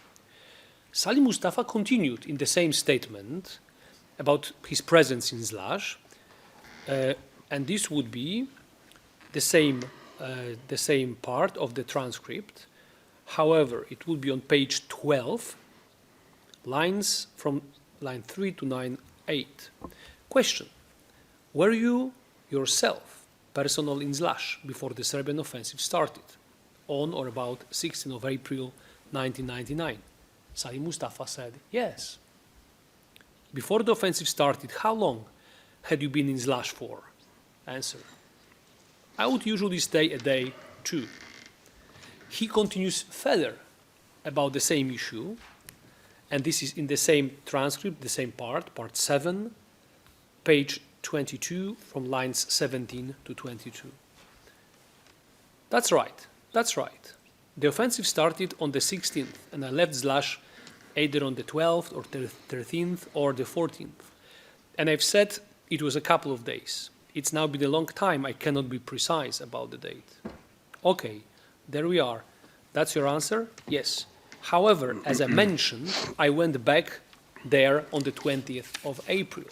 So Salim Mustafa himself, as you heard, said that he was in Zlash at some points for a few nights, for shorter, longer periods of time. He was your commander from already 1998. And you're claiming that you did not see your commander who came to Zlash in April 1999? Mr. Prosecutor, I said earlier that during this period I spent with my uncles 2 or 3 days, and I moved, and it could have been in one of these 2 or 3 days when I was in Glogovica. I don't remember seeing him. I don't know. I didn't see him. Sali Mustafa might have arrived there, but I don't remember seeing him. I'm not saying that he lies, but it might have happened that I didn't see him. We were either helping another family move to another location. We were not there the entire time. We were not static. What I'm puzzled about is that he was your commander through all those months during the war. And you said, I was his soldier. And when he was there, when he was coming, he was not even interested to find out when he's coming, where he's staying. You were not interested to meet your commander? I don't understand this. Please try to help me with that.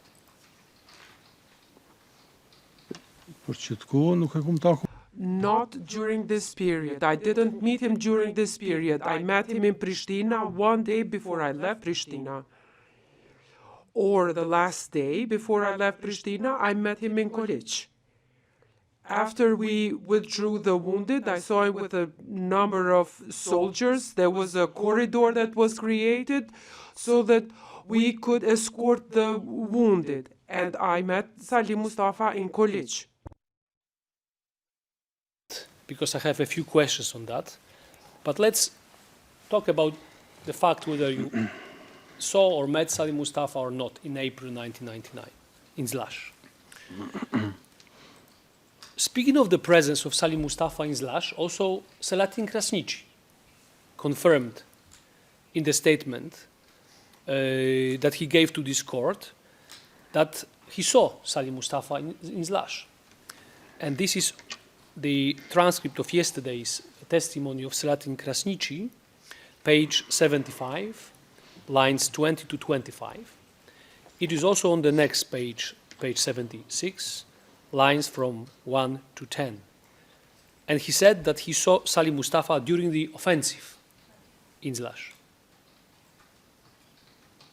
He also said that Sali Mustafa was in Zlash before the offensive. And he said he stayed for one night, and then Selahattin saw him on the 21st of April in Zlash.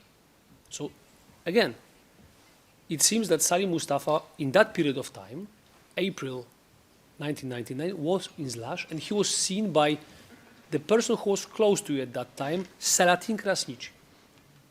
And you are claiming that you did not see your commander there? I did not see him in that period.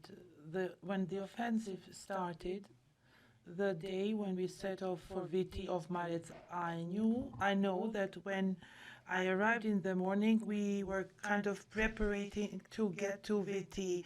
So in the evening, I was in Kecekol, and together with the soldiers, we made the preparations in the evening, and then the next day we left for Viti of Marets. I did not see him. If I had seen him, I would have said so, but I don't remember seeing him. Upon the evacuation of the wounded from Zlash, correct?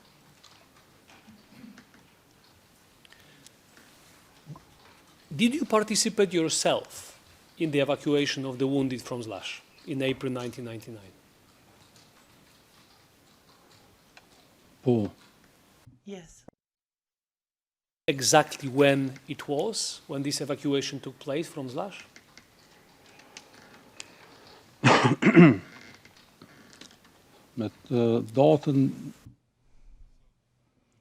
On the 20th of April, we came to Zlash from Viti, and on the 21st of April, we began the evacuation to the village of Marats. I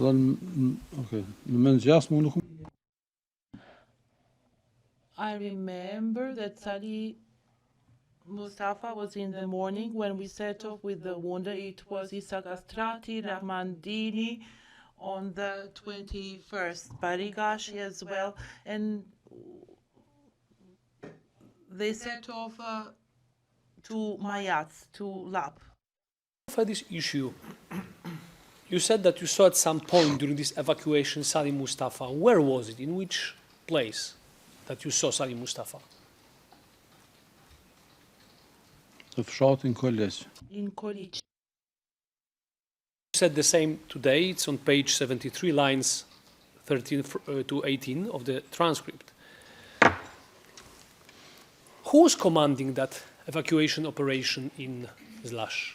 Who was the person in charge of the evacuation?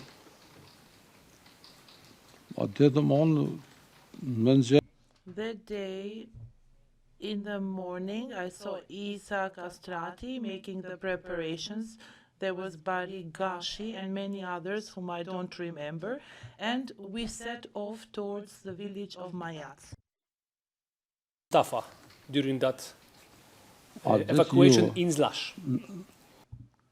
That day, no, in the evening in college or the next day, because it took us long to get to college. But I think we arrived in college in the evening.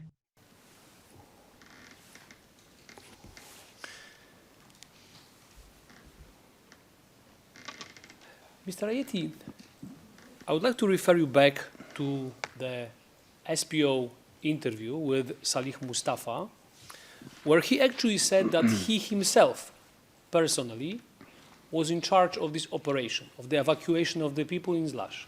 Listen to this. Your Honor, with your permission, I could put on the screen a very short part of Salih Mustafa's SPO statement. Yes, please proceed. It's useful and helpful to read together with you. This is the same part, part 7, page 14, lines from 8 to 12. Mr. Ayeti, listen to what Salih Mustafa himself said about that evacuation. However, after the third day of the offensive, they were involved in withdrawing the injured people from the war area and moving them to the military hospital on what we consider to be the lab site. I was called from a different place to lead this operation because I was not there. He continues in the same statement. It's on page 22 and 23, again, part 7, in the following way. When I went back on April 20th, we gathered the injured people, the doctors gave them first aid, we collected our comrades that had fallen in the fighting. On the 21st in the morning, we put them in various jeeps, cars, and we started a column, a caravan, and I meant we put the injured people in the cars. And then we tried to take them away from the offensive towards Lab Zone. I did this with the guerrilla soldiers, with my own people.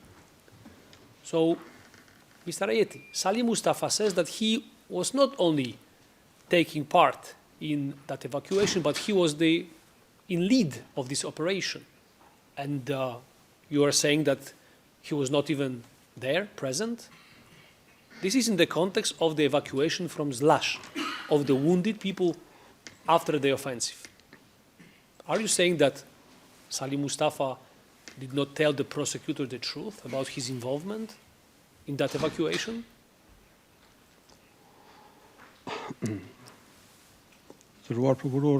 Mr. Prosecutor, Salih Mustafa is here saying that he was not there but came there.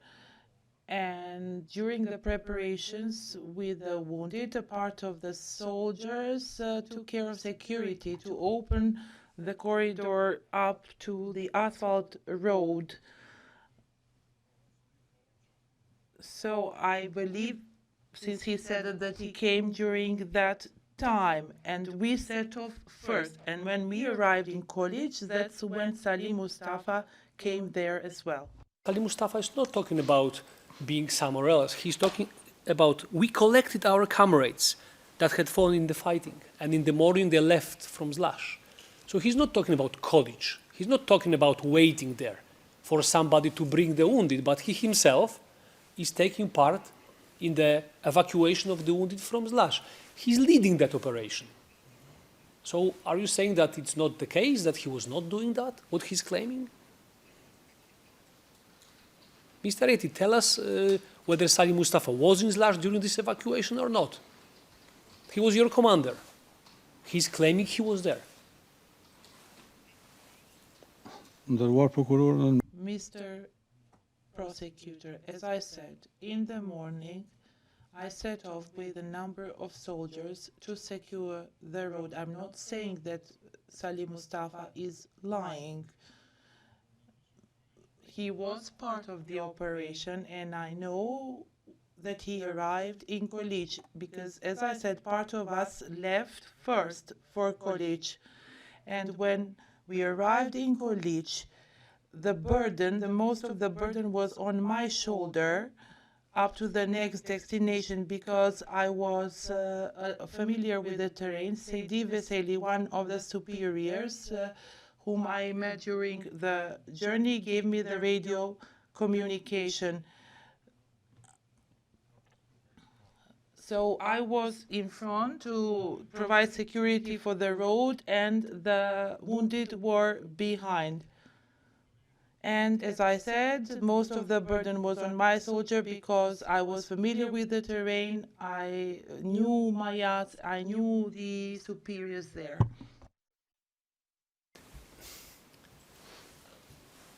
Your Honors, also Fatmir Humoli spoke in his in-court testimony about the involvement of Salih Mustafa in the evacuation. With your permission, I could read a very short part of the in-court testimony, the transcript. Please proceed. So this is the transcript of the 1st of February 2020, page 2351, lines from 8 to 19. Question to Fatmir Humoli. Did Salih Mustafa actually participate in the moving of the wounded from Zlash?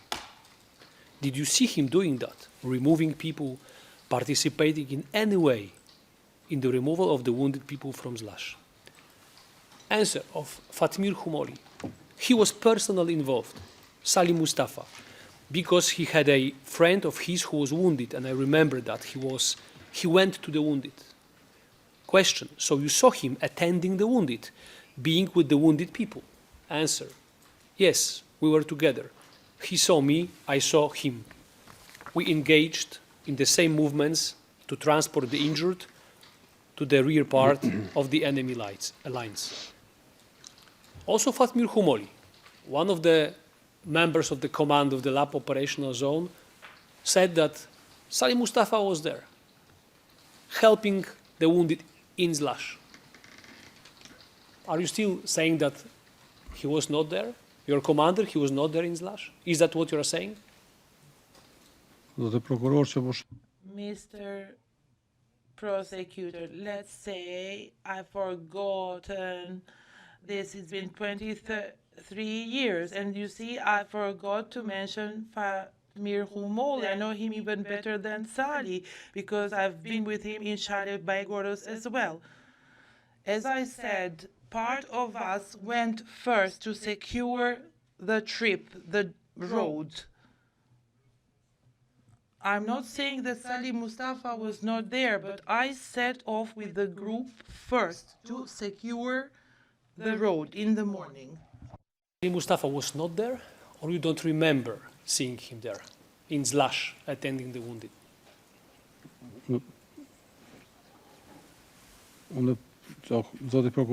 Mr.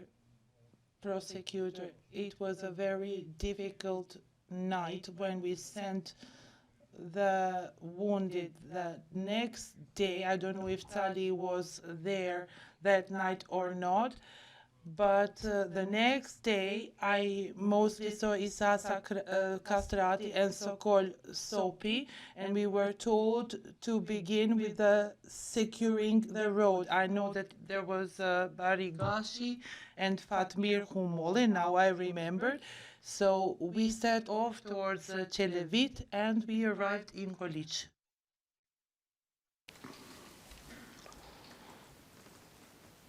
Mr. Ayeti, today, upon the question of the defense, you said that you didn't see any people being detained in Zlash, correct?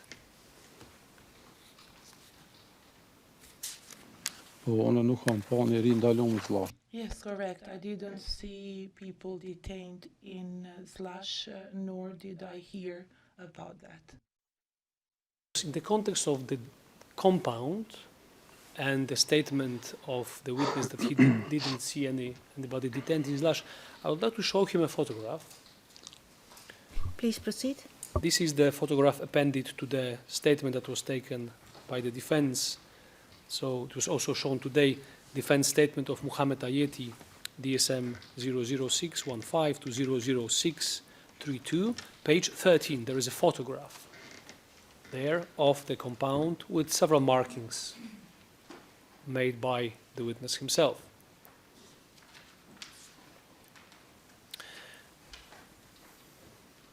Page 13, 1-3.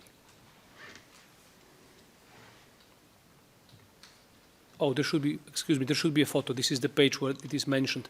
If we could scroll down to attachment number 3, it should be at the very, very end, or almost at the very, very end. That's exactly this one. Thank you so much. Mr. Ayeti, I believe that today with the defense you were discussing this photograph and you mentioned to the court what you meant by A, B, C, E, and D. However, on this photograph you can also see a circle. Can you see this, the black circle? Oh. Yes. This circle yourself while you were giving the statement to the defense? Så de har en advokat på knä. I don't know whether it was me or the lawyer, but I think it was me. Yes, it was me. What was that place? Could you tell the court? This place where there is a circle around. Advokaten ka pyet çka është. The lawyer asked me, what is this? And I said, I don't know, it can be a basement. This was the question. Were you there in that place and circled by yourself during the war? Në barpuatën mbrana.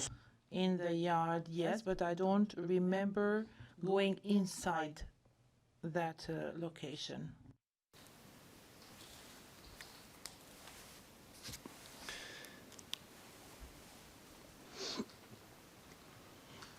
Mr. Ayeti, looking at this photograph again, was there any building, this one or the building in Zlash, in any other place, used by the BIA unit? I don't believe we had this question and answer to that question today.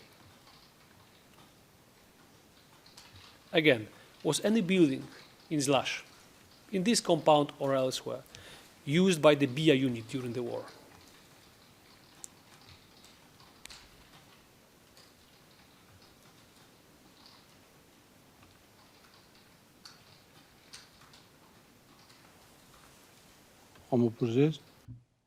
Shall I begin with my answer? In one of these houses, the guerrilla BIA also stayed there, mostly in the houses to the right, as far as I remember and think.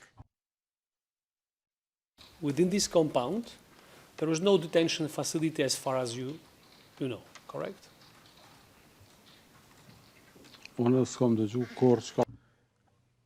I never heard that there was a detention place in this house.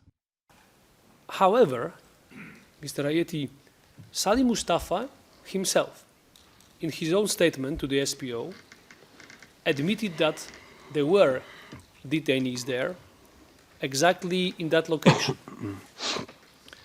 And with the permission of your honors, I would like to read a very short part of Salim Mustafa's statement, and I would have a question or two about it.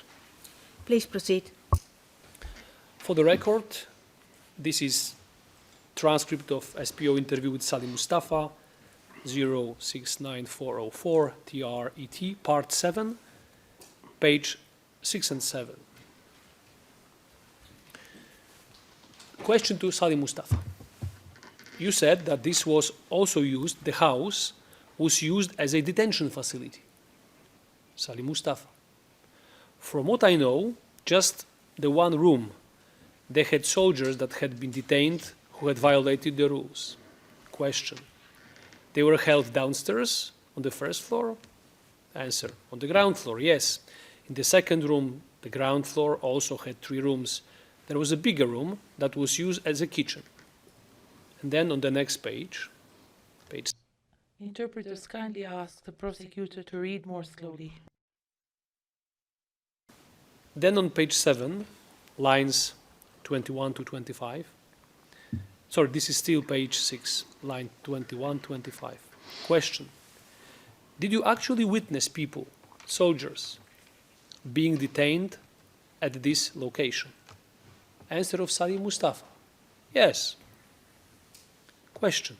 On how many occasions do you remember there being persons or soldiers being held at that location? And on the next page, page 7, line 1, 2, and 3, the answer was, I'd have thought 2, 3. 2 or 3 occasions? I believe so, yes. Mr. Ayeti, would you agree with me that Salim Mustafa, a commander of BIA, would have known better than you whether there were any detainees there or not?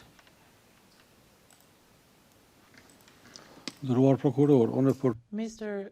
Prosecutor, for the period while I was there, that 1 week in December 1998, I did not see any.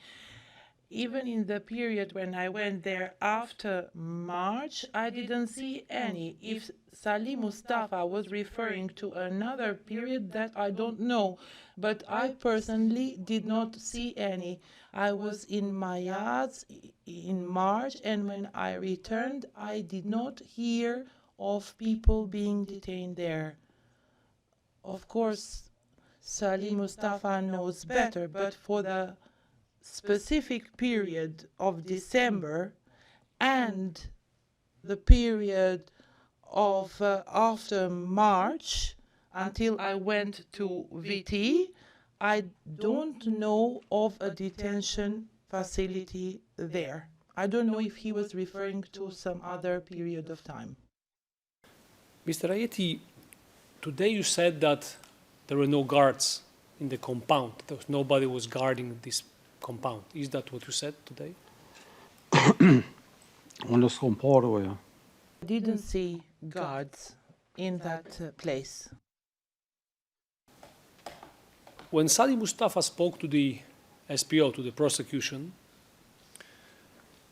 when talking about that room where the detainees were held, admitted himself that Kosovo Liberation Army soldiers were guarding it.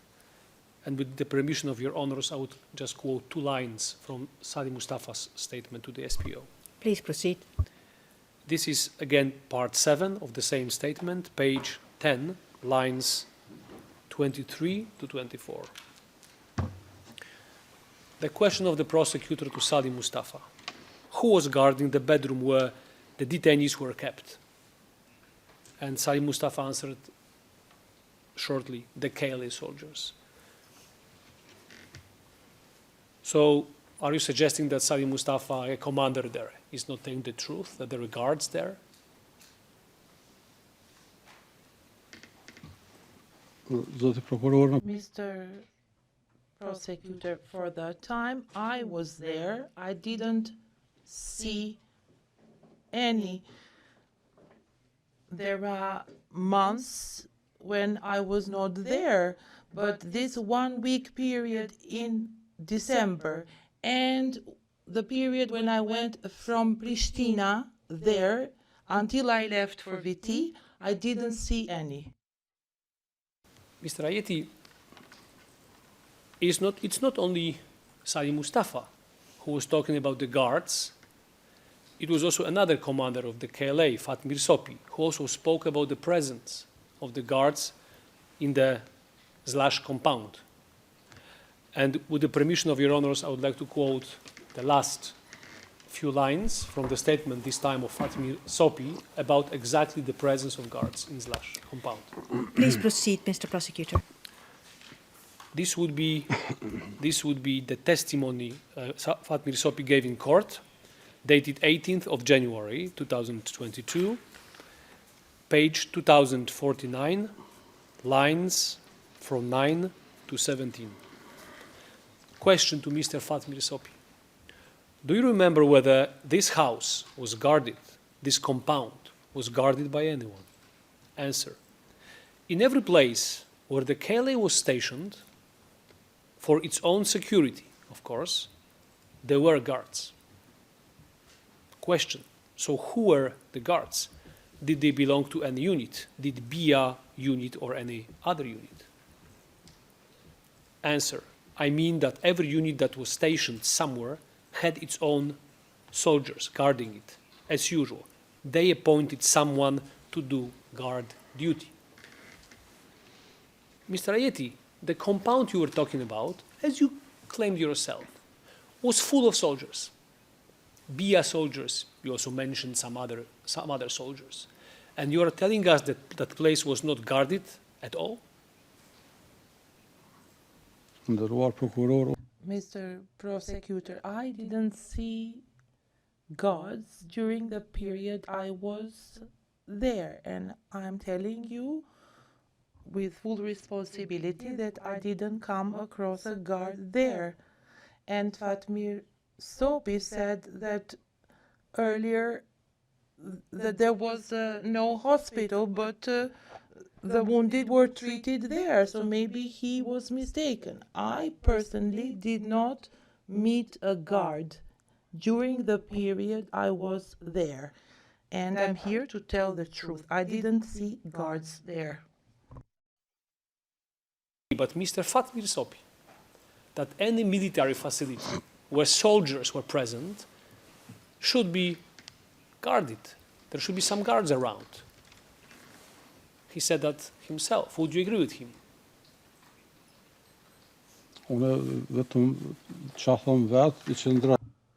I stand by what I say, and I can only comment on other people's statements. You asked me if I saw guards. I told you that I did not see guards there while I was there, that 1 week period in December and the April period. During those two periods, I didn't see guards.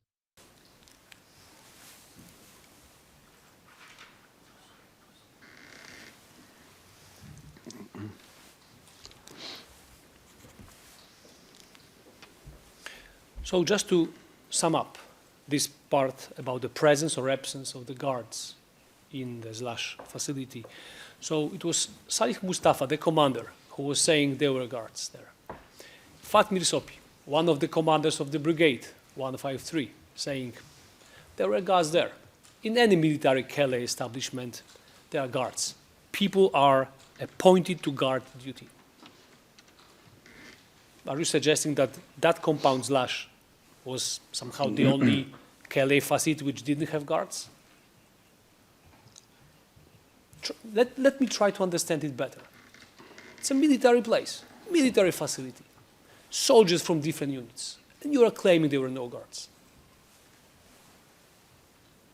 Mr. Prosecutor, I came here to testify about things I saw, about the things I heard. I didn't see any during this period. If you ask me about Shalai Baigoras, There were guards. I saw guards there, but here I was for a short time.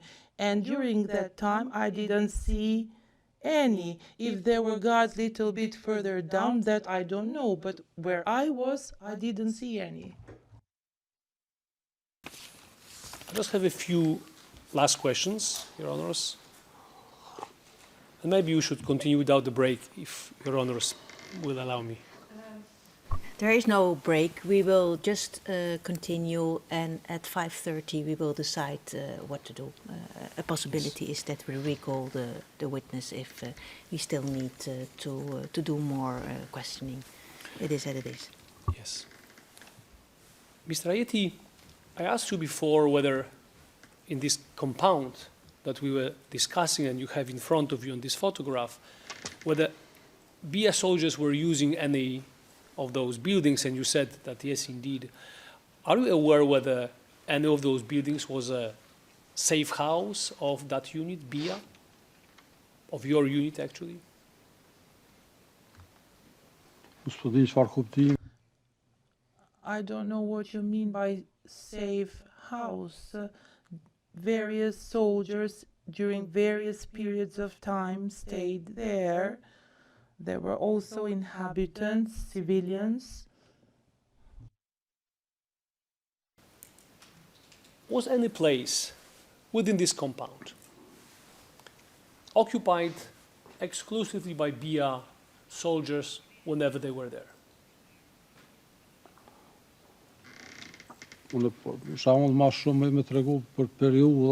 I can speak more about the December period. In December, we only stayed in the houses on the right-hand side.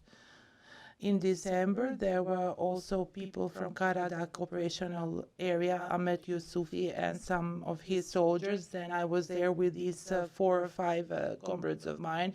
Rahman Dini was there, Jemaili was there, and we all slept in that part of the compound. So that part was mainly that we used. And as far as I understand, that house, the other part, was later on limed and began to be used. This is what I know. 1999. Were any places in these buildings used exclusively by BIA unit? April 1999.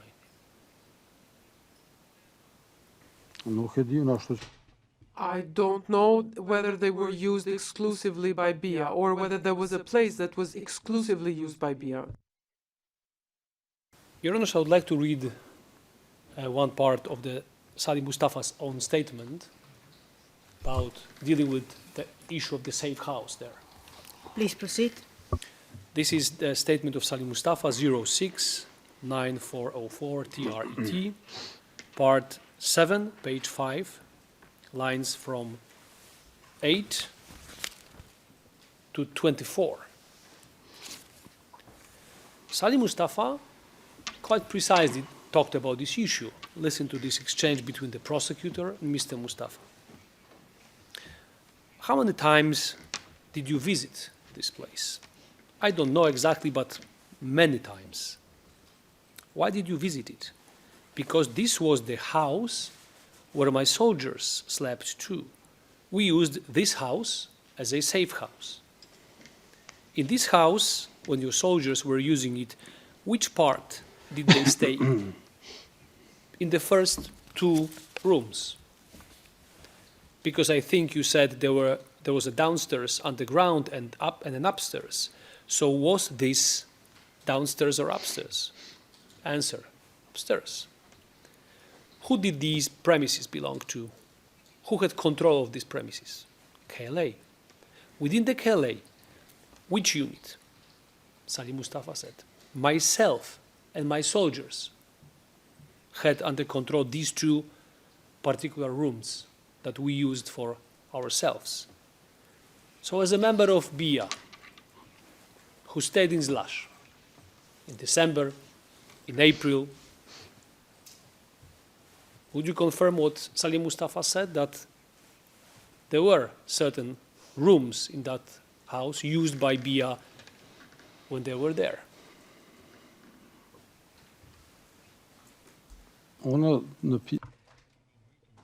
In the period of December, I stayed in one of those rooms. I think that was the last room in the house. There were 2 bunk beds there. That is where I slept. The other room was used by the people from Karadak zone. One room was used as a living room. I don't remember anything special about it or that it was special for guerrilla.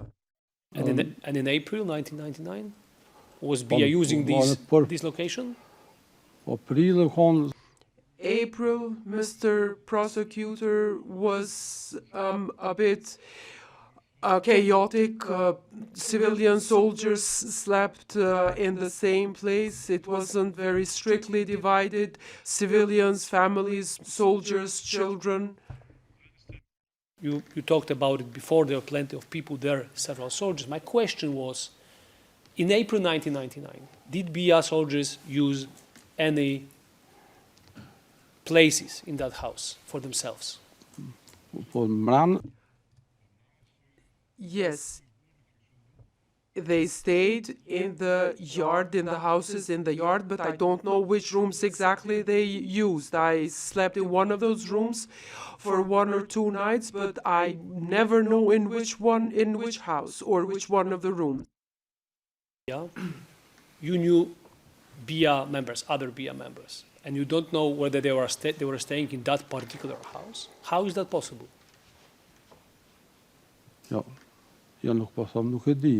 I'm not saying that I don't know, but mainly the house to the right, there were 4 rooms there in that house. The soldiers slept there mainly, soldiers of BIA and the soldiers of the, I mentioned earlier, of Karadak zone, Agron Cemaili, as I mentioned. So the soldiers were mixed, to my opinion. Your Honor, perhaps one last quotation, maybe 2 last quotations, and I will be done with my cross-examination. So with your permission, I would be also very happy to show the witness another transcript, this time of the testimony of Fatmir Khumoli, on the same issue about Zlash and BIA there. Okay, please proceed. Mr. Ayeti, Fatmir Sopi testified on this issue on the 18th of January 2022, and we have it on page 2045, lines 11 to 19. And he was talking about using this whole compound as a BIA base. He said the following things. Question: did that unit, the BIA unit, occupy any location in Zlash? Yes, they had a location in Zlash. And where was that unit located? Where was that location? It was in the highest point in Zlash, in the northeast of the village. What was the distance between your house, Mr. Sopi, and the location of BIA in Zlash? I'm not sure, maybe 2 or 3 kilometers, something like that. And he continued further on page 2049, lines 4 to 5. Are you saying that BIA was occupying the whole compound? Answer: yes, in that house, yes. Then Fatmir Sopi, during the same session, was shown photograph of the BIA, of this compound. It's SPOE 0012838888. We could even come back to the same photograph that was shown to the witness when he was making the markings. We could come back to it. Yes, please proceed. Yes. Or we can show the photograph that is without any markings. Maybe it's also on our list of exhibits for today, SPOE 00128388. Maybe it will be better like this.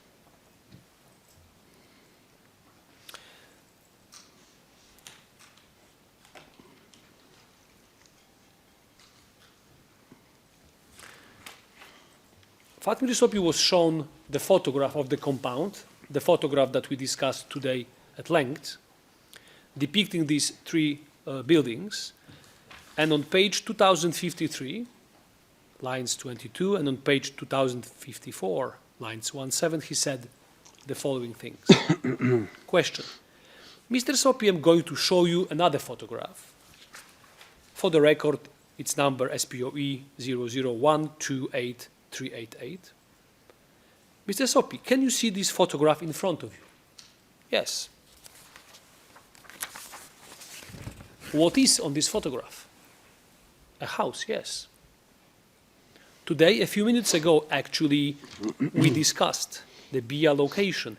Is that the location we were talking about? Yes. The big house on the right side of the photo. Is this the house where BIA soldiers used as their location? I'm not sure which parts they used, for what they used, because I didn't know the place where they were based, but it is part of that compound. So before today, you said that BIA was using the whole compound. Is that correct? And Mr. Sopi said, yes. Do I understand correctly that BIA was using the compound seen on that photograph? Could you please say that? Because if not, we don't have it on the record. Answer, yes, yes. So, according to Fatmir Sopi, one of the commanders of Brigade 153, BIA was using that compound, more precisely that house on the right-hand side of this photograph.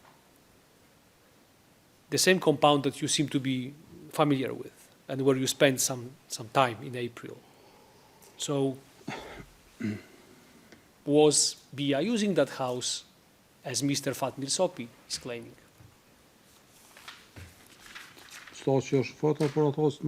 The one that we see in the photo or the one that we mentioned earlier? Mr. Prosecutor.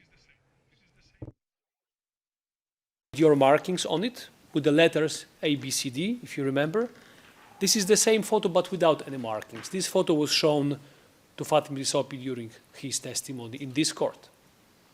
So, do you agree with Fatmir Sopi that BIA, your unit, had the location there, using it for their own purposes?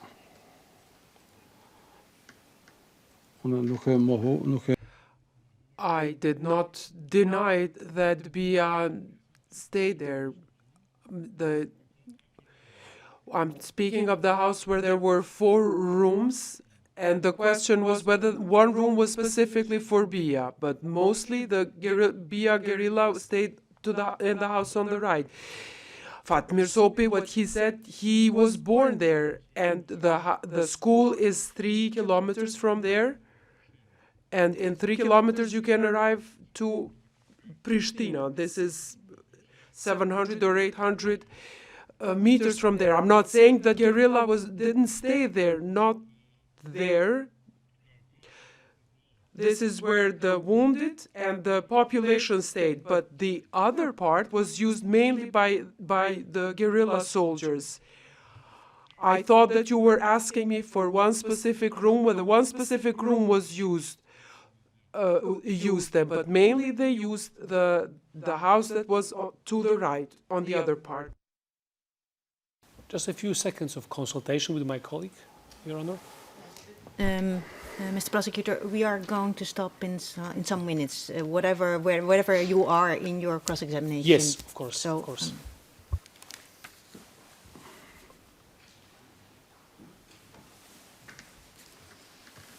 Your Honor, that will be the end of my cross-examination. Thank you very much. Thank you, Mr. Prosecutor. I'm now going to see where we stand in the rest of this examination. Victims' Counsel, how long would you have approximately for questioning for the witness? Your Honours, I have 2 brief themes I need to ask about, and I might be able to do that in 15 minutes. Depends a bit on the focus of the answers. No, but we will see. We have till 5:30 sharp, and I think it's important to to dedicate the time necessary for the testimony of the witness. But I will first go to the defense counsel to see if he wants to do redirect. I don't think so. You don't think so?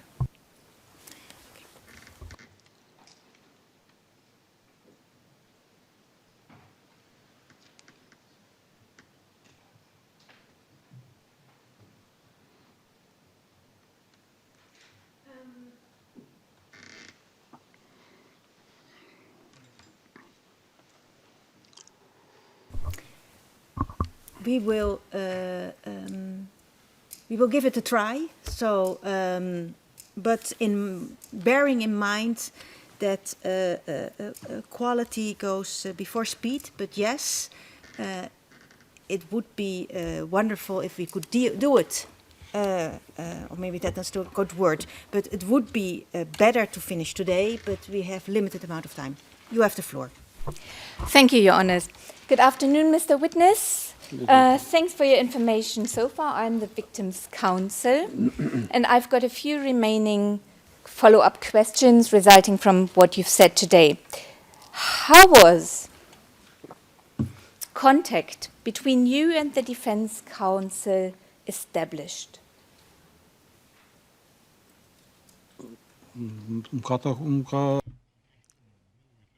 The defense contacted me. If I'm not mistaken, it was Fatmir Peliaj who did that. And when have you first been approached?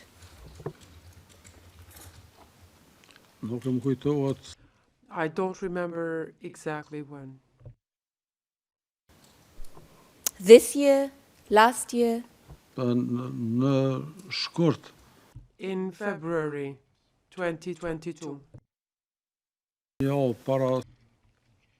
I believe a week before we met, the initial contact was made. Okay, thank you. And then is it correct that your statement was taken on the 20th of February 2022? Yes. Thank you. Now, every other defense witness, your friends and comrades like Brian Mehmetai or Selatin Krasniqi, they were all interviewed between February and May 2021, so 1 year before. Do you have any explanation for that?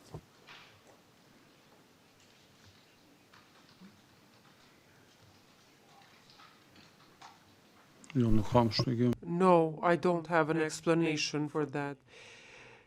I was contacted, I gave the statement in February of 2022. Or was there any reluctance to be forthcoming because you might have feared to incriminate yourself? And just as a matter of fairness, let me... Victims' Counsel, can you take off your headphones, Mr. Witness? Defense Counsel, you have the floor. I think this is a question for the Defense Counsel, not for the witness. We have decided when and where to take interview from which witnesses and for witness. I don't understand what you this want. Question no, may... please, can I finish my sentence always? Yeah.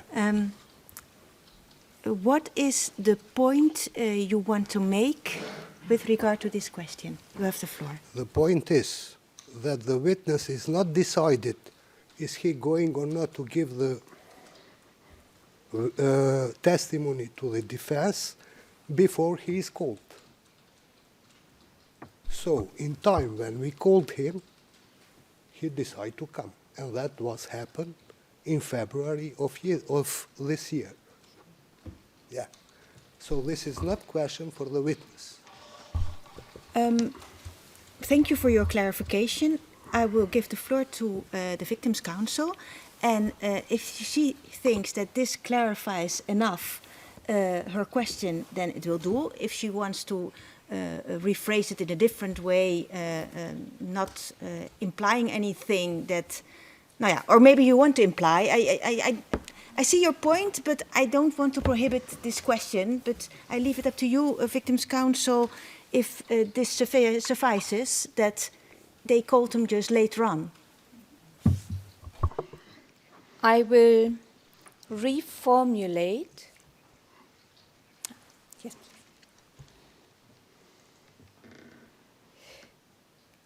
Mr. Witness,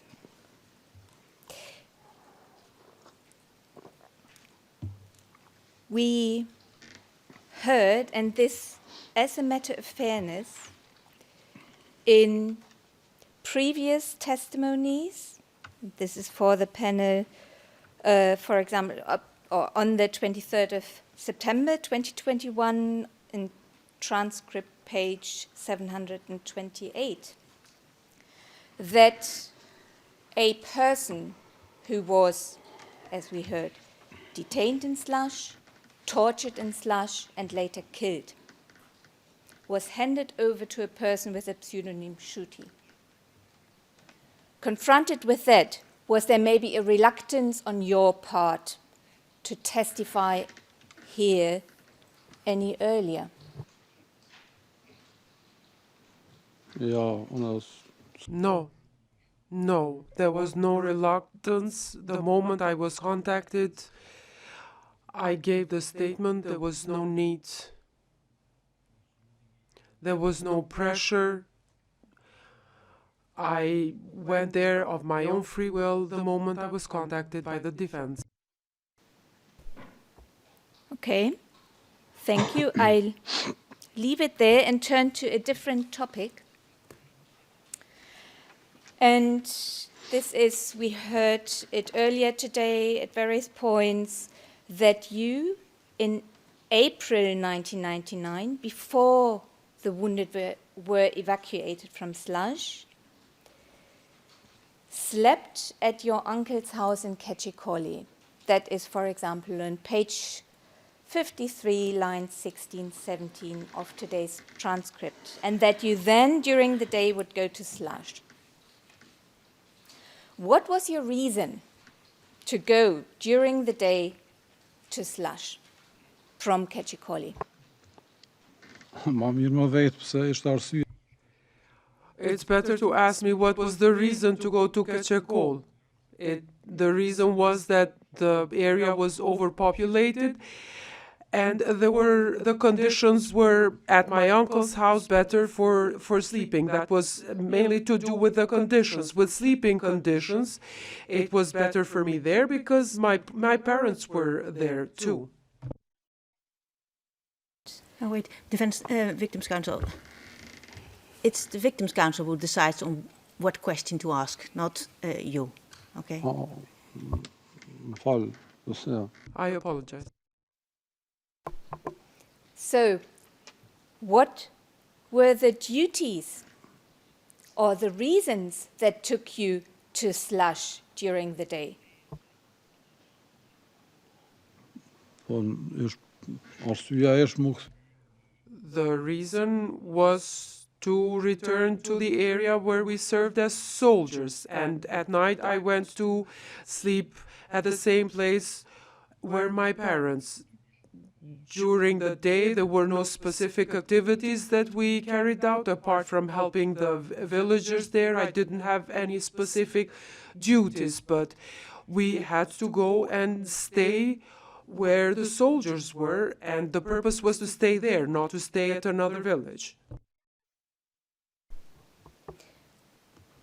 Just to be clear, are you saying you didn't have any specific duties in Slush in April 1999, in the midst of the war?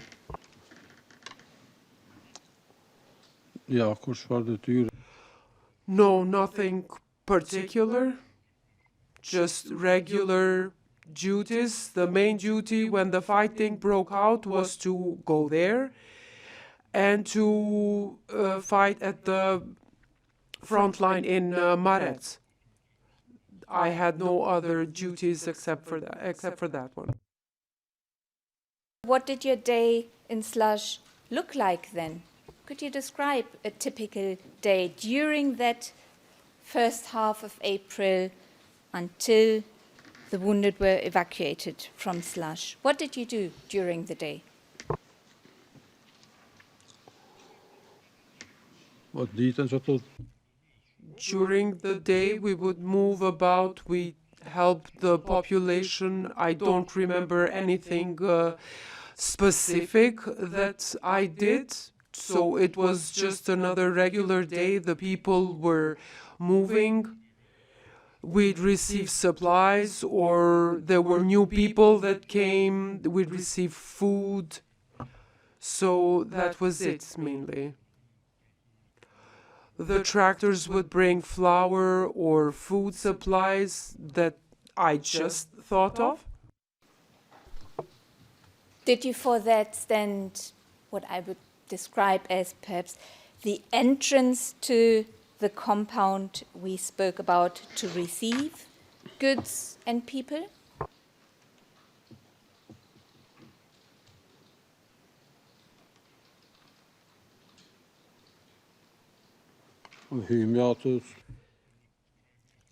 I don't remember which entrance they used, but if there was a tractor, he came from the lower part. So the tractor would come in the yard. We would offload whatever was on the tractor. If the tractor arrived from the direction of the school, but if you arrive from the direction of Maretz, then you would arrive from the lower part. So there were 3 or 4 possibilities to enter the yard. But if there was a tractor, it came from the lower part because the entrance was wider. And if a person would arrive from the lower part, would you be one of those receiving this person? Ja. No.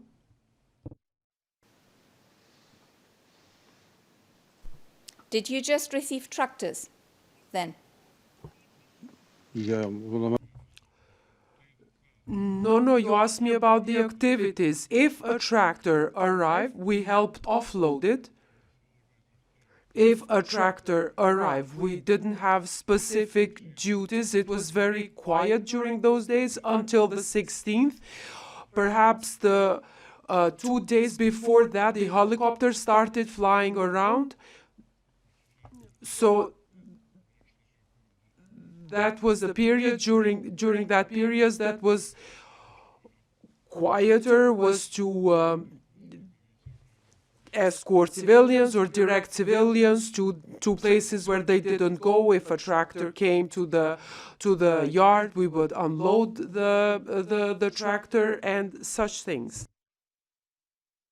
Or overcrowded in Slush in that compound?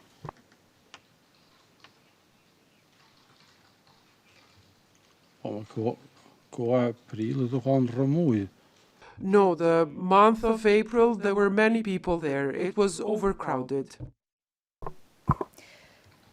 Thank you very much, Mr. Witness. I leave it at that. Thank you very much. Thank you, Victims' Counsel. Defense Counsel, do you want to redirect? Okay, we have really limited time, but please. First one in private session, Your Honor. Madame Kortoffer, could you bring us into private, please?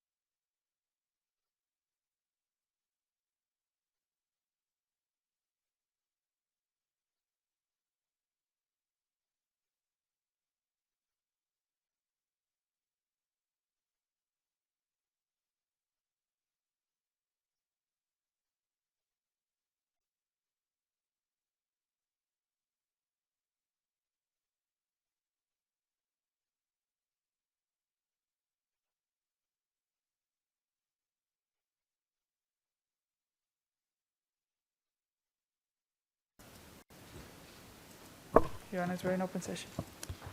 Very well. Please proceed, Defense Counsel. Mr. Witness, you were interviewed by the defense. You recall that? Oh, Yes.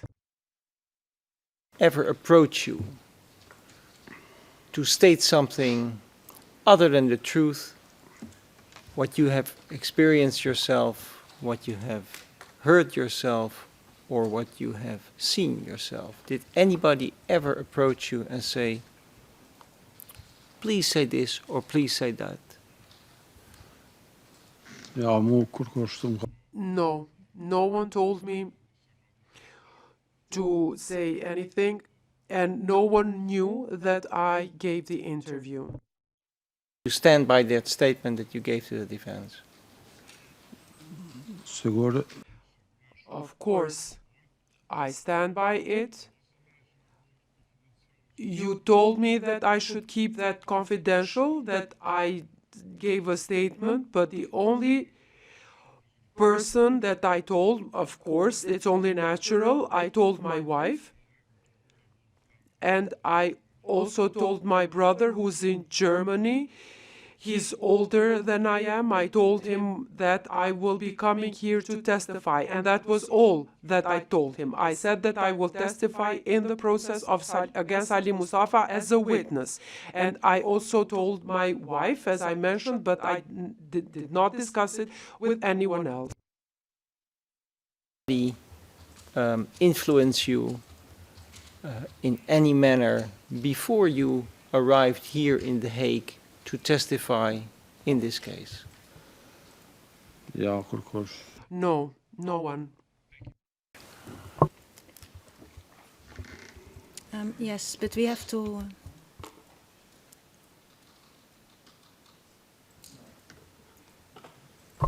We have no further questions, Your Honor. Thank you. I already... I will... do you have questions? Maybe one. In 1 minute, because I don't think I have more time, because really we have to finish, but if there's one question, please. Thank you, Madam Presiding Judge. Mr. Witness, I just have one question, just a clarification. On 20 April, you came back with the wounded to Slash. And then the following day, so on 21st April, you left the compound in order to go towards college. Is that correct? Në drejtim normal të kolegjit. Yes, towards college and also Mayat. Thank you very much. I have no further questions, Madam Presiding Judge. Thank you. Thank you.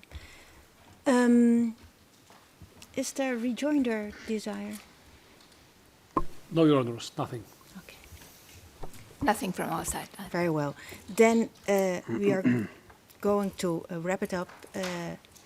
Mr. Witness, we have come to the end of your testimony.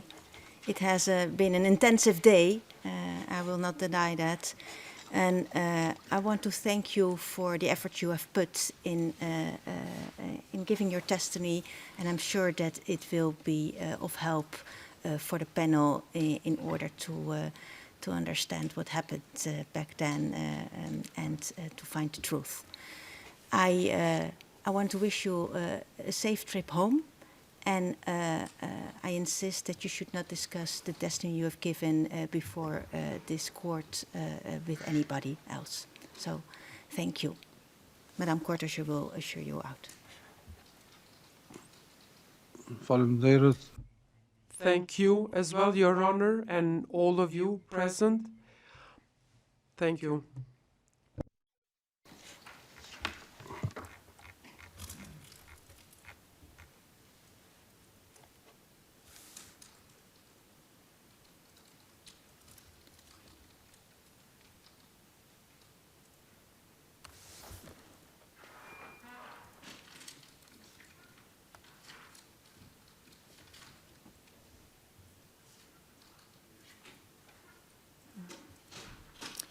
Very well. Is there anything that you would like to raise?